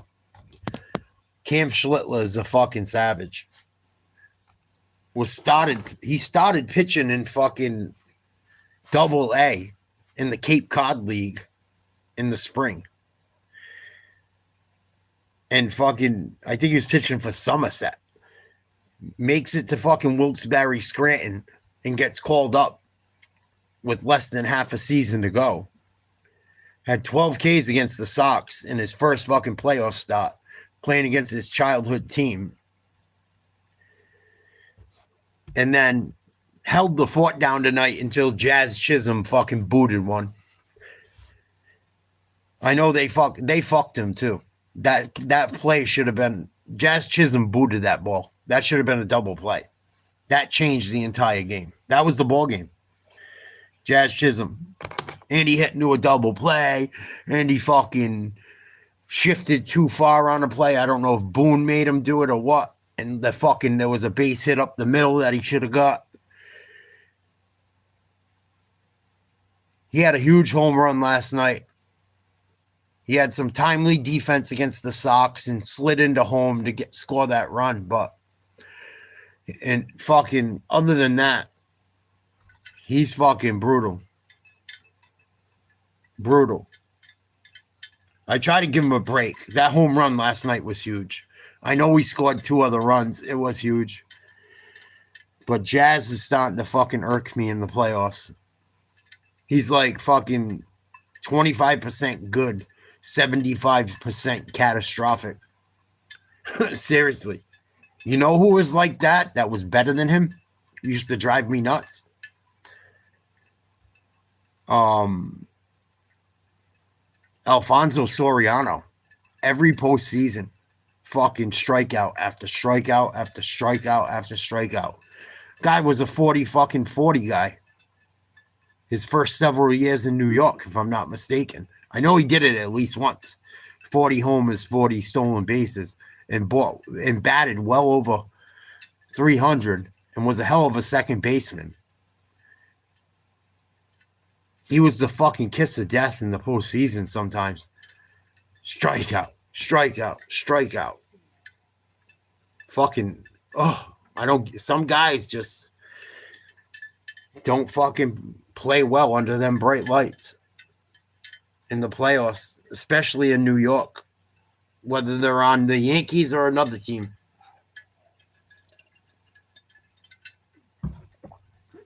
Well, Stanton was all beat up. Stanton's had an awesome postseason career. We were lucky we fucking got anything out of him. I don't think he was right. He didn't look right. Maybe he's getting old. I don't think that's what it is. He barely played half the season. Still hit 27 homers. I don't think he was right, to tell you the truth. But it doesn't matter. Doesn't matter. Blue Jays advance. But people shit themselves every year. Baseball's a motherfucker. Baseball's a motherfucker.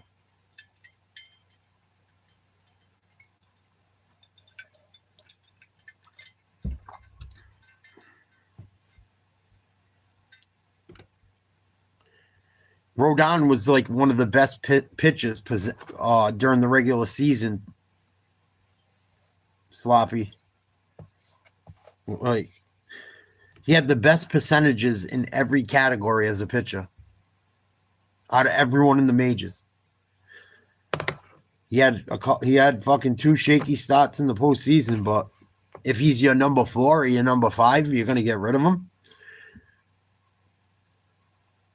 People forget the Yankees have Garrett Cole and Loaiza that are hurt.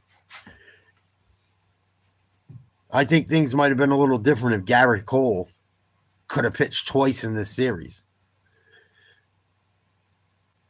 And then you could have put the kid that pitched tonight coming out of the bullpen. If you want. You know? It doesn't change anything because it's irrelevant, but I'm just saying. People forget those 2 guys are fucked up.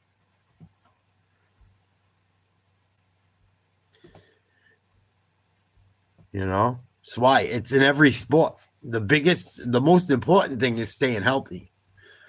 If you watch every fucking team that wins a championship, they stay healthy. The Boston Celtics, when they won that championship 2 years ago, everyone they played was hurt. As much as I love the Celtics, everyone they played was hurt.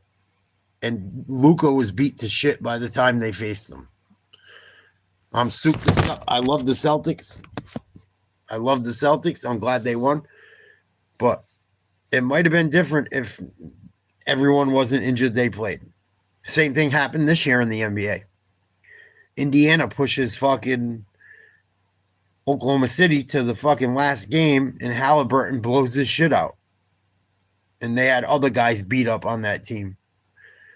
Oklahoma City had no injuries whatsoever. They got super healthy towards the end of the year. They got Chet Holmgren back. As much as I can't stand that dog. And he had a decent playoff. They ended up winning in 7. And it was looking good for Indiana before fucking Halliburton went down. They were looking good in the first quarter. Looking like they were going to steal one. Same thing in baseball. Same thing in football. Look at the fucking Eagles last year. Everyone else beat to shit. Eagles didn't have no one really beat up. Won one. Look at the NFL this year. Same shit. Lamar Jackson down. They're fucking in trouble. Kansas City has wide receivers hurt and suspended. Struggling. Jaden Daniels went down for a little bit, struggling. Cincinnati, quarterback's out. They're fucked. Better pray Joe Flacco. It's all about health. All about health. Mike Trout can't stay healthy either. We're talking like funny you didn't mention that name. Juan Soto would have been nice, but not at $735 million or $730, whatever the Mets paid him. Juan Soto's not worth that.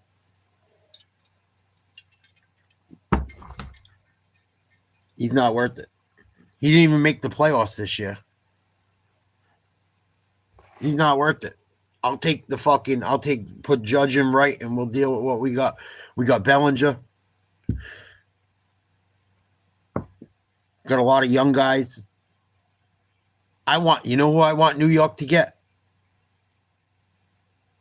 I didn't think they got spanked, honk honk. I didn't think they got spanked. Mariners are in a little bit of trouble, homie. I don't know what the fuck you're talking about. Just saying. And you never won a fucking championship ever. So shut your mouth until you do.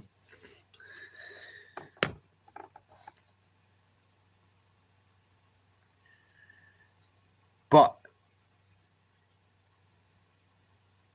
if I was the Yankees, I don't know if it's something they can pull off. But if you're going to pay someone, people probably think I'm fucking nuts, but I like the dude. I think if he stays healthy, he's perfect for Yankee Stadium. And I think New York's like waiting to spend some money to do this. If I know Brian Cashman, like, are we going to be competitive and spend money or not? You didn't want to pay Soto, that's fine. He's not super young. If I was the Yankees, I'd give fucking Ellie De La Cruz whatever the fuck he wants. He looked good in pinstripes. No diddy. I go after Ellie De La Cruz. He's got to be coming up on a contract soon. I go get him. Get rid of Jazz Chisholm. I think he plays second or short. Make Anthony Volpe move. He won't. What's he gonna do? If I was New York, I go get Ellie De La Cruz. He's the best young player in the majors, in my opinion. He's one of the only guys that makes me want to watch regular baseball during the regular season because it's so fucking bad. A lot of it. And it's so long.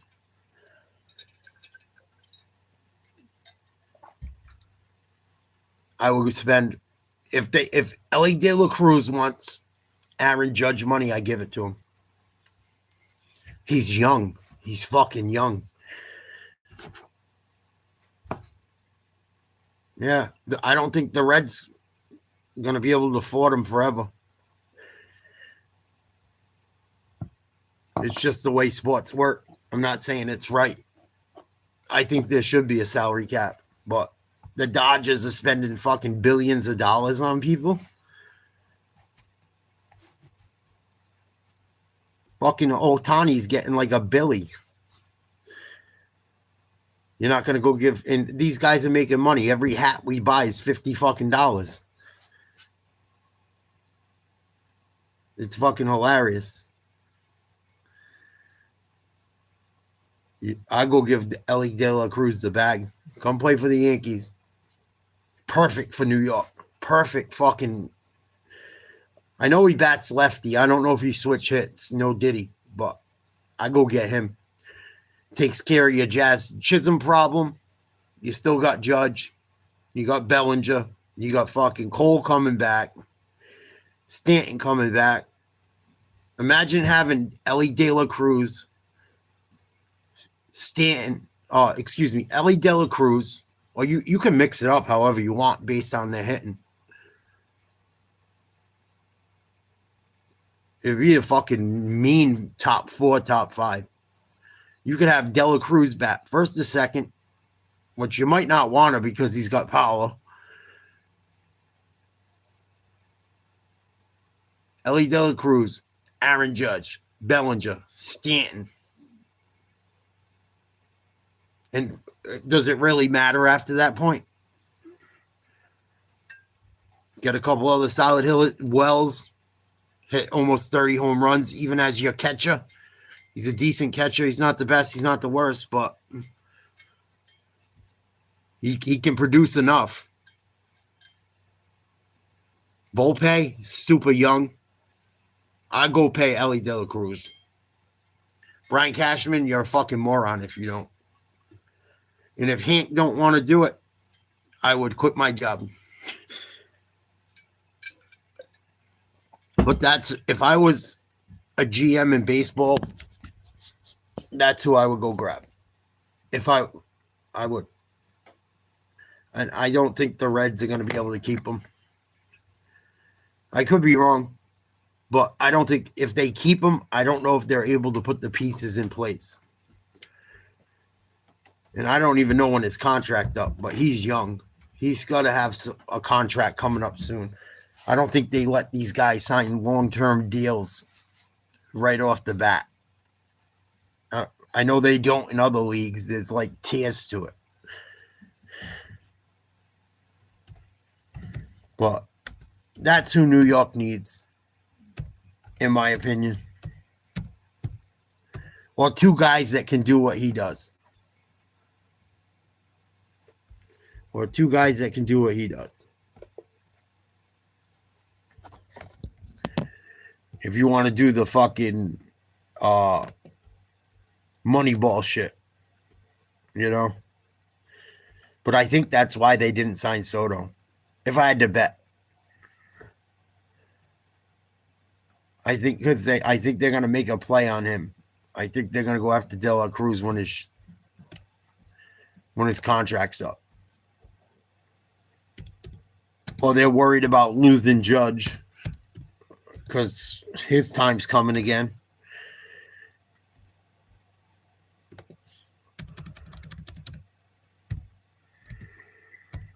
But that's who I would go get.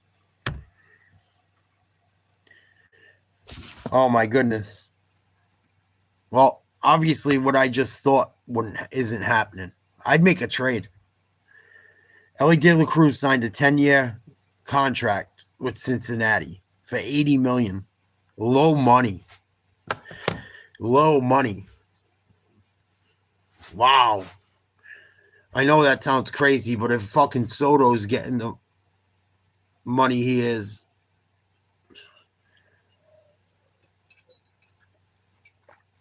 I get why he did it, but if I was the Yankees, what do you guys want for him? You want money? You want compensation? You want minor leaguers? I go get Ellie De La Cruz. Give them what they want. They want Stanton, give them it. They want a bunch of young pitchers, draft picks, give them it.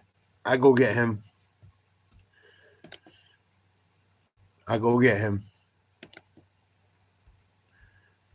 Even losing Stanton, I'll take him. And I don't got to deal with Jazz Chisholm no more. Cool. We'll give you Jazz too. You can have Jazz. You can have fucking Stanton. We'll give you some bread. We'll give you some draft picks. I want Ellie De La Cruz.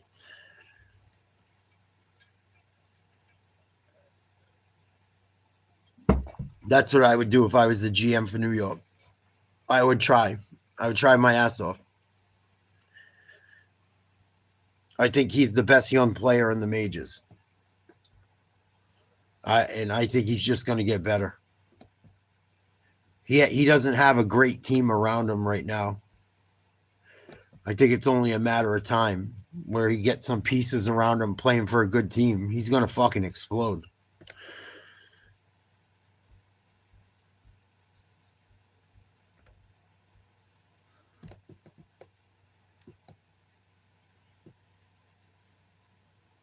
Fucking Yankees lose to the Blue Jays at home in the playoffs. Boone gotta go. Boone gotta go too. It's time. It's fucking time.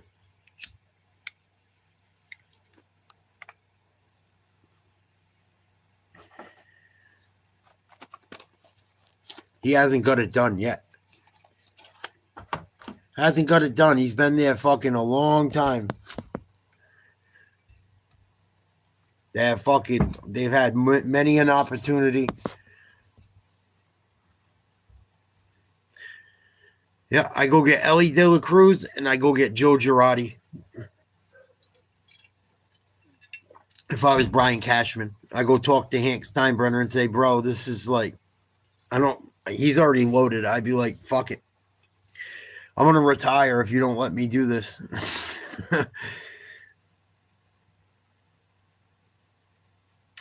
Because they got the money to do it. You know, they were kind of cheap this year. Kind of cheap. And I know they're paying contracts for guys that moved around and shit, but if the Dodgers are spending the kind of money they are, the Yankees surely could.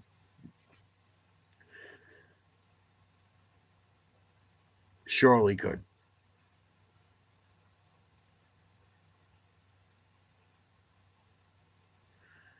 Yeah, he's had players. That's what I'm saying. He's had Garrett Cole for fucking since he's been there. I was trying to think back, Randall. The year New York lost back when like Judge was really young and Gary Sanchez was fucking on a tear. I think it was like his second year or rookie year. We played the Astros the year they got caught cheating. And we pushed them to the fucking brink. And I don't know if it was Girardi or Boone that coached that team. But if not, it was like the team Girardi coached the year before that fucking made like major headway. And ever since then, it's like it's the same thing every year. Playoffs out, playoffs out, playoffs out, playoffs out. I'm trying to remember back. That year was fucking phenomenal. We don't even have half them guys anymore, but what up, Glenn? Salute. And it was when Cora was the coach of the fucking Astros. It was when the Astros were just whooping everyone's ass. I'm trying to remember what year it was. Maybe 2016? Because Judge has got to be about 10 years into his career or close. Maybe like 2016, 2017. I remember, dude, I rented a room at this big fucking apartment building. And it was old, dude, and fucking creepy. And like old Victorian. It was a hotel that they turned into like shit like that. I listened to that shit on my phone and watched it on my phone, and it was fucking heartbreaking. But I can't remember if Girardi was the coach or not. Yeah, because he's a fucking cheater, dude. Alex Cora is a shitbag, dude. He's a piece of shit. He really is. He could play that good guy shit. He probably does shit like Mark Sanchez. Oh, he's a great guy. Yeah. For stabbed up by a 69-year-old man, I got a feeling fucking Cora looks like he's like a fake good boy. I feel like I'm a good boy, Daddy. I'm a good boy. No one's looking. He's fucking doing the worst of the worst.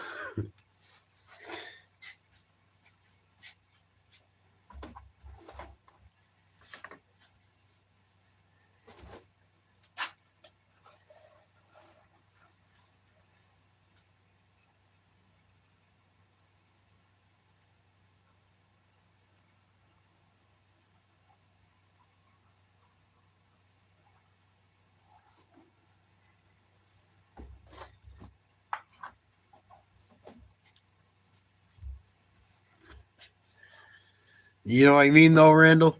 Sorry, guys. I had to use the restroom. Steve Garvey. I don't know who that is, David. I'm sorry. How you guys doing tonight? I tip my caps to the Blue Jays. Yankees sucked the dick up till they hiccuped. Lost. Last night was fun. It was epic.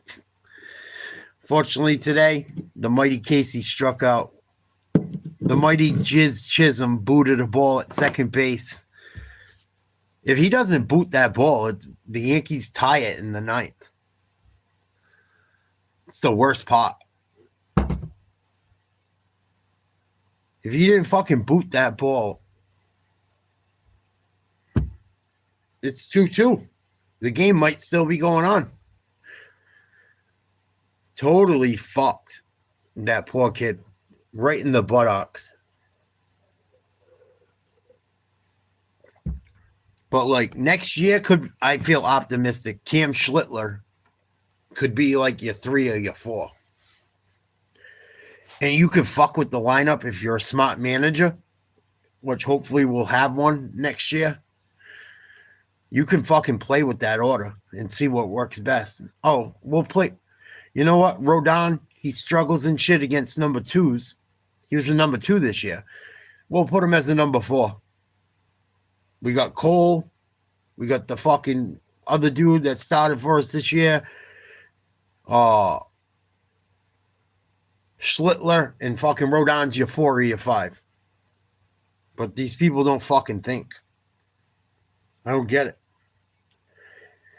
Or you could put Schlittler as your fucking 4 or your 5. He's only pitched 14 games in his 16 games in his career. And he's pitched 2 fucking dynamite games in the postseason against your 2 rivals.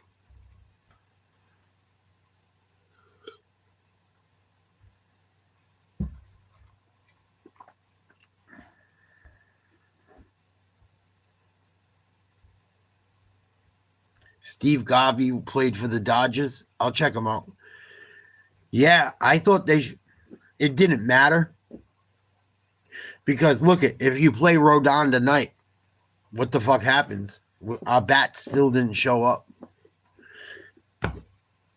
You know? Jazz Chisholm, I'm not trying to be a douchebag. I'm really not. I'm not trying to be a jerk. He had a fucking huge play to hold a ball to an infield single in the Red Sox game. And he had the fucking game-winning run sliding into home. He had a huge go-ahead home run last night. But other than that, his postseason resume is fucking terrible. Terrible. He didn't do shit last year. I am like fucking over him. And I don't like his attitude, to be honest. I don't like the way sometimes he's cool. Sometimes I don't know if he's so confident that he comes off like an asshole or if he's just a douche. It's kind of hard to tell. And he's young. People are people. We shouldn't look at shit like that, but we all do.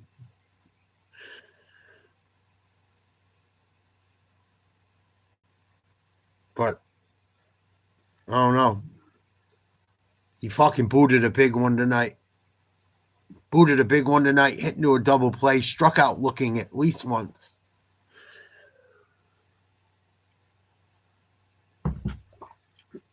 What up, Tommy? It's all good, buddy. I ain't gonna fucking lose sleep over it. It was what it was.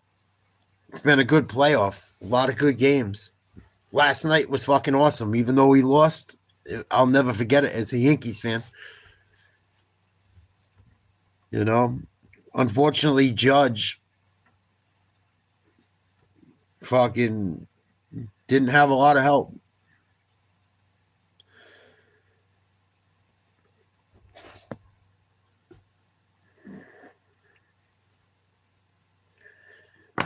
No doubt, dude. No doubt. You know, you can't fucking win them all. It just fucking eventually, the law of statistics get you. Sometimes you get outplayed. Sometimes you got fucking idiots. Look at poor Bill Buckner. Bill Buckner was like a batting champion for the fucking Red Sox. No one remembers. I don't know if he was MVP. I'm pretty sure he was a batting champion. He led the league in average, I believe, several times in his career. Might have been an MVP, I'm not sure. Regular season. No one remembers Bill Buckner for shit but the fucking ball he let through his legs. Guy had a fucking pretty damn good career in the long one. It's all he's remembered for. Right? Look at Chris Webber. Had an awesome NBA career. Fell short. Ran into them Lakers teams with Shaq and Kobe. Refs got a little funny in that last game. Debatable. All those people remember fucking and the Fab Five and shit, how dope they were. Only thing people remember Chris Webber for is for the fucking timeout he took when they didn't have any, and UNC won the game shooting fucking technical foul. No, he didn't live it down. I watched the whole shit on ESPN, David. It's fucking, how could you? I know how it feels. I used to cry, dude, and I could have played college soccer at a high level. Believe it or not. I was a fucking solid, a very good goalie. A lot of my high school teammates were offered college deals. A lot of them went in the military because we were a lot of broke. Like we weren't poor, but you know, I mean, we all came from working class families. A lot of my friends turned down soccer to fucking go to the military, or didn't have the grades, or because they were working jobs and shit, or, you know, being kids in high school, not making smart decisions. And fucking, it's a lot of pressure. A lot of fucking pressure.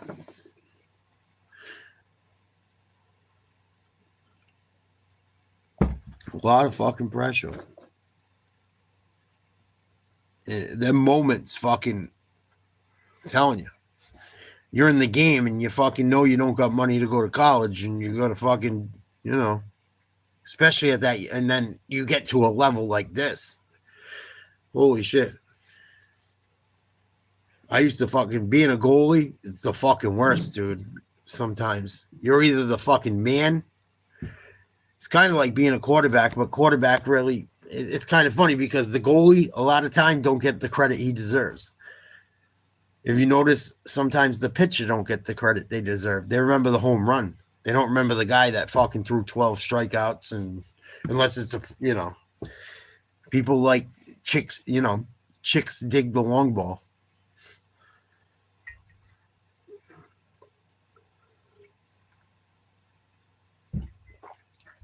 But it's, I used to fucking, when I was a little kid, I'd cry. My dad would fucking come down the side and he goes, you better stop. Not in a mean way. He's like, stop crying. You better stop crying. They're not going to stop. You better stop crying. And I, like most games, I give up. Like in a big game, we didn't lose much, but I've given up a few in tight ones. Never to lose one.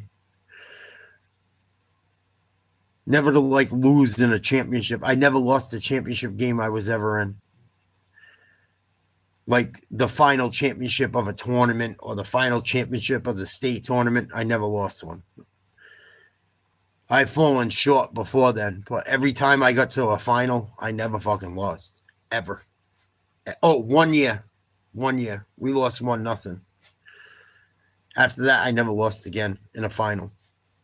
There was like fucking, we went from Maine to like New York, Jersey area and played all those teams and then played people all up and down the East Coast. There was a fucking period of time my soccer team didn't lose for like fucking 2 or 3 years. We did not fucking lose when we had that exact team. We lost one tournament every year when we didn't have that exact team because in the summer people were playing other sports or on vacation.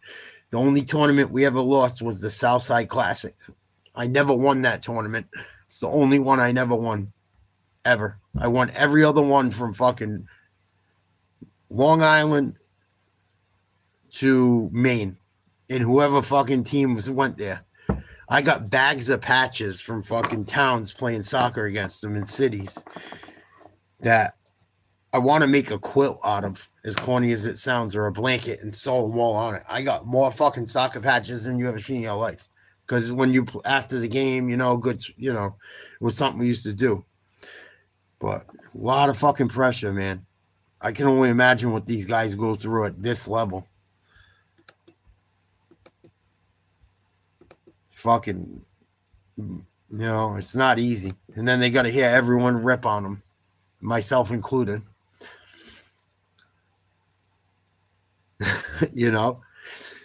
Fucking.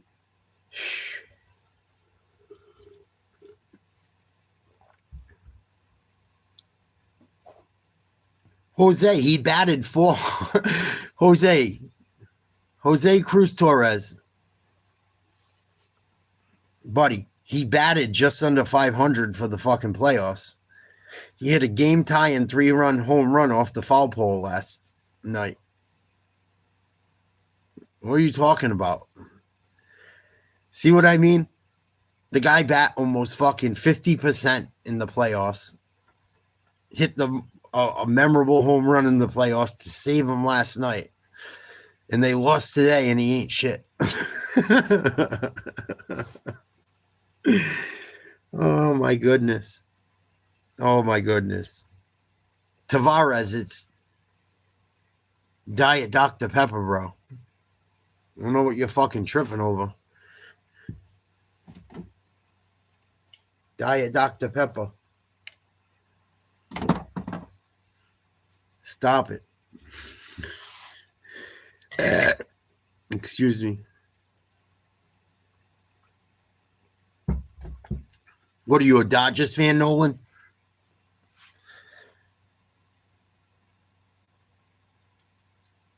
Or a Padres? You're not one of them Dodgers fans that would stab me if I went to watch a game, right? Aaron Judge had a better batting average in the playoffs than Vlad Guerrero. They showed the stat towards the end of the game. And people are like, oh, he fucking sucked. Why? Because he struck out once with the bases loaded in a game they lost 10-0. They fucking intentionally walked him a bunch too. And they did it again tonight. Thanks, Nolan. That's my only rip on Dodgers fans. And New England fans are just as bad. Maybe. Dodgers fans scare me a little. I can't even front. I hear fucking horrible stories about Dodgers and Giants games where it's like gang shit. Like we throw in, like, it's like a set. I heard the Raiders used to be like that back in the day too. And I'm not a stupid motherfucker from the East Coast. I know. I fucking know California's a special place when it comes to that shit. People don't realize. You could wear a fucking... If I wore this hat in a certain neighborhood and it was like... You think I'm playing. I would hope no one would hurt me, but... If I look like a fucking gang member and I'm wearing that hat, it could be a fucking problem.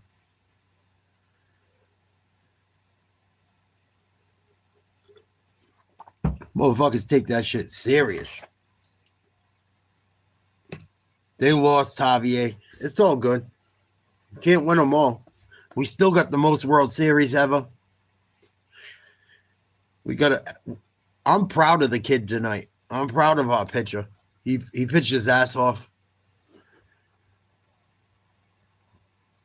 I like what I saw out of the team. I can talk however I want, Bobby. I was feeling myself. I had a good night. Why would I think the Yankees were going to fucking lose tonight after what I saw last night? It's the internet, bro. I come on here and have fun. I don't know what to tell you. People respond how they respond.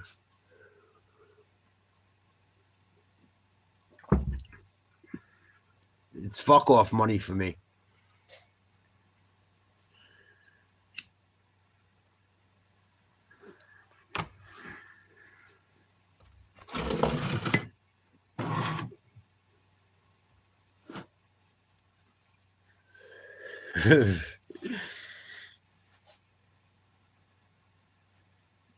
I'm just saying, Javi. I'm just saying. I don't want no beef. Yeah, they screwed the pooch tonight. Slippery poodle. I get a kick out of this shit too because people never talk shit until like I never see them until like during the Red Sox series. People talking massive shit. Didn't see them. Didn't see him much during this series. Didn't see him at all tonight until now. They wasn't talking shit last night, but they're going to talk shit tonight.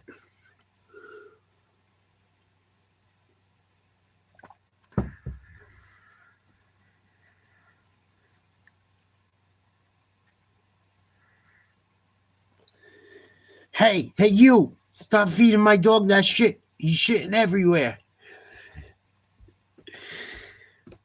Dodgers are getting the ass whipped. We could check out a little bit of that bullshit. Fuck it. What are you talking about? They came down from 6-1 last night. Last night was fucking a great game. Tonight was a good game. If it wasn't for Jizz Chisholm, tonight probably would have went differently.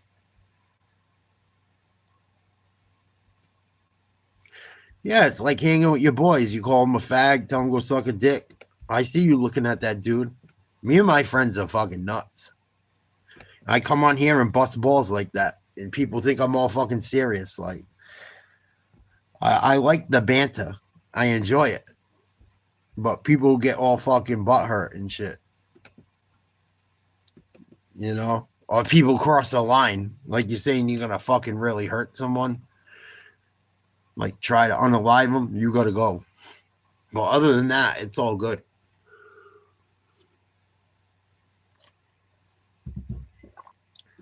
It didn't really matter how many they outscored us by, though, Slippery. They outscored us by, what, 3 tonight? 3 or 4? That's all that matters, was tonight. Each game's an individual thing.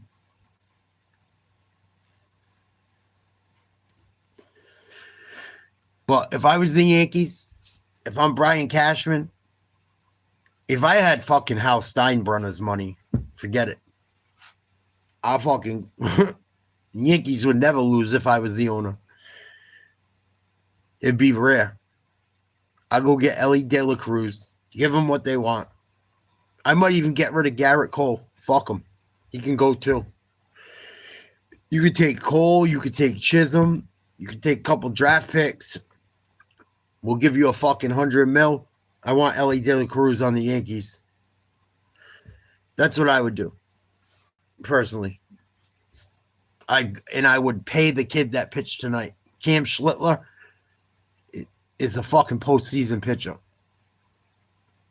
Kid's 24 years old pitching against his fucking hometown team and fucking throws 12 Ks, no earned runs, 5 hits, pitches 8 innings. And only his 15th major league start. And then comes out tonight, doesn't have his best stuff. He didn't throw a single pitch over 100. Against Boston, he was hitting 101, 102. He didn't have his best stuff tonight. And if it wasn't for Jazz Chisholm booting that fucking ball, we might be in extra innings right now. So that kid needs to get paid.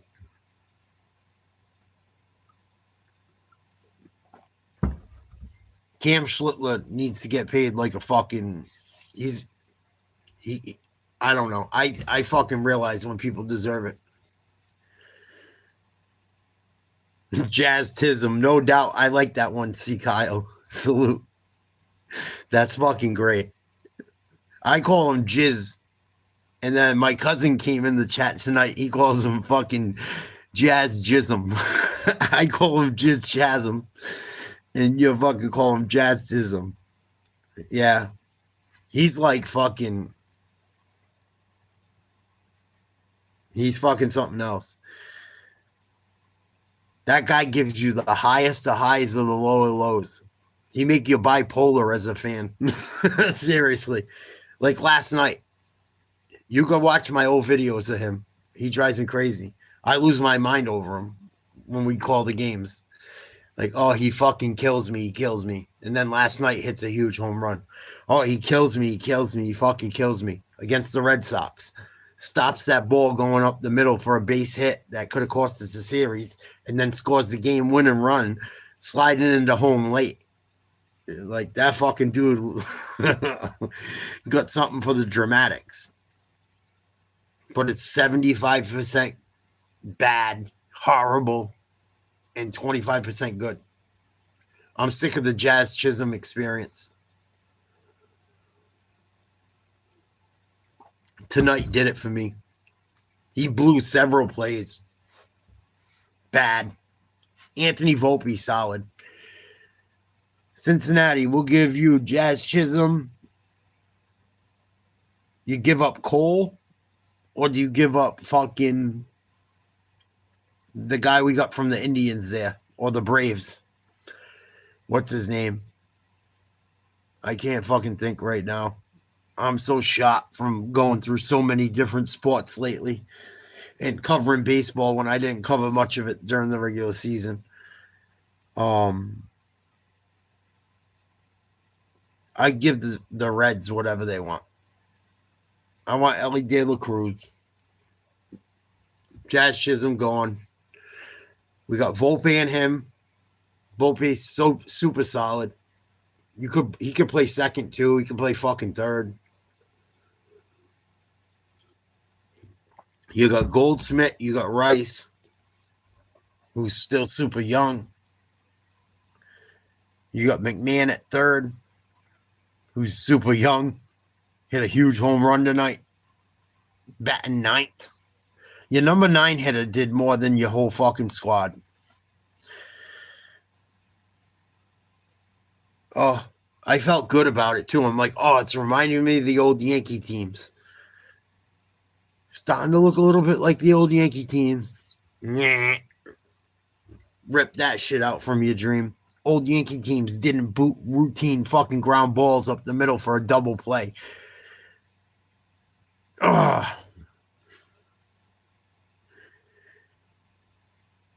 I think New York is got to let Jazz Chisholm go. You got to go. I've seen enough.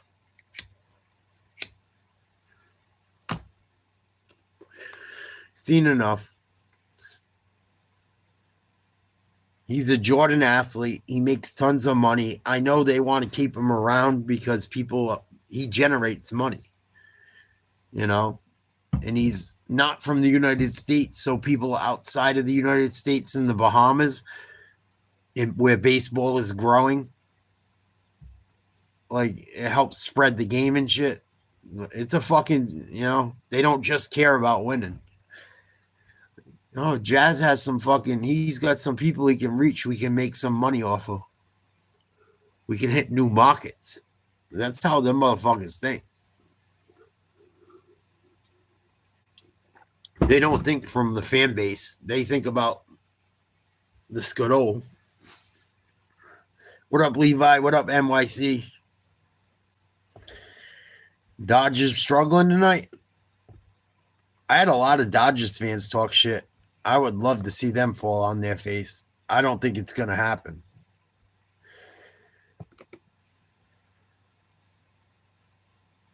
I think that Philly's up by a couple runs right now. Unless this webpage isn't updating right from ESPN. Yeah. New York, go grab Ellie De La Cruz. Stop being fucking gay. Go sign the dude. Whatever they want, give it to him. I'll give him my firstborn.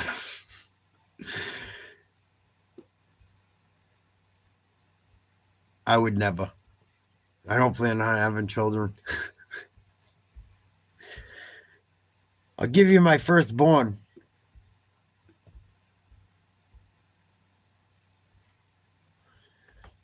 What the fuck's going on with this website? Oh, I see what's going on.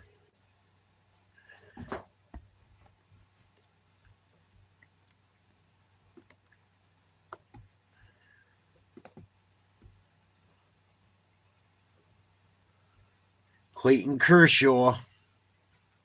He reminds me like he's a good old boy, but fucking he's probably a shit bomb too.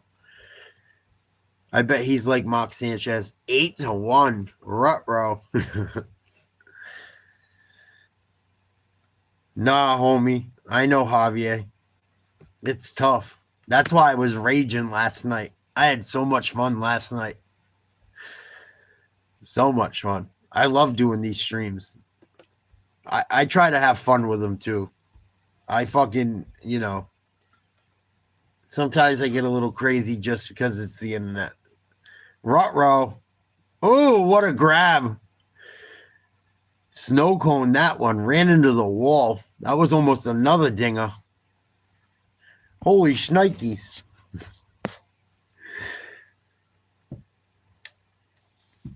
California looks like an awesome place. I would love to go to the beaches in California. They look beautiful.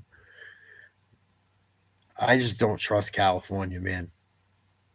I don't know. Portland either. Portland, Oregon. I was reading about Portland, Oregon today. I don't think I'll be hanging around Portland or Seattle.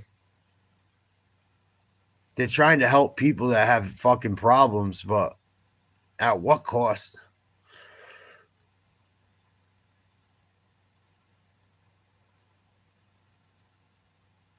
It's all right, Tommy. Or Tony. Yeah, Toppers. I grew up in Rhode Island and Boston. And my family, half of them like the fucking Yankees and the Giants. Half of them like the Red Sox and the Patriots. And my father liked everything. My father liked everything I like, pretty much. So, I took after my father. But my father's great uncles and my great grandmother, they all like New York. They all lived pretty late in their life. I hope I have that longevity. My great grandmother lived to 104. And still knew shit about the Yankees. Got to see them win in 09. I think she just missed 105. I'll have to look it up. My grandma great. We called her Grandma Great. She was fucking ancient. That was my dad's grandma. And all her fucking kids lived a long life, pretty much. My father died from heart complications last year.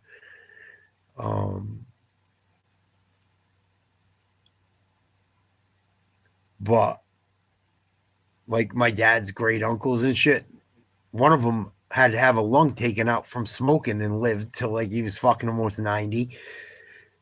My Uncle Tom just passed away. My great uncle, he was fucking almost 100. His mother lived to 105. I hope I am lucky enough. But they're all Yankees fans.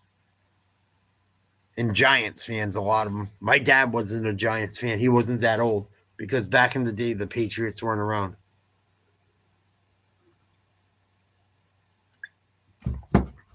Is there a way you could stop being a cocksucker, Tony? It might not have been me. You got to be a real douchebag for me to block you. Or you got to say what happens before I see it while we're watching the game live. Thanks, Levi. It was one of the worst days of my life. My fucking longtime girlfriend, I was getting ready to fucking ask to marry me. Asked me to move out 10 minutes before my dad died. It was fucking horrible. Horrible. The worst day of my life. One of them. But I'm still here. Never give up. Never give up. Horrible. Talk about a bad day. I know all about bad days.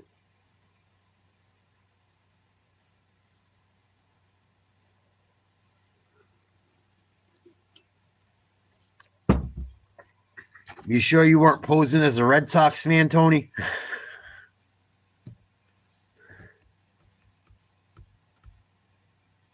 Even the haters come back. See?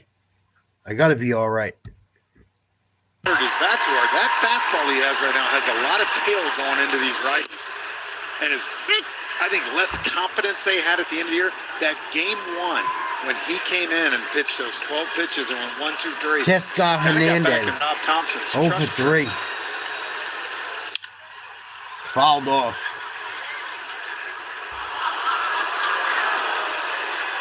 Kerkering with 2 strikeouts in his inning in game 1. Struck out Tommy Edman and Max Muncy in that outing. First time he's faced Teoscar Hernandez. Ball. No balls. They get 1 ball, 2 strikes on Teoscar Hernandez. Hernandez is 0 for 3. His 10-game postseason hitting streak is in jeopardy. He's 2 off a Dodger record. Alec Ball. Nice job. And 1 down. 2 ground outs here in the 8th. And it looks like Teoscar's hit streak will end at 10.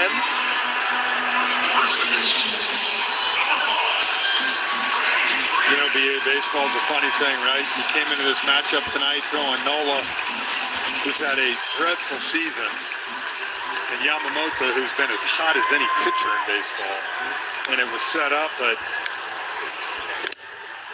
all of a sudden we talked about the big 3 for the Phillies. Phillies in the old school unis. You see a different team all of a sudden, and then you throw in Nola and Suarez. Philly's got the fucking Dale Murphy, Mike Schmidt unis from the 80s. Y'all young boys don't know shit about that. That's that old Dale fucking Murphy, Mike Schmidt shit. They wore them shits too when they lost to the Blue Jays back in the day with fucking, what was his name? Milt Williams, I think. Papelbon was Wild Thing. Milt Williams was kind of Wild Thing too. Milt Williams, I think his name was. And he was fucking clutch all year long, killing him. Played the Blue Jays. Joe Carter fucking took him yard. See ya. I think that was in 91 or 92.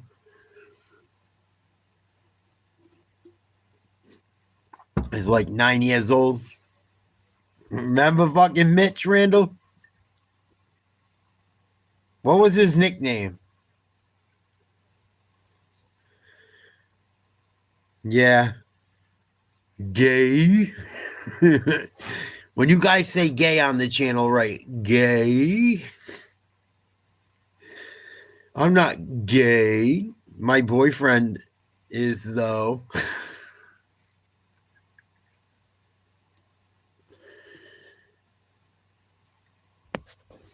But Mitch was a motherfucker till he met the Blue Jays. The Twins were nasty for a few years, too. They had Scott Erickson. When did they win? 1990? 91?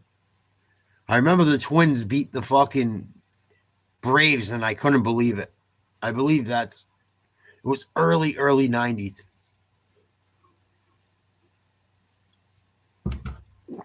A's won in like 88 or in 89 or something like that, or maybe 90. I think the Dodgers won one in that same year range, 88 maybe. Kirk Gibson hit that fucking dinger. I remember watching playoff baseball back then. No, they lost. But I remember being a little kid. I was fucking pissed, dude. I love fucking Mark McGwire and Jose Canseco. Even though I was a Yankees fan, those were the guys. Fucking Dave Stewart. Bob Welsh. I know sports. I'm older. I'm probably older than you guys think. I'm not. I don't think I look super young, but I'm over 40 years old. And I remember being fucking pissed. I remember watching the Cubs and the Giants, and I think the Giants lost. That was the year of the fucking earthquake. Giants and A's. I think it was 89. 89, I was 5 or 6 years old, depending on what time of year it was. I probably just turned 6. That shit was crazy. Yeah, and the Reds had that good ass team, Barry Locken. I got a Barry Locken rookie card. It used to be worth a lot of money. It's probably not worth shit now. I should have showed that fucking shit years ago. So many cards I have now ain't worth shit. I got to go digging through my old hockey cards. My buddy, he's a good friend. When my dad died, he came and found me. I have 2 Bobby Orr cards. I know I have more of them. But I don't want to get rid. I got to check my rest of my stash before I give him one. Because they're not too fucking, like, in their family heirlooms. I got a lot of old hockey cards that they're not in the greatest condition, but they're fucking the greats. Bobby Orr, fucking all the Canadian teams back then. Fucking Stan Makita and fucking what's his name? Gordie Howe and shit. Like, I got some shit put away if I can find it. I got so many totes. My buddy, I feel bad, but they mean something to me. It's not about the dollar amount, you know. My uncle gave them to me. But if I can find one more, I'm gonna fucking definitely give him one of the fucking Bobby Orrs. Even if it's not the exact Bobby Orr, but I got some fucking old shit that even if it got graded a 5, it's still valuable. I got a lot of Jordan shit put away too. I got a couple full sets from the like mid 80s, from the Celtics, Lakers, and early Jordan years that are worth some money. I just don't want to pot with them. Like, I'd rather pass them down because what I'm going to get for them ain't going to do enough.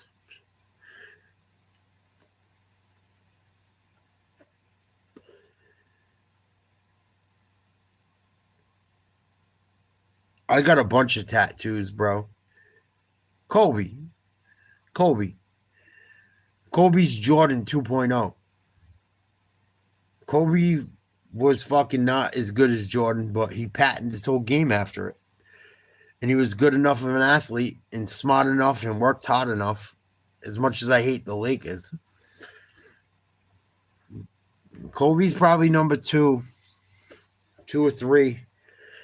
I don't know. Shaq was pretty fucking dominant. And I'm not trying to shit on Kobe. It's not anything against Kobe. I don't think Shaq really gave his all. Like, I think if Shaq was like fucking how guys are nowadays, oh my goodness, he would have never lost. No doubt, Ryan. We ride or die, homie. I ride or die with my squad. Last night was awesome.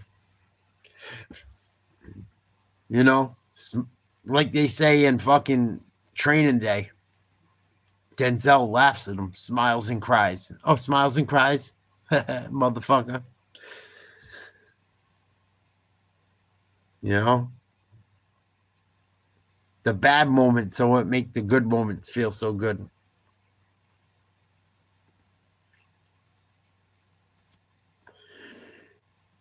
You know, I've been thinking about it, Rye. If my squad ain't in it, I usually root for the AL East. If they get by the Tigers, whoever is the lowest ranked seed, I'll root for, or the teams that have never won, I'll probably root for. The Mariners are one. Like, if the Browns ever made the Super Bowl and the Patriots weren't in it, I would love to see the Browns. Like, I'm not a piece of shit like that. At least for the solid fans.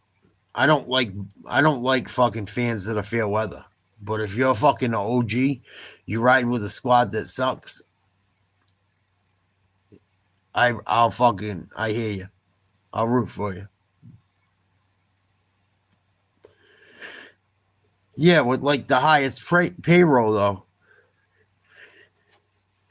Who would you rather have in a fight, Ben Wallace or Charles Oakley? Neither. I wouldn't want to fight either of them.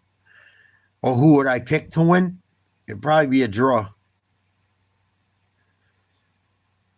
I like everything Boston but the Red Sox, Levi. I don't fuck with the Red Sox. I have my reasons for it. I grew up in between Rhode Island and Mass. A lot of my family was Yankee fans. Like my older family on my dad's side. My dad was a huge Yankees fan. My dad liked the same shit too. Everything Boston but the fucking Red Sox. Did the fucking... I'll be shocked if the Bruins won tonight. I might shit my pants. I might shit my pants. Don't tell me I'm not looking. If the Bruins beat the Capitals, I'll be shocked. But we'll cover some hockey this year. I'm going to try like hell. I had fun doing the playoffs. It's just hard. People don't like... If I do hockey or I do baseball, for some reason, people don't tune in unless it's the playoffs. People aren't interested. I used to try to do soccer games too. But people aren't into it. And what am I gonna say? Oh, they switch fields. This one passes to this one.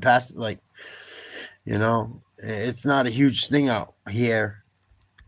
I would love to. I'll do World Cup when the World Cup starts. I will do that because that shit is fucking the best.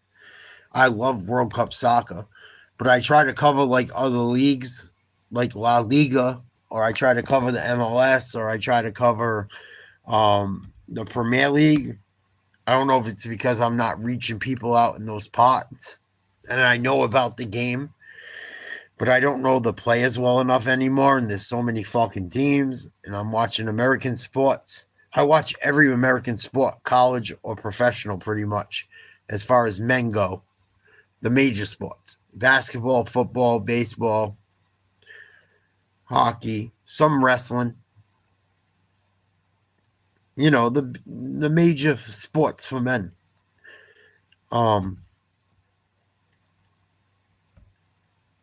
But it doesn't fucking... I don't know. But the World Cup, when the World Cup rolls around, wow, the Bruins fucking won. Hell yeah. Hell yeah. Bruins got some young guys this year. We shall see. I gotta go take a leak. Give me 1 minute, guys. I'm sorry.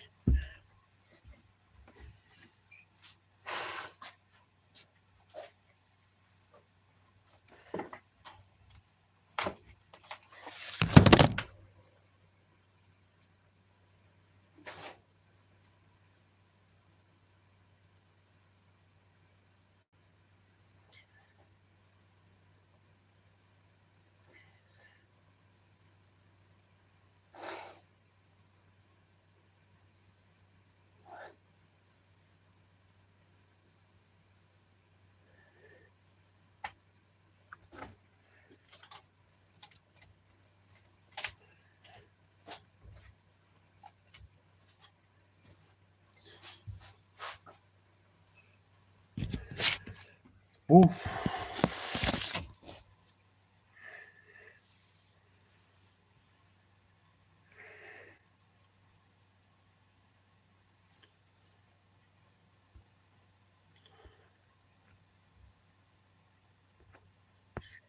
Steve, are you still in here, homie? Bro, I lost almost 100 pounds, dog.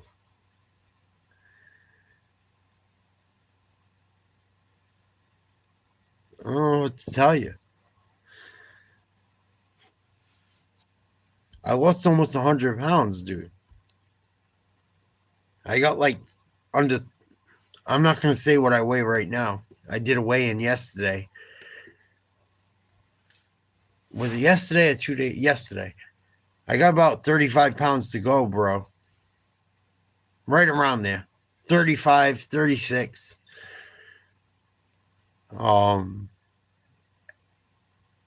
And I went through a lot of shit for a long time, but if trying to make fun of me fucking makes you feel better, I hope you feel better.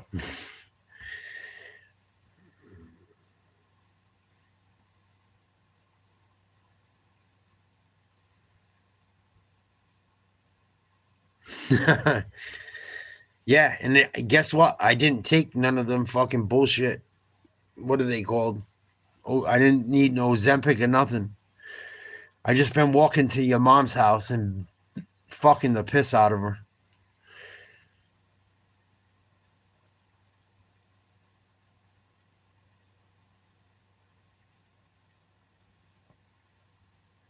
So shout out to Mom Dukes.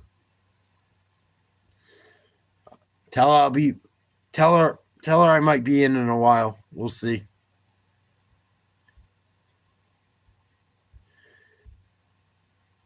Maybe I'll stop by. You want me to grab anything? You guys need anything?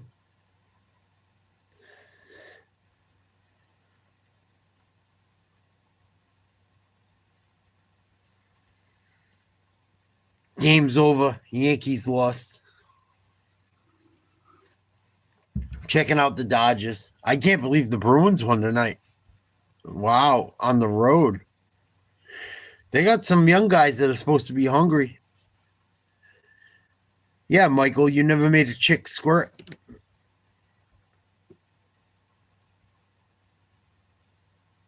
You never fucked the piss out of a bitch. I feel bad for you. You should. It's a good time. Jazz Chisholm. They didn't swing the lumber.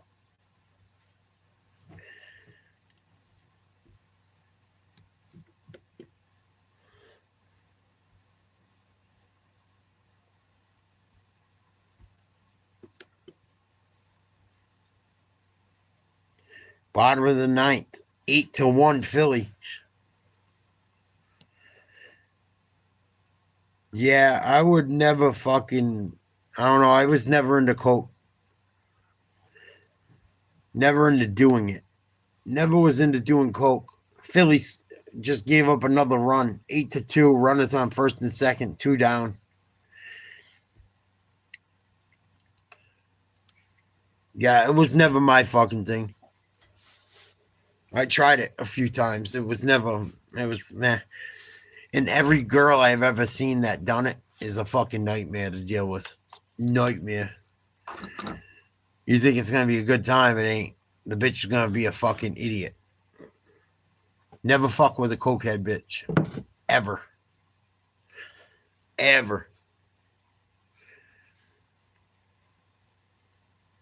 I'm telling you. Trust me. I've seen it too many times. No, they're not, Michael. They are not. I seen some demonic shit not too long ago from a cokehead bitch. You could call me crazy. You could say whatever the fuck you want. I seen some wild shit. And if you don't fucking believe me, I'll ask my boy to tell the story if you don't mind. I'm not going to tell the story without it. I seen this bitch fucking do something I didn't think she was physically possible. The way her body's built and the way she is, I seen the wildest shit. Wildest shit. I don't even want to talk about it.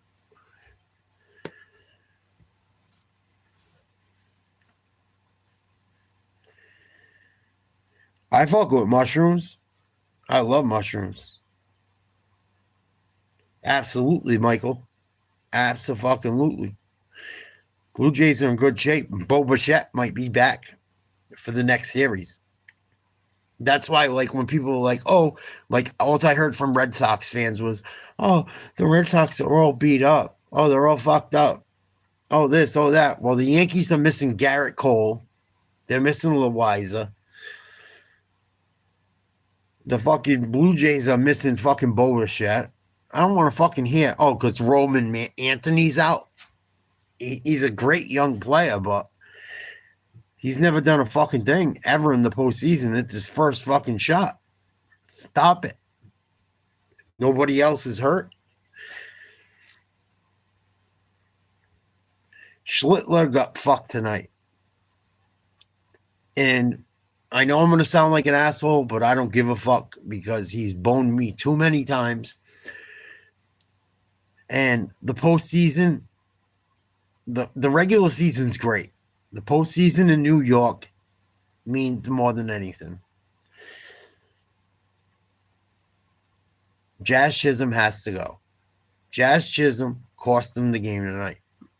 And there's like multiple fucking reasons why. Multiple reasons why. And I don't know if a few of the fielding things were because of Boone. Every time Boone pulled the shift with the infield, it never worked. Not once. And then Chisholm, they finally fucking pull a shift that works, and Chisholm boots one. It would have been we would be in extra innings right now. Chisholm doesn't boot that ball. It's 2-2. If things go the way they did. He boots the ball.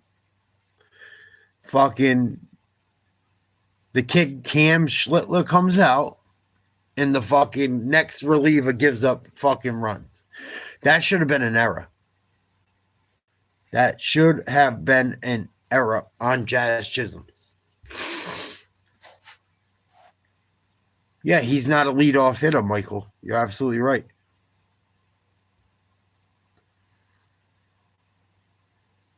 The ump was pretty inconsistent tonight, too. There was a lot of strikes that weren't called. It doesn't matter. The game's over. But he fucking sucked. And he wasn't very good last night either. Frozo. Volpe's been all right. He's super dependable. He made huge plays tonight. I think you forget. He made a fucking Willie Mays catch. Going out to get to a ball that Bellinger couldn't. He had the fucking Jeter jump and throw double play against the Sox. Stop it. Volpe hit a home run against the Sox.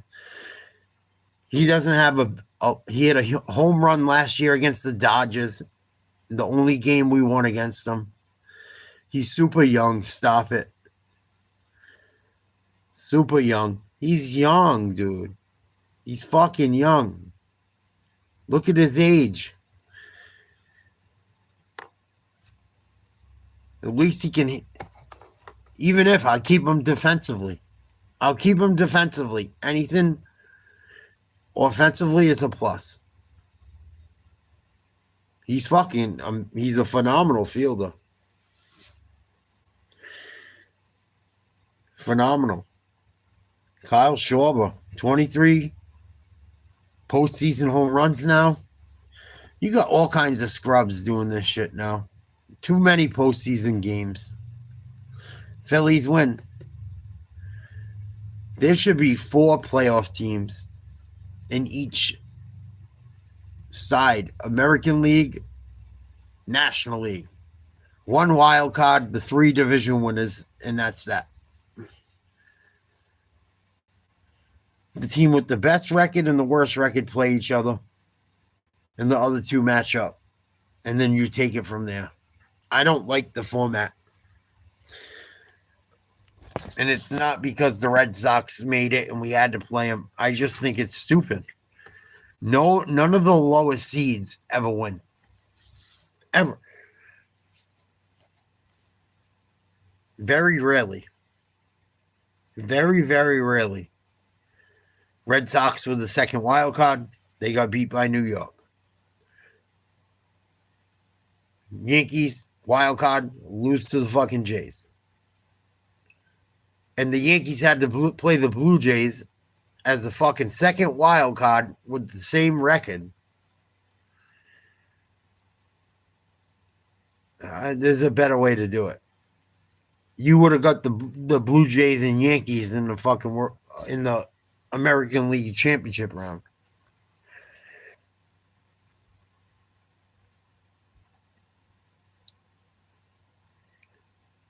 I got you, Jesus. You want to see my titties? I got you.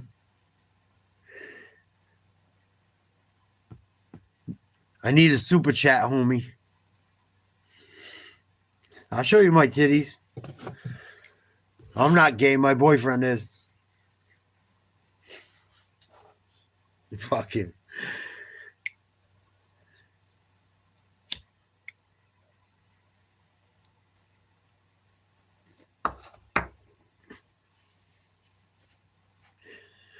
What's the deal with German girls and a ton of tattoos? I seen some German girls out the other night. They were tatted the fuck up. They were probably a bull. Tatted the fuck up. Hammered. I'm like, what the fuck? Looking like they fucking performed death metal. They could have got it too, but they look dangerous. Yeah, they were fucking, I don't know. They were a little intimidating, Levi. I can't front. I don't know if it was my Catholic guilt or what, but bitches look like they want to punch you in the face and fucking piss down your throat. Oh, shit. I'm telling you.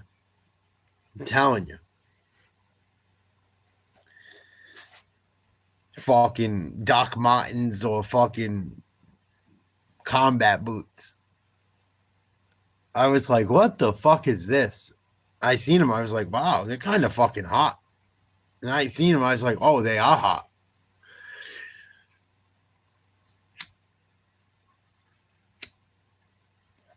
Something about that Euro trash look.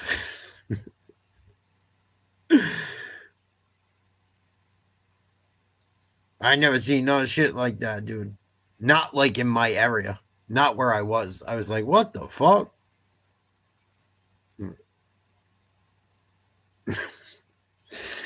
You're like, should I stay or should I go now?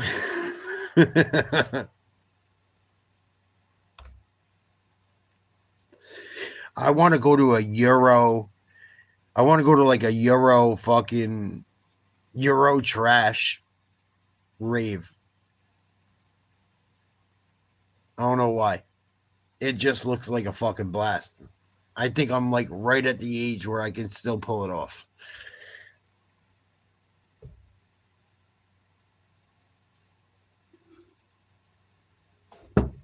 The Yankees lose. Yeah, it is what it is. The mighty Casey struck out. Jizz Chisholm booted a ball and jizzed his pants. Awful.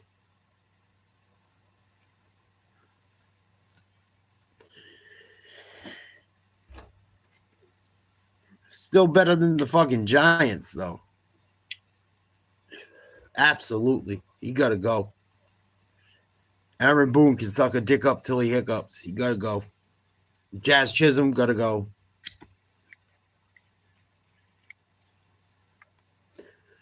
Horrible error tonight. Y'all lost to the fucking Saints. Saquads. Shaquad. Lord Shaquad. Lord Shaquad Barkley. You lost to the fucking Saints, homie.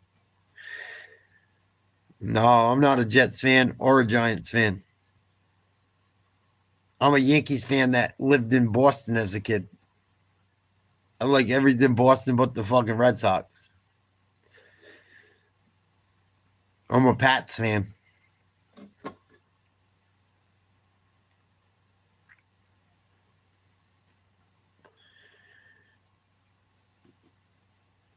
That's what your mom said, but she still does do nasty things to me.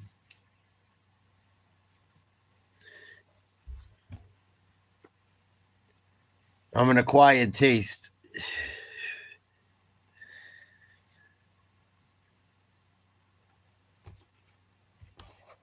But she's gotten used to it.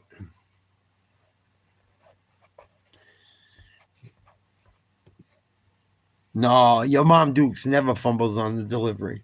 Ever. Never, never, never. She catch every drop, homie.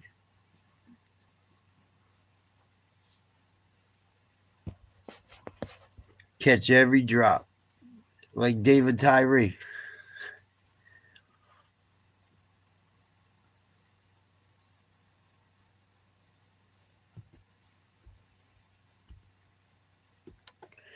What we got for football tomorrow night? Sure, Peter. That's why they're golfing.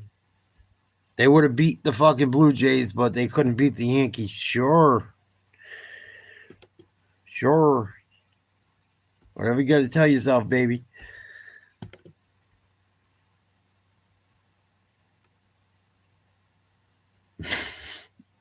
People are fucking hilarious.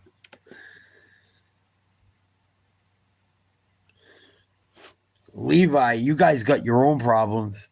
Edmonton can't fucking win either in the postseason. I was pulling for Edmonton last year. Connor McDavid fucking shit himself. Shit himself. They were beat up at the end of the year a little bit too, but Brad Marchand fucking destroyed your franchise.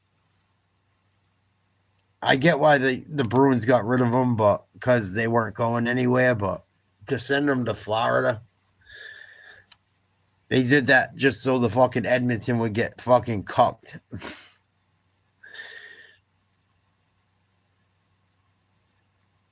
Well, Mr. Barkley, I grew up in several different places. That's why my family supports different teams. And I have my reasons. I grew up in Rhode Island and Massachusetts. And my father's family was Yankees fans. My mother's family was mostly Red Sox fans. And I chose the Yankees back in the 80s over the Red Sox. And I met a Red Sox that was a douchebag. So that sealed the deal for me.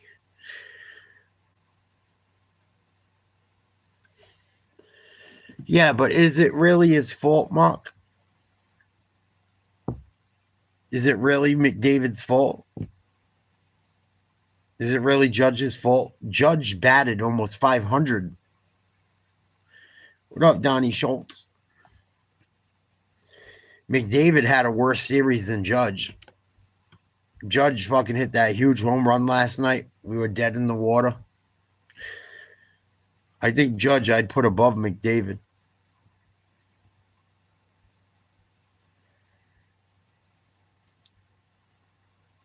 If the Jays get Bo Bichette back and he's anything like he was while he was healthy,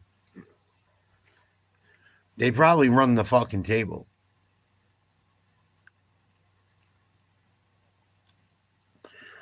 Probably run the table. I wouldn't doubt it. They're the only team I think that can beat the Dodgers.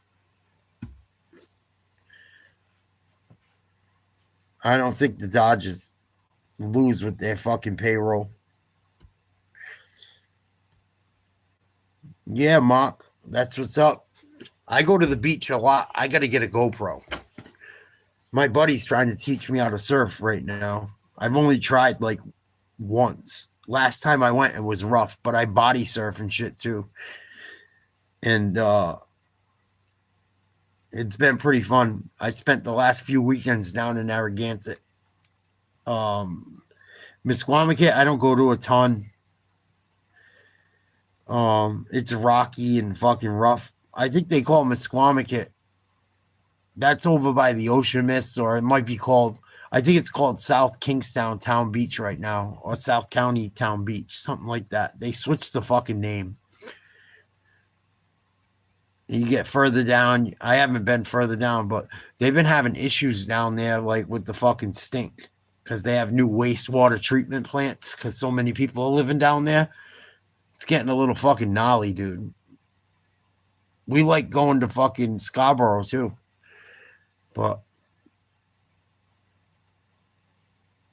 people don't realize that that shit gets pumped into the ocean. They clean it out before they do it, but it fucking creates a smell sometimes, dude. But Narragansett Beach, we haven't gotten much of it lately.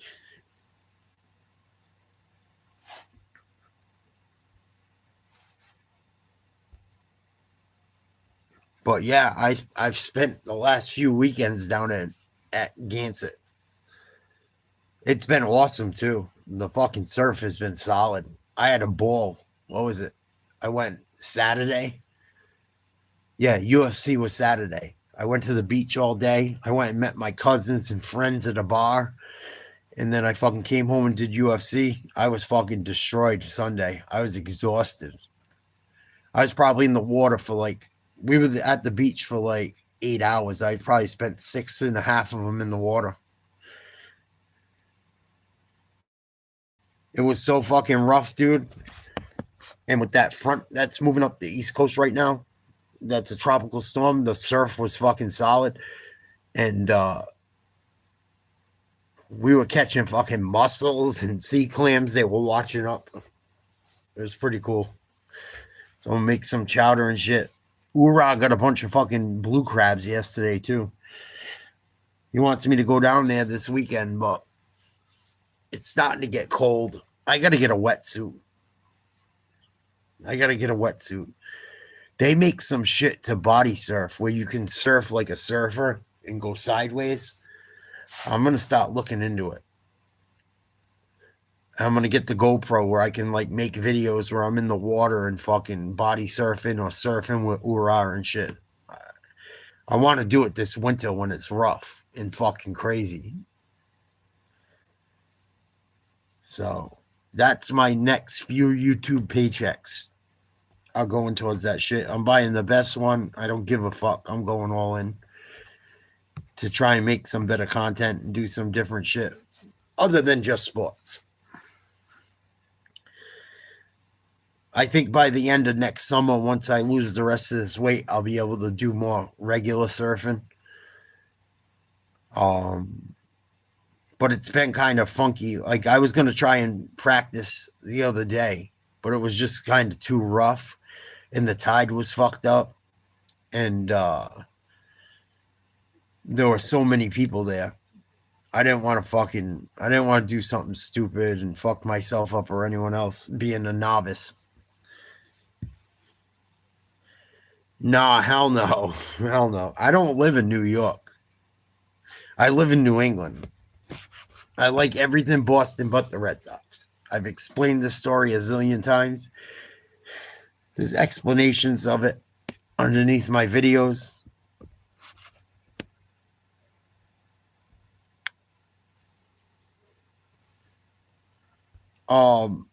There was a baby great white caught off Block Island the other day. There's been a lot of shocks up here. The water was warm this summer. But I don't worry about that shit. They had some shit in the water they said was giving people fucking diseases and shit. I try not to live my life in fear. Like, if I can't go fucking swimming and enjoy myself, what the fuck? And being a fisherman, 5th generation fisherman on both sides for majority of my life, I cannot. I'm good as dead if I don't go enjoy it. I know it probably sounds crazy, but yeah, I core hooked for years, Mark. I'm a commercial shell fisherman by trade. It's gotten so bad I don't really do it anymore. I actually got rid of my license and everything. No, I'm in my 40s. I'm a couple of years under 45.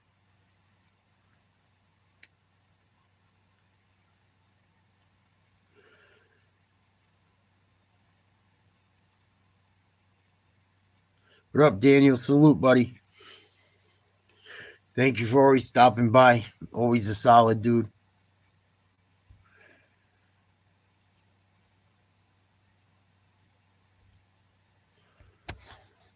I don't know. I liked some of the Oilers' first line. They had some injuries last playoff, too. What's his name? They lost him in the finals against the Stars. He was having a huge fucking playoff. I think losing him definitely hurt him. No shit, Mark. I fished Block Island a lot when I was younger. I don't get to do it much anymore with the price of gas. And I got a 21-foot row marine, but I don't really like taking it to Block Island. I can pick my days and shit, but it's got low gunnels. It's a core hog boat. I have to be careful. But I missed a fish that was. I missed a fish on the southeast side.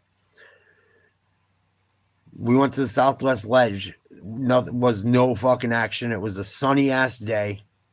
They don't like the sun over there after you get out of the morning, I find. We went fucking trolling these cedar plugs, seeing if there was schoolie tuna or fucking bass around. My buddy throws like a 40-pounder in the boat. I had like a Senator 30, the old school red ones, pen, and it was all fucking stripped out, dude. But I missed a fucking huge fish. There was a new record caught 74 pounds on that southeast ledge a week later after I lost that fish. And all we saw was a shadow, but it was fucking massive. I was so fucking pissed. It spit the hook, or it went through its jaw. It fucking, because the drag sucked on the fucking reel. I was so pissed. So fucking pissed. And my buddy is slow, and we're trying to have him drive the boat and shit. Like, he's not, he has like a mental issue, but he is capable. He owns a boat, but he's a little slow. And fucking, we're heading north from the southeast side by the fucking lighthouse. I fought the fish for 45 minutes. The fucking drag on the rod on the reel was junk. And I had a 6-foot leader on it for fucking tuna. Instead of grabbing the gaff, and we're heading into fucking rocks, there's a wreck over there. And fucking, we're on an 18-foot bayliner where we shouldn't fucking be. Being broke fucking idiots. And with a 120 force on it, the biggest hunk of shit outboard you could ever buy. And I fucking lost the fish. Yeah, I'm still sick over it.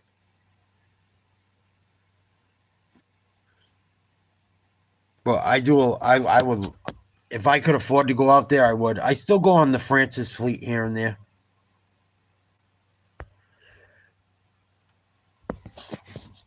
I still go on the Francis Fleet here and there. I didn't go this summer.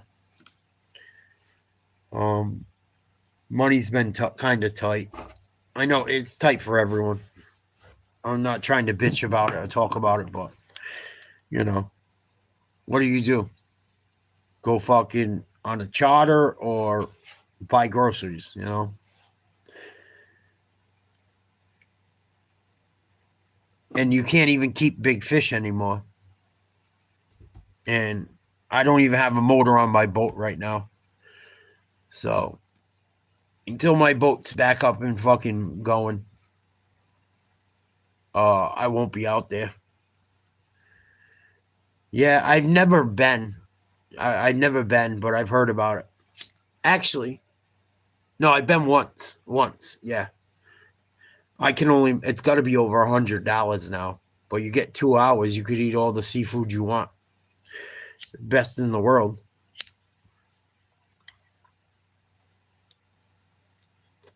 I went years ago, and it was just under $100. It was for like an awards dinner for a sportsman club I was part of. But that place, back in the day, was phenomenal. I couldn't tell you anymore.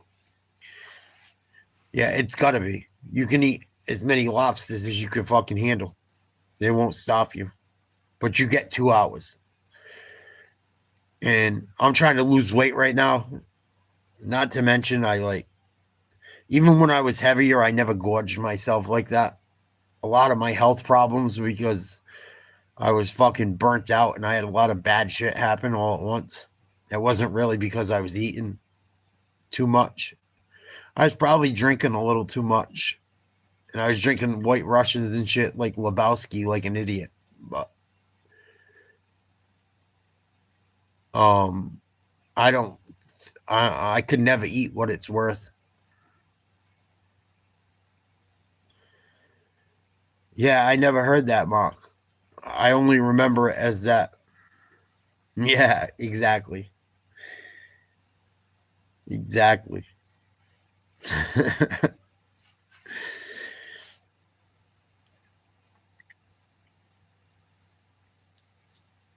Here comes all the fucking chatterbirds. Let's have one more smoke. Mark, if you haven't subscribed, please do. Nice shooting the shit with you. We usually talk sports. Some people local to me were talking about some things. I'm sorry it's not all sports. I'm sorry Grisham sucks. It's what it is.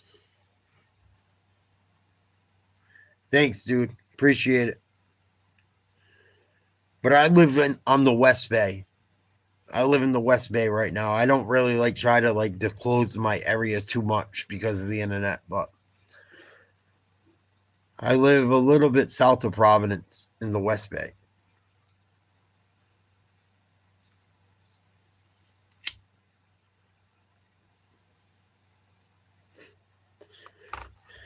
But I like everything Boston but the Red Sox, as many of you know. To anyone new, please like, share, subscribe. I've told a million times why I do. I think this is the last time I tell anyone because I'm sick of saying it, and I'm sure I'm sick of people hearing it. But I grew up in Providence, in the Providence, Rhode Island area, and Boston.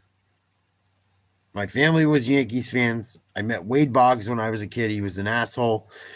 And I was torn between what two teams I was going to pick. And after I met Wade Boggs, I chose the Yankees. It's the truth.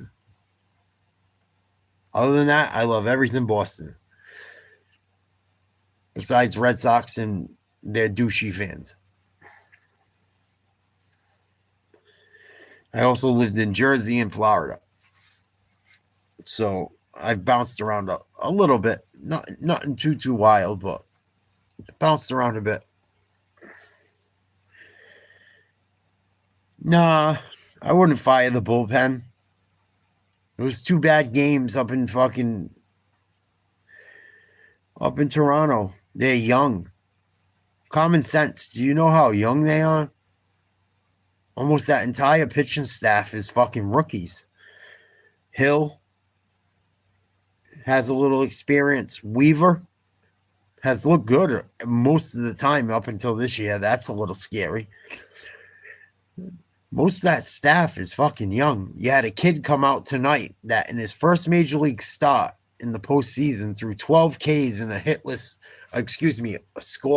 8-inning game that almost beat the Blue Jays tonight if Jazz Chisholm doesn't boot a ball at second. And didn't have his best stuff and held Toronto to 2. That should have been an error on Chisholm. Chisholm cost New York that game tonight. I don't think people really realize it. That was it.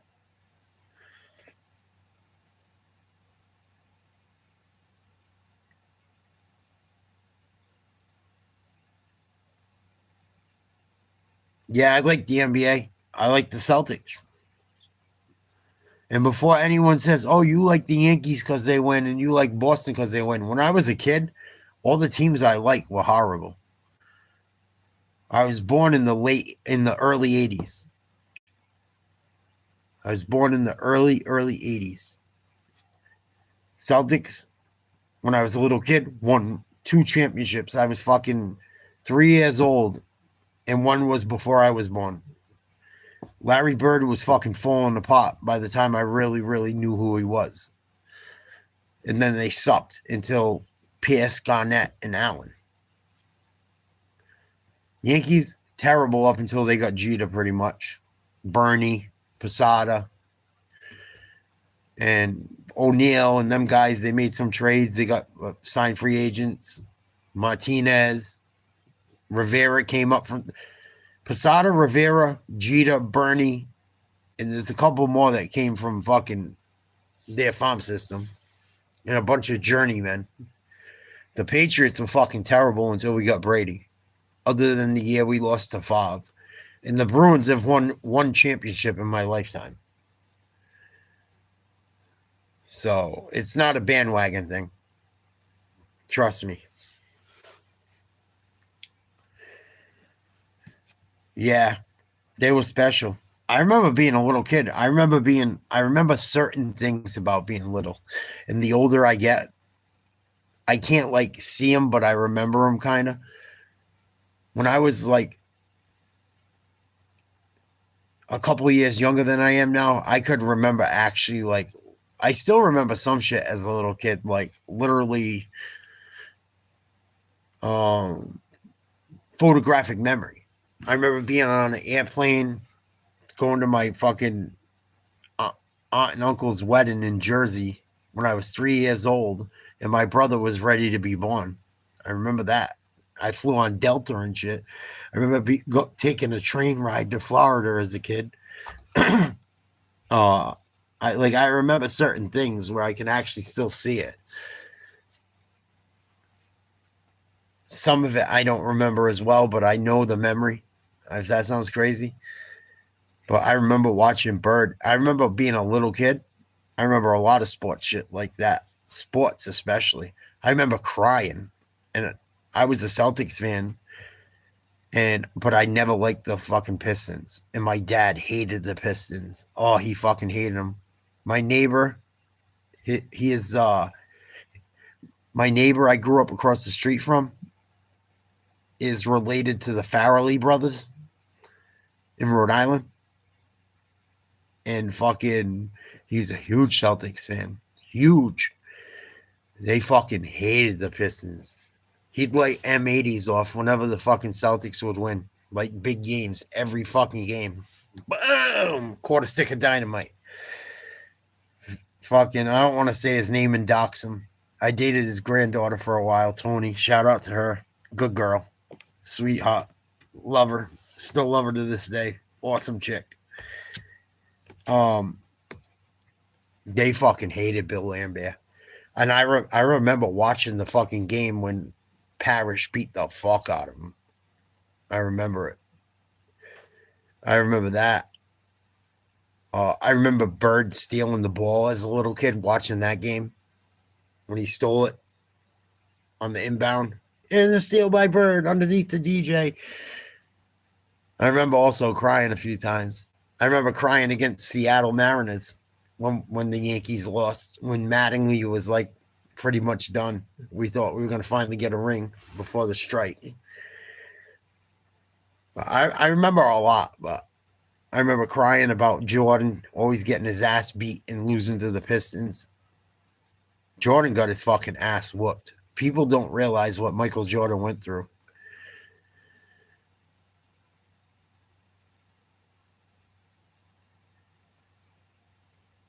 People don't realize, like when people say, oh, LeBron's better than Jordan. Imagine LeBron having to deal with the Pistons when Rodman was really Rodman and young. He might not have been as fucking much of a weirdo, but he was a better basketball player. Came off the bench. He was like their seventh or eighth man. Vinny the Microwave. Joe Dumas. Joe Dumas is a fucking stud. Isaiah and them guys get all the credit. Joe Dumas is a fucking stud. Joe Dumas is a fucking wonderful human being, too. I read about him. Seems like a solid guy. Solid guy. I love Joe Dumas. Joe Dumas does not get the credit he deserves. He reminds me of an NBA version of fucking Bernie Williams.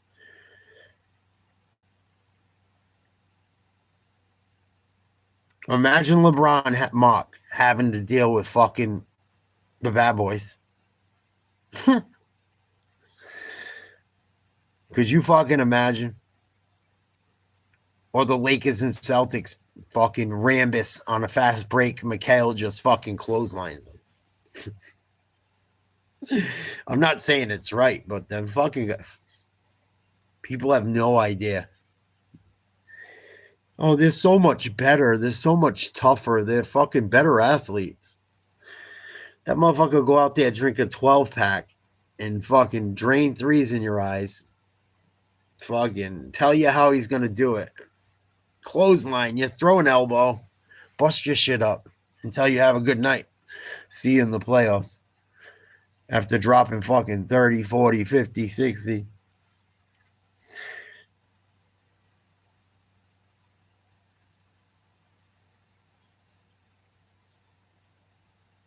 Aaron Judge looked like MJ. Unfortunately, he didn't have too much help. Aaron Judge had a better batting average than Vladdy in the postseason. They're both phenomenal. Everyone's hating on Judge. He batted just under 500. He has a better average than fucking Vladdy in the playoffs, but we won't talk about him because they lost. Just say how he fucking struggles because he struck out with the bases loaded. Hindsight is 2020.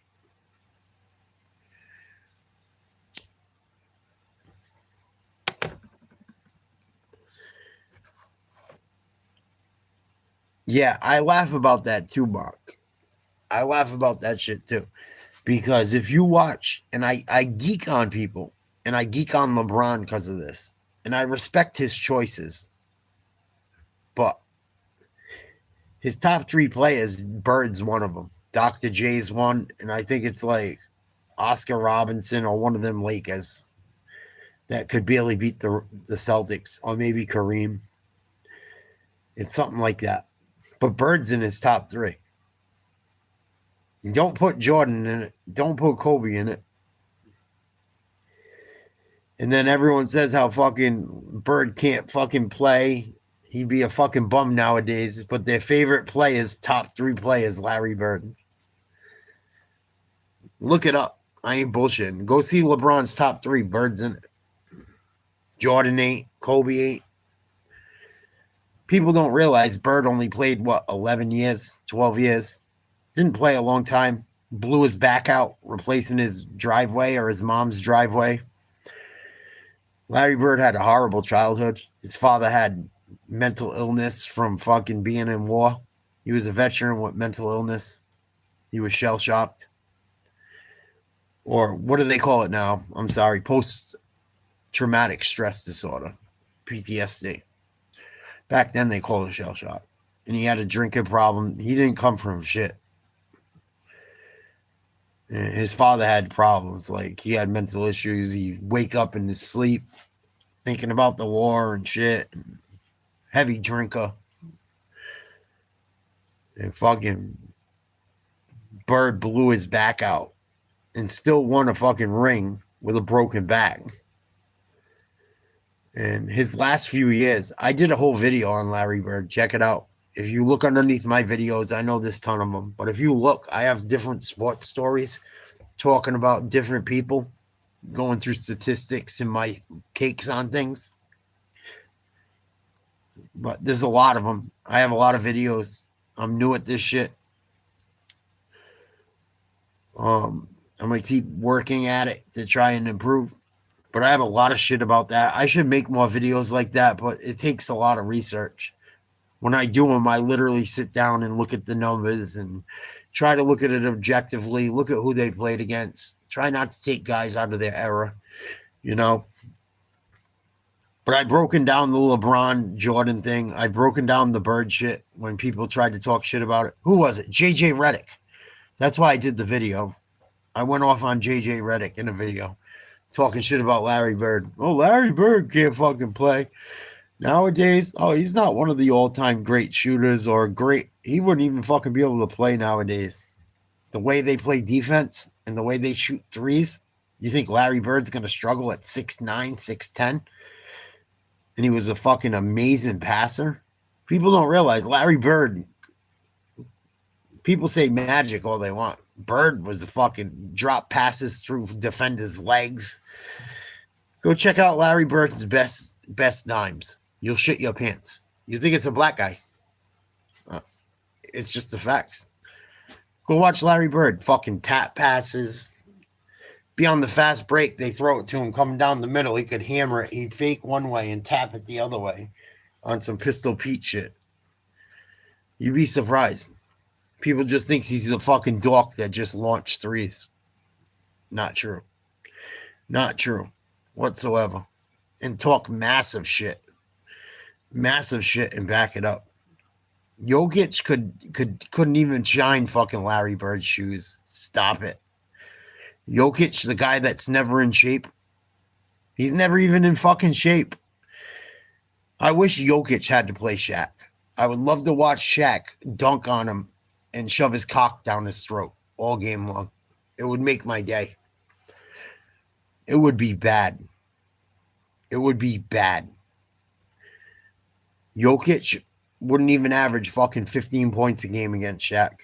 And he could fucking cut all that other bullshit he does out. It's not going to work. Or against any of them centers. Olajuwon will fuck him up. I'm telling you. It's because the way the game is nowadays. Imagine Shaq playing now. Everything's a foul. Everything's a foul. How do you guard Shaq now? He was falling out.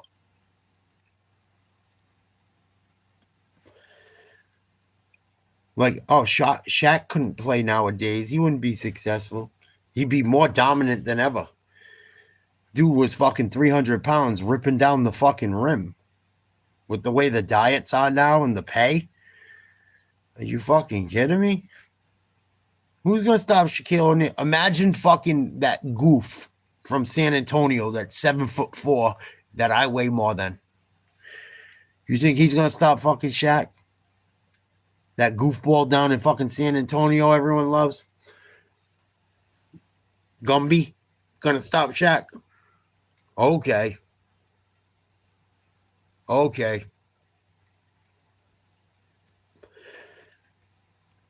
Yeah, Gumby. Gumby. Sits at the fucking 3-point line when he could be fucking trying to do something inside, but he's a stick figure.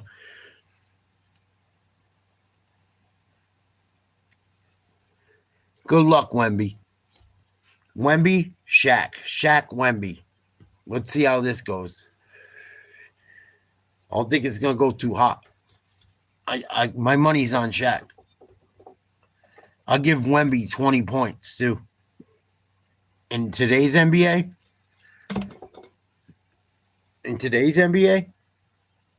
My goodness. Yeah, the West was weak back then. No doubt about it. We had to go through the Knicks, the fucking Sixers, Detroit, Atlanta with Neek. Dominique was a bad boy too. Bad boy. The West was not that strong back then. No doubt about it. The Rockets were starting to come around.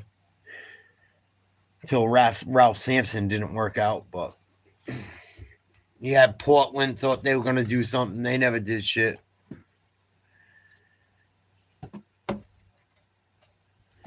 Sixers were tough. You know you're going 5 or 6, maybe 7. They won a championship. You know, they got Dr. J was fucking Jordan before Jordan. Dr. J was the biggest thing before Magic.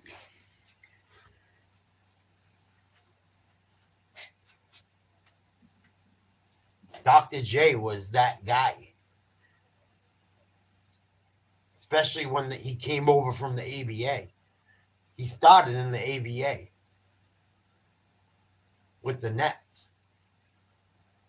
And then Philly signed him.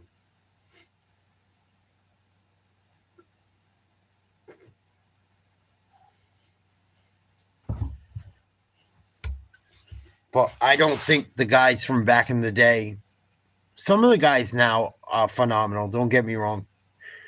Some of the things they do now is phenomenal. But I think a lot of the guys that were good back in the day would be just as good, if not better now. Just as good as not better. You couldn't leave a guy open for a 12-foot jumper baseline. Nobody. They're going to knock it down. Nowadays, it's just 3, 3, 3, 3, 3. Imagine, that's why I say people can say what they want. Oh, it's about 3-pointers. Shaq will go down the floor and get a fucking and one every play nowadays. Then you put Shaq in the fucking pick and roll game nowadays with the alley-oop, with the way they play defense and it's all spread out. Oh my goodness. Shaq would probably average fucking 70 now. It would just be a layup and a dunk and a foul. Hopefully he shoots 50%, probably around 50 points a night. There ain't no one stopping him. No one could stop him then when you were allowed to be more physical. You know? And you know he's going to create contact. He's just too fucking big. You're going to run into him just by trying to block his shot. If you even get the opportunity, because it's probably just going to come down on your fucking dome. I think Shaq is the most dominant player ever. I think Jordan's the greatest. Jordan's the best. But the most dominant, scary freak of a motherfucker ever is Shaquille O'Neal. Just a freak. Fucking freak. Freak. And that's why him and Kobe beefed. Because they questioned his work ethic. And it's probably why Olajuwon got him when he was early in his career. I also wonder what would have happened if Penny Hardaway stayed healthy. A lot of the reason Shaq bounced was because Penny was already having health problems with that knee. They fucking beat Jordan his first year back when he played that half a season or whatever it was, when he wore 45.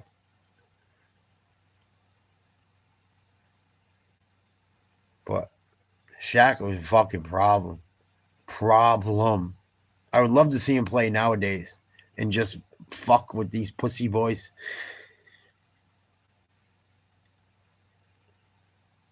Kobe's Jordan 2.0. He's like the fucking bootleg version of Jordan. Very good, though. Great bootleg. Jordan said the only person that might beat him in one-on-one would be Kobe because he plays just like him. And you watch him play, it's very fucking obvious. Very obvious. It's not hard to tell.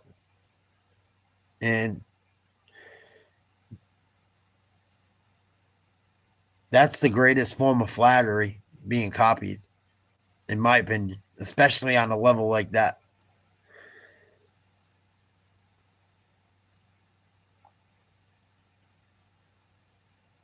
What do you think of Luka, Joker, Bron, and Morant? Against two, Broly.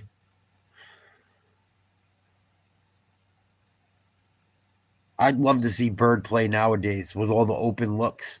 And the pick and roll and shit and what they're allowed to do without the physicality. You're going to let Larry Bird float around the fucking 3-point line or just run a pick and pop? And he's got McHale and fucking Parrish down low.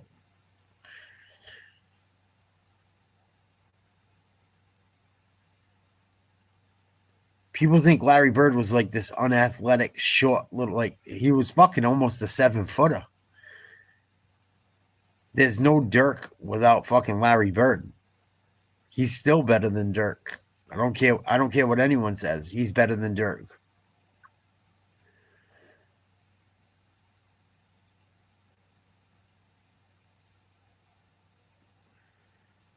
A lot of people have Mock. But because he's a white dude, it's not respected nowadays. Yeah, and that's the other thing why I don't understand why people hate Larry Bird either, Broly. LeBron puts him in his top 5. Fucking, he does nothing but say good things about young guys. Like, oh, these guys are fantastic. He's a total salesman and supportive of the league that's made him a millionaire. He's been a fucking MVP, a finals MVP, a league executive, coach of the year. He's like done it on every level. Him and Magic transformed him and Magic, although I'm sure it caused some division, white against black, it also brought people together. You know, especially with Magic with the whole AIDS thing and shit, and Larry just fucking still being his brother. Like, and I know Larry Bird's got some fucking demons in his closet. Supposedly he's got a daughter he wasn't too tight with, and some shit happened apparently. Nobody's perfect. We also don't know the situation. I don't know it. I think he's done more good than bad. And for a Laker to show up at Boston Garden on the night your number's retired and say there'll never be another Larry Bird, I don't think that's ever happened for anyone else. I'm pretty sure. Pretty fucking sure. I got the newspaper somewhere. I should go look for it real quick. I'll show you it. I got all them old newspapers. I have so much sports memorabilia I got to go through. I thought one day I'd have like this big, fancy, beautiful house where I could hang it all up, but it's not going that way.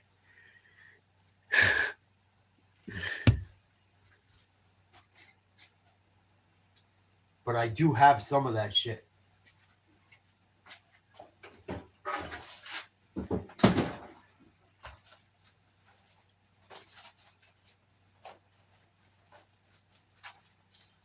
Oh shit, I found it right away. Oh my God. I forgot I went through this pile.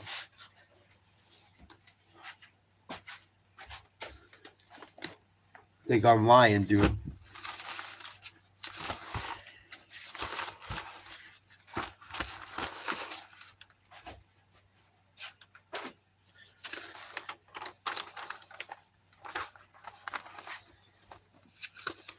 I was a little kid. I cut these out and put them on my wall. This is from the Providence Journal. You could tell I was a little kid. I wish I didn't cut it up, but I saved a lot of the whole newspapers. I ain't lying. Fuck. It's not going to show up. You got to be kidding me, this fucking green screen. Oh, you bitch, you.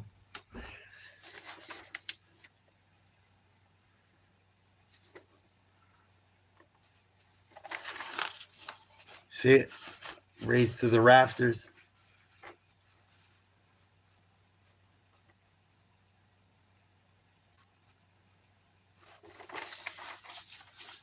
Maybe if I put a sheet in back of it.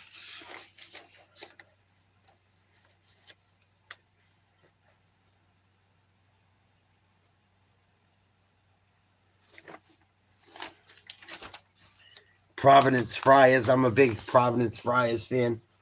It's when they made it to the fucking Elite Eight. Back when they had Shamgod.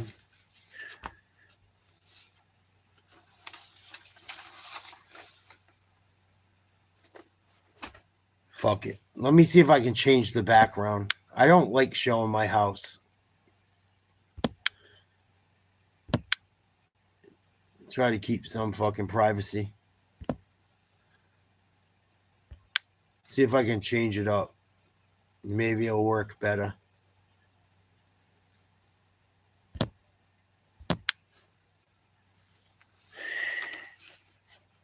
Oh, it's not gonna fuck it. There you go, a little better.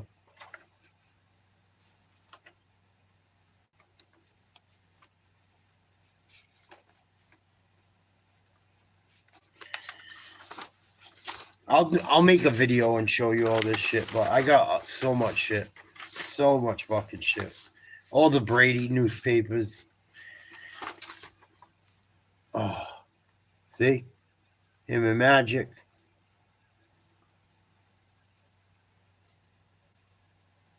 Him and Red. Fuck it. What do I care? I hang out in my basement and do videos. It is what it is. It's a fucking New England basement. They don't like it. Fuck it. Let's keep it real.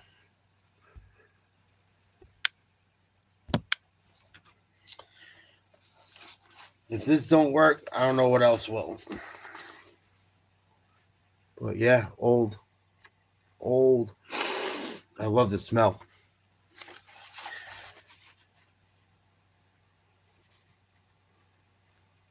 ML car. This was like 94 maybe. 95.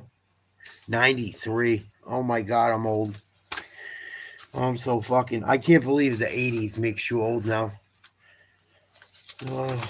I guess it's cool to get old. Ain't that kind of the objective? February 5th, 1993. Oh my goodness. 2003, 2000. That's fucking 32 years ago. Oh my god.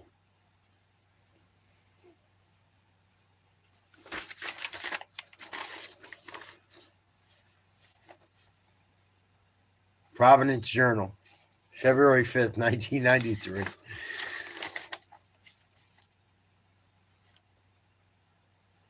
I was 9 years old. You could tell by how I cut it out. Not too bad. Probably should have saved the whole paper. Fucking Momo.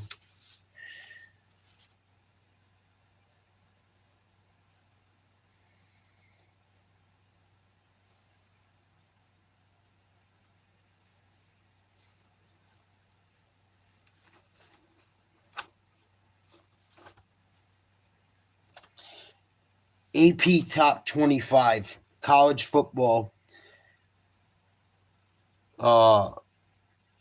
Arizona defeats Stanford. Number 8. Iowa over Illinois. UNLV over Pacific. Wake Forest over NC State. Tulane over Virginia Tech. Utah versus Wyoming. They won.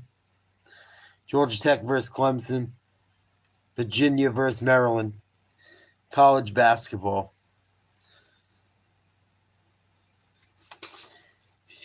Time flies. You guys that are younger,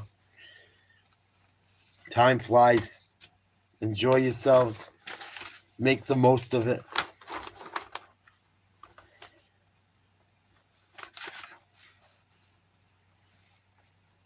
Fucking crazy.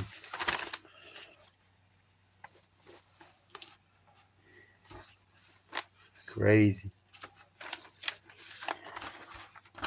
My favorite Friars team of all time. God, Sham God. Everyone does that Euro step. They call it the Sham God. This is the guy that created it.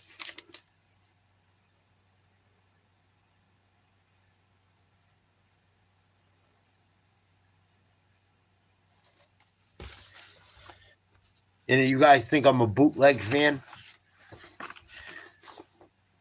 This is October 14th, 1998. Almost to the day.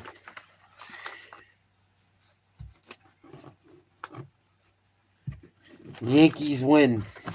Scott Brocious. Tino Martinez celebrate the victory over the Indians that clinched the AL Championship Series.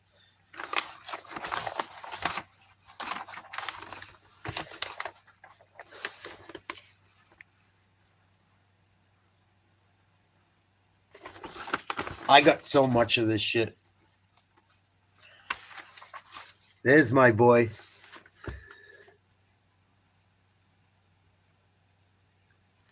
There's my guy. I was doing tile work at Mohegan Sun, working for the union. And fucking, they gave me a free, they throw a newspaper outside your door every day. I remember this shit. I was working at Mohegan Sun, doing a lot of additions. I can lay tile. I'm pretty good at it. But I do small jobs nowadays. I don't want to go work for the union. Fuck the union. There you go, all you Red Sox douchebags. When Pedro smacked Zimmerman, or Don Zimmer, Fenway punk. Psycho Pedro, New York Post. I think I stole this one. I think I might have stole this one. No, probably not. It's only 50 cents. I probably didn't. 50 cents for the fucking paper this big back in the day.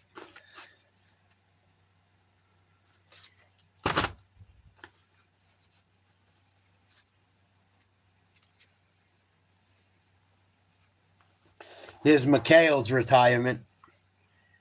May 7th, 1993. McGuire and Oakland deal Red Sox revolting send-off in playoffs. We were talking about that. McHale's final day. Him and Joe Klein.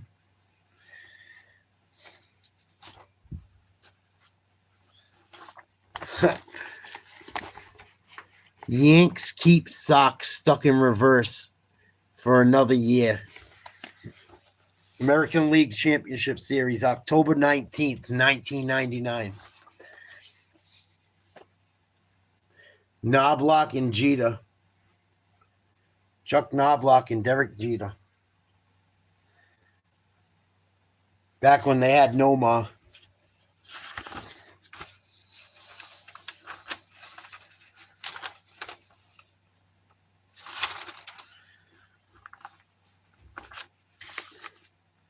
Three's the charm.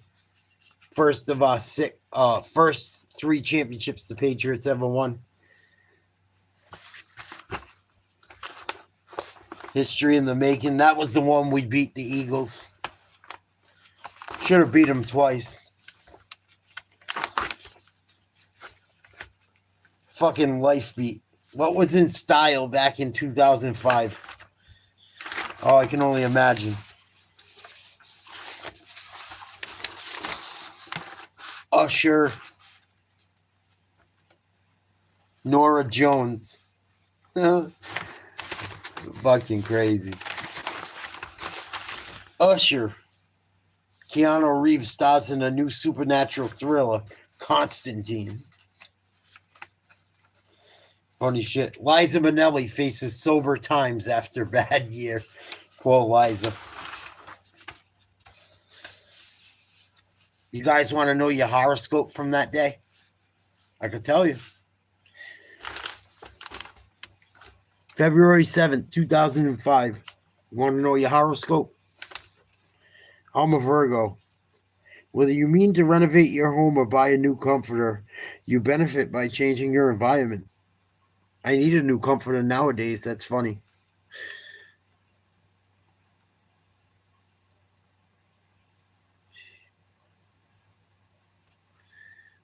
I have boxes of this shit. I should do videos on all of them. People probably get a kick out of it.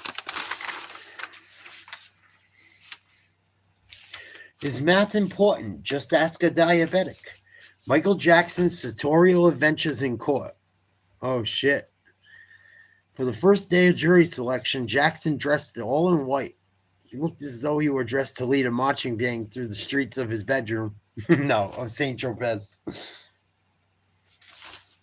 Funny shit.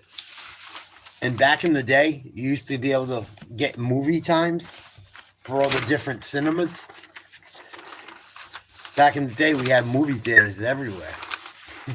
Believe it or not. And some of them, you could wait like 2 weeks, and then they would get the movie, and it'd only be like $1 or $2 to go, instead of going to the expensive theater. It was so cheap. I used to go watch a movie every day. It was hot in the summer, and we couldn't be in the house during the day. That was the fucking rule. If I wasn't working on my dad's boat with him. And I loved going on the boat. It wasn't just him fucking forcing me. I loved being out there. I probably pushed him more than he pushed me. But, yeah, we used to have fucking movie theaters and Showcase Cinemas. That's still around. Patriot Cinema. All these little ones are shut down now. Every fucking movie for the day. Need some drawers? There you go. Oh, you want to lose some weight? There you go.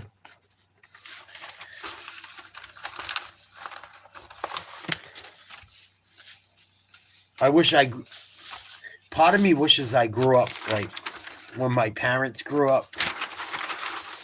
Well, I'm pretty cool with the time period I grew up with. I'm not too mad about it. The 80s and 90s and up until now has been pretty cool. I would have liked to be born a little earlier if I could, because shit was way cheaper. And you could raise a family on one income if you're a guy that was worth a fuck. But that's not the world we live in anymore. Teddy Bruschi. Story in the making. Pats get win that makes the dynasty official. Terrell Owens played with like a broken leg in that game. Crazy. Here's a sad one. This guy would have been a stud. Reggie Lewis. Just became an all-star and then he had a heart problem. July 28th, 1993. This is the day after he passed away. He had a heart issue, and played ball at Northeastern University. Went back there for a game after getting a heart check, and was shooting around or walking at halftime. Had a massive heart failure and passed away. This guy was like Penny Hardaway-ish. He wasn't as tall, but he played that way with that nasty crossover, long arms. I believe he was like 6'5" or 6'6", but he could really handle the ball. He could get to the hoop. He was athletic. He could shoot the jumper. He was really coming into his own. The Celtics having him pass away and Len Bias, and then Bird having the back problems, the Celtics might have won several more championships. But it didn't happen. This is what happened. Reggie Lewis. 1965 to 1993. Captain of the Celtics. Died last night at Waltham Weston Hospital after suffering a heart attack while working out at Brandy's, which is the campus of Northeastern. Stories don't come any sadder. Written by Bill Reynolds. When Len Bias died in June of 86 of cardiac failure, and everyone knows why that happens, allegedly, due to the drugs. Supposedly he did cocaine once in his life and he died that night. The night he was drafted to the Celtics, number 1 overall, during the middle of their fucking dynasty with Bird. Celtics rolled the draft pick and they got it. It just happened to be the number 1 pick. Sad. When Len Bias died in June of 1986 of cardiac failure, only 2 days after he had been the Celtics' number 1 draft choice, Larry Bird said it was the cruelest thing he ever heard of. This is crueler.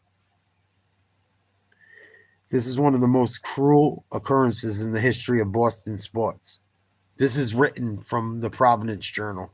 Bill Reynolds. Really good journalist. Solid dude. I know him. I've met him. This is not someone who dies of cardiac failure after a night of cocaine use. This is someone who collapses inexplicably 3 months ago, examined by some of the leading cardiologists in New England, and after a certain medical controversy is essentially told by a doctor at one of the most prestigious hospitals in the country that he can continue to play professional basketball.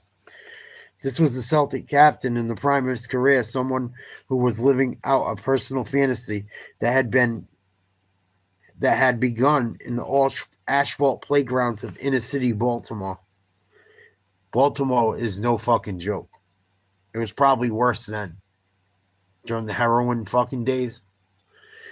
You ever see The Wire? It's a true story. Check it out.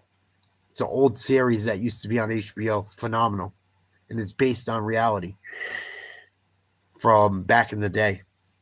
Avon Boxdale and all that shit. It's real families. It's a tragedy when anyone dies before their time, of course, but somehow it seems all the sadder when it's an athlete in the prime of their career. In many ways, athletes live out our fantasies wrapped in their fairy tale lives, symbols of strength and physical prowess, forever young. They are not supposed to collapse on the parquet floor in the Boston Garden, complete with chilling reminders that no one is exempt from life's unpredictabilities, not even 27-year-old superstars. They're not supposed to die shooting baskets on a summer afternoon at Brandy's. And the sad irony is that Reggie Lewis always was one of those great stories.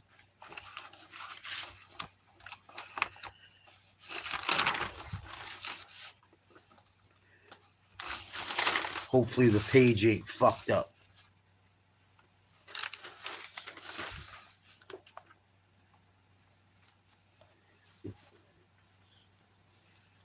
Reynolds. Sports have to seem one of them great stories sports seem to have a monopoly on. One of those playground fantasies that came true. One of those guys who seemingly had come out of nowhere to achieve NBA stardom. He never was one of those child prodigies whose adolescence is saddened by cheers. One of those kids who seemed to come of age with the NBA in their future. He was the sixth man on his high school team, famed Dunbar High of Baltimore. Spent his high school career in the shadow of the more celebrated Wedgie Williams, David Wingate, and Muggsy Bogues. Imagine having those guys playing around you. Went to Northeastern, a school with no college basketball glamour. One of those faceless kids who play in a league without television, without a whole lot of exposure. One of those kids who had spent 4 years here in New England playing college basketball, and except for basketball junkies, was relatively unknown. When the Celtics made them their first-round draft choice in June of '87, they won the championship in '86. So, Bird going down after that year and shit, fuck them. And then him passing away. Although this was '93, he was really starting to evolve. Drafted him in '87 of June. It was not with a lot of fanfare. He played sparingly in his rookie season. That summer, he played in a semi-pro game at the West Warwick Civic Center. I used to play indoor soccer there. We won a couple of championships there. Signed a few autographs. It was not a pretty place either. It's a fucking grimy old fucking New England fucking hard-nosed fucking, towny type place. He signed some autographs, but certainly wasn't a celebrity. That would come later. Bird, McHale, and Parrish were aging. The Celtics' glory days seemed all in the past. Lewis emerged as the cornerstone of the future. Young player who had become one of the most explosive scorers in the league. All of a sudden, Reggie Lewis, the sixth man on his high school team, was an NBA All-Star. Past fall, he was named the Celtic captain, succeeded the retiring Bird. A symbolic move that declared emphatically that there was a new era in the Garden, and Lewis was at the center of it. They made the playoffs after he died. They lost to Shaq in the fucking playoffs. And they lost to fucking Reggie Lewis and McHale the year McHale retired. McHale dropped 40 in like his last game, and Alonzo Mourning hit a fucking jumper at the foul line as time ran out. Yeah, poor Reggie Lewis, man. A guy people should know more about. Good dude. This is the first of the Yankees championship of their dynasty when Jeter was there. October 27th, 1996.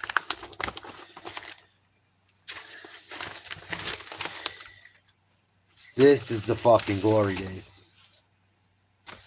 Joe Girardi hit a home run in that fucking game, too. We need him back as coach. And, of course, it says Boggs celebrates victory as the Yankee.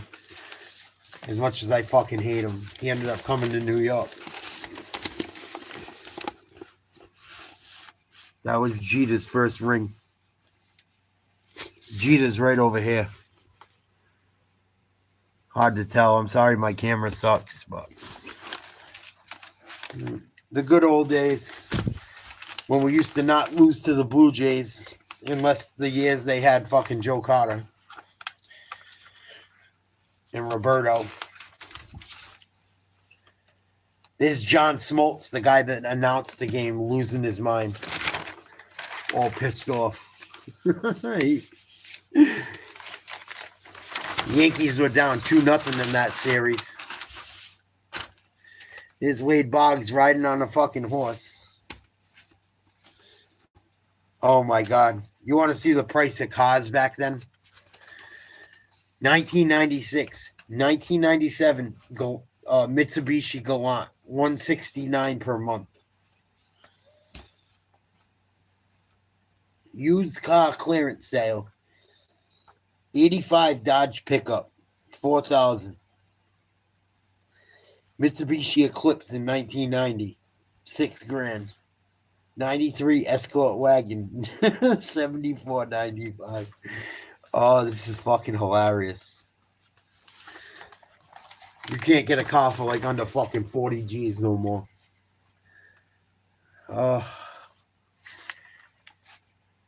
97 Ranger XLT delivered, $1,500.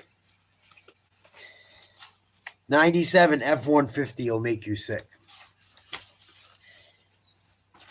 97 F-150 4x2, special appearance, basic pickup, chrome style lock wheels, AM FM stereo, clock, 129 down, 129 a month, 3,000 down. Gotta be fucking kidding me. Oh, it makes me sick. Fucking crazy. You get a 97 Avalon for fucking $20,000. Fully loaded. Anti-lock brakes.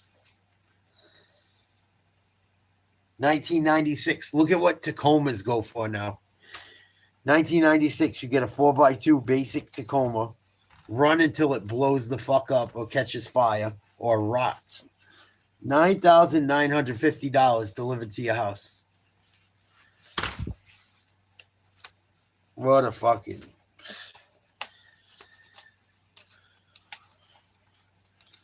crazy. You could get a 96 Montero for $299 per month. That shit was the Monteros were dope. Oil change, $16.99. Firestone, 60,000 mile warranty, $39 a piece for a good tire. What the fuck is wrong with this world?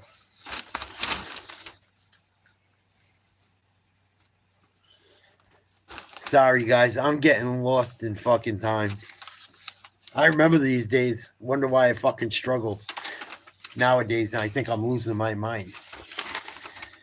Yeah, because I grew up when you thought you had a shot.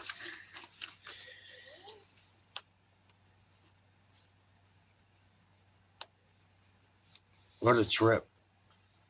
I always look at I flip through a lot of these here and there, but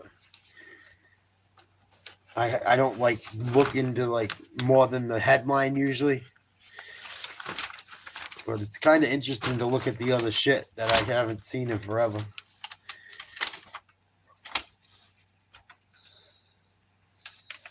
Come on, you fucker.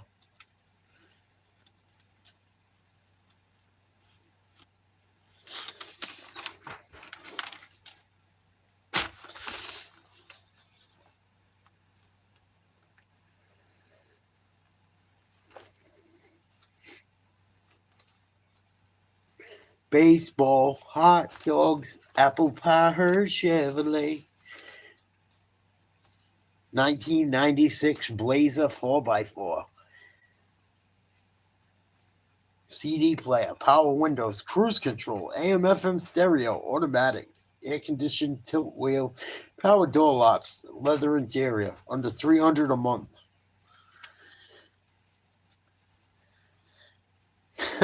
96 Chevy Cavalier, $11,000 delivered.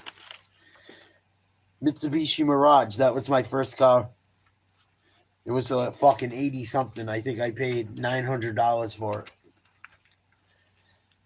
Some asshole fucking T-boned me in it too. I sued the shit out of him. On fucking Park Ave in Cranston. 1990 Pontiac Grand Am. $4,995. Two-door. Oh, this is fucking great.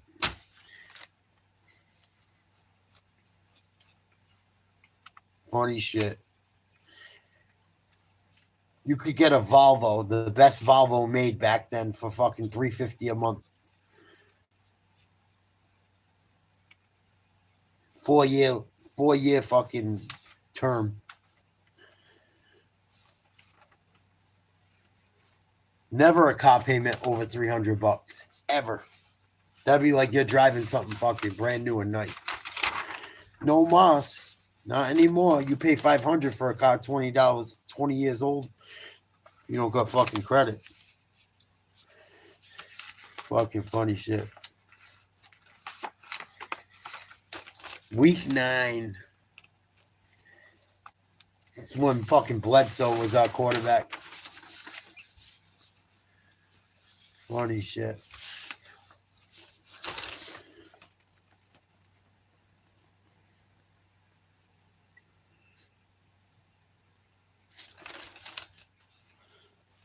Oh shit, cheaters. Gentlemen's Club cheaters. It's a titty bob. It's still around.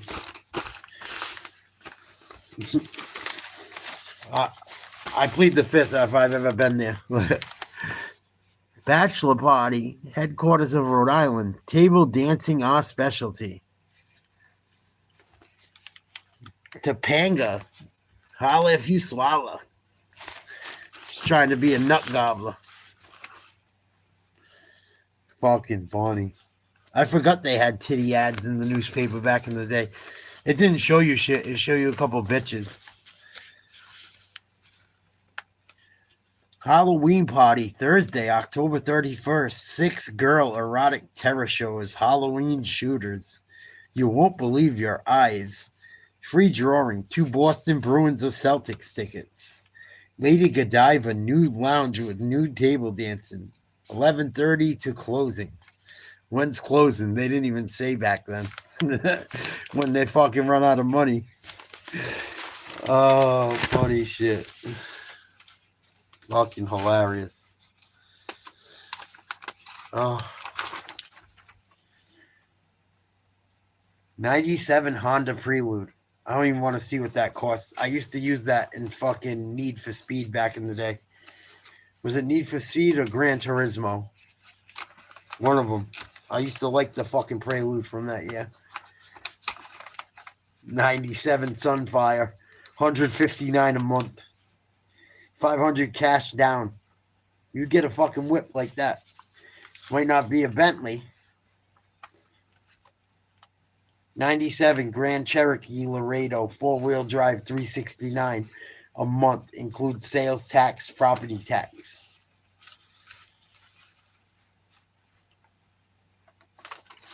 Fucking, I gotta stop. I gotta stop. It's gonna make me sick. It's gonna make me sick. The good old days when the Yankees used to win World Series.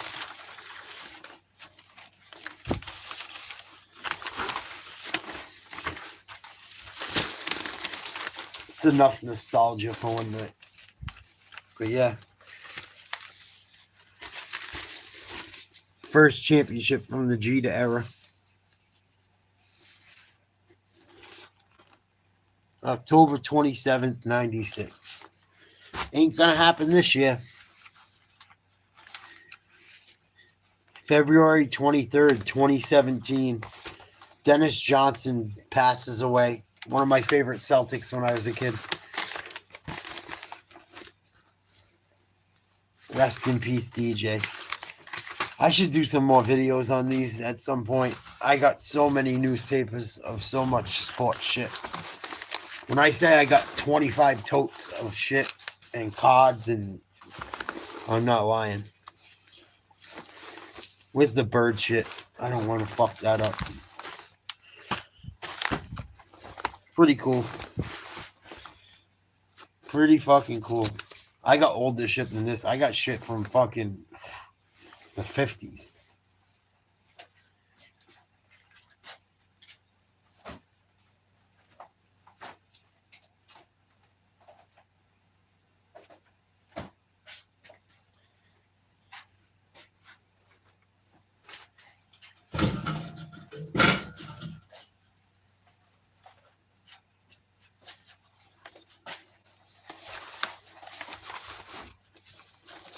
I caught this one quick. This is when Mark McGwire, the steroid freak, cheated and broke the record for most home runs. September 9th, 1998. A couple days after my birthday.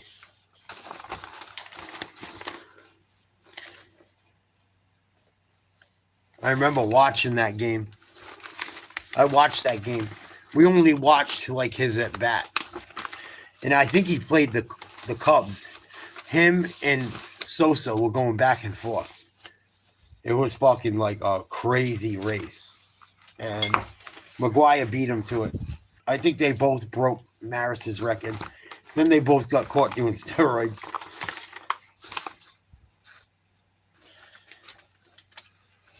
Wow, 1994 World Cup. Kobe Jones. Funny shit. Funny shit. Patriots, their first Super Bowl they lost when I was a kid that I remember. I was too little to remember them against the Bears in 86. That's when they lost to the Packers. Pats fall to Green Bay before Brady. Bledsoe made it to the Super Bowl and fucking lost. Packers ran back a kick for a touchdown that game too.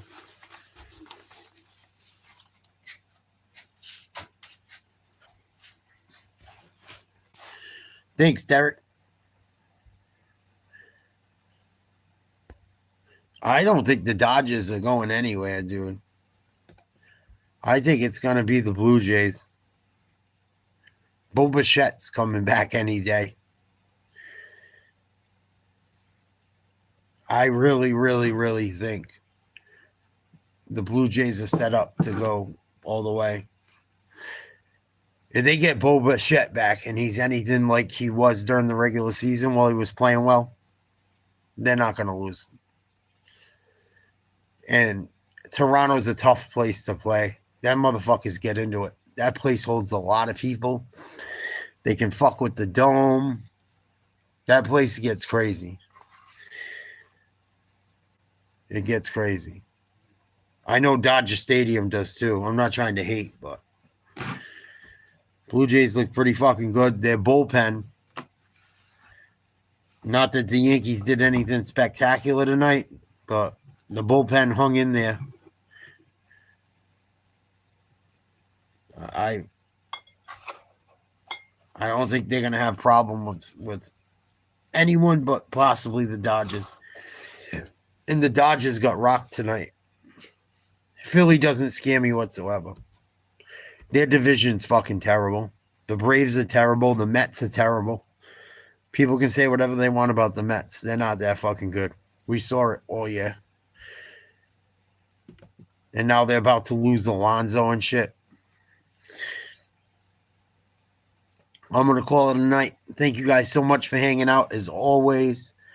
I think we got Thursday night football tomorrow. Or tonight, technically. All right. Holy shit, it's 1:30. I got to go to bed. I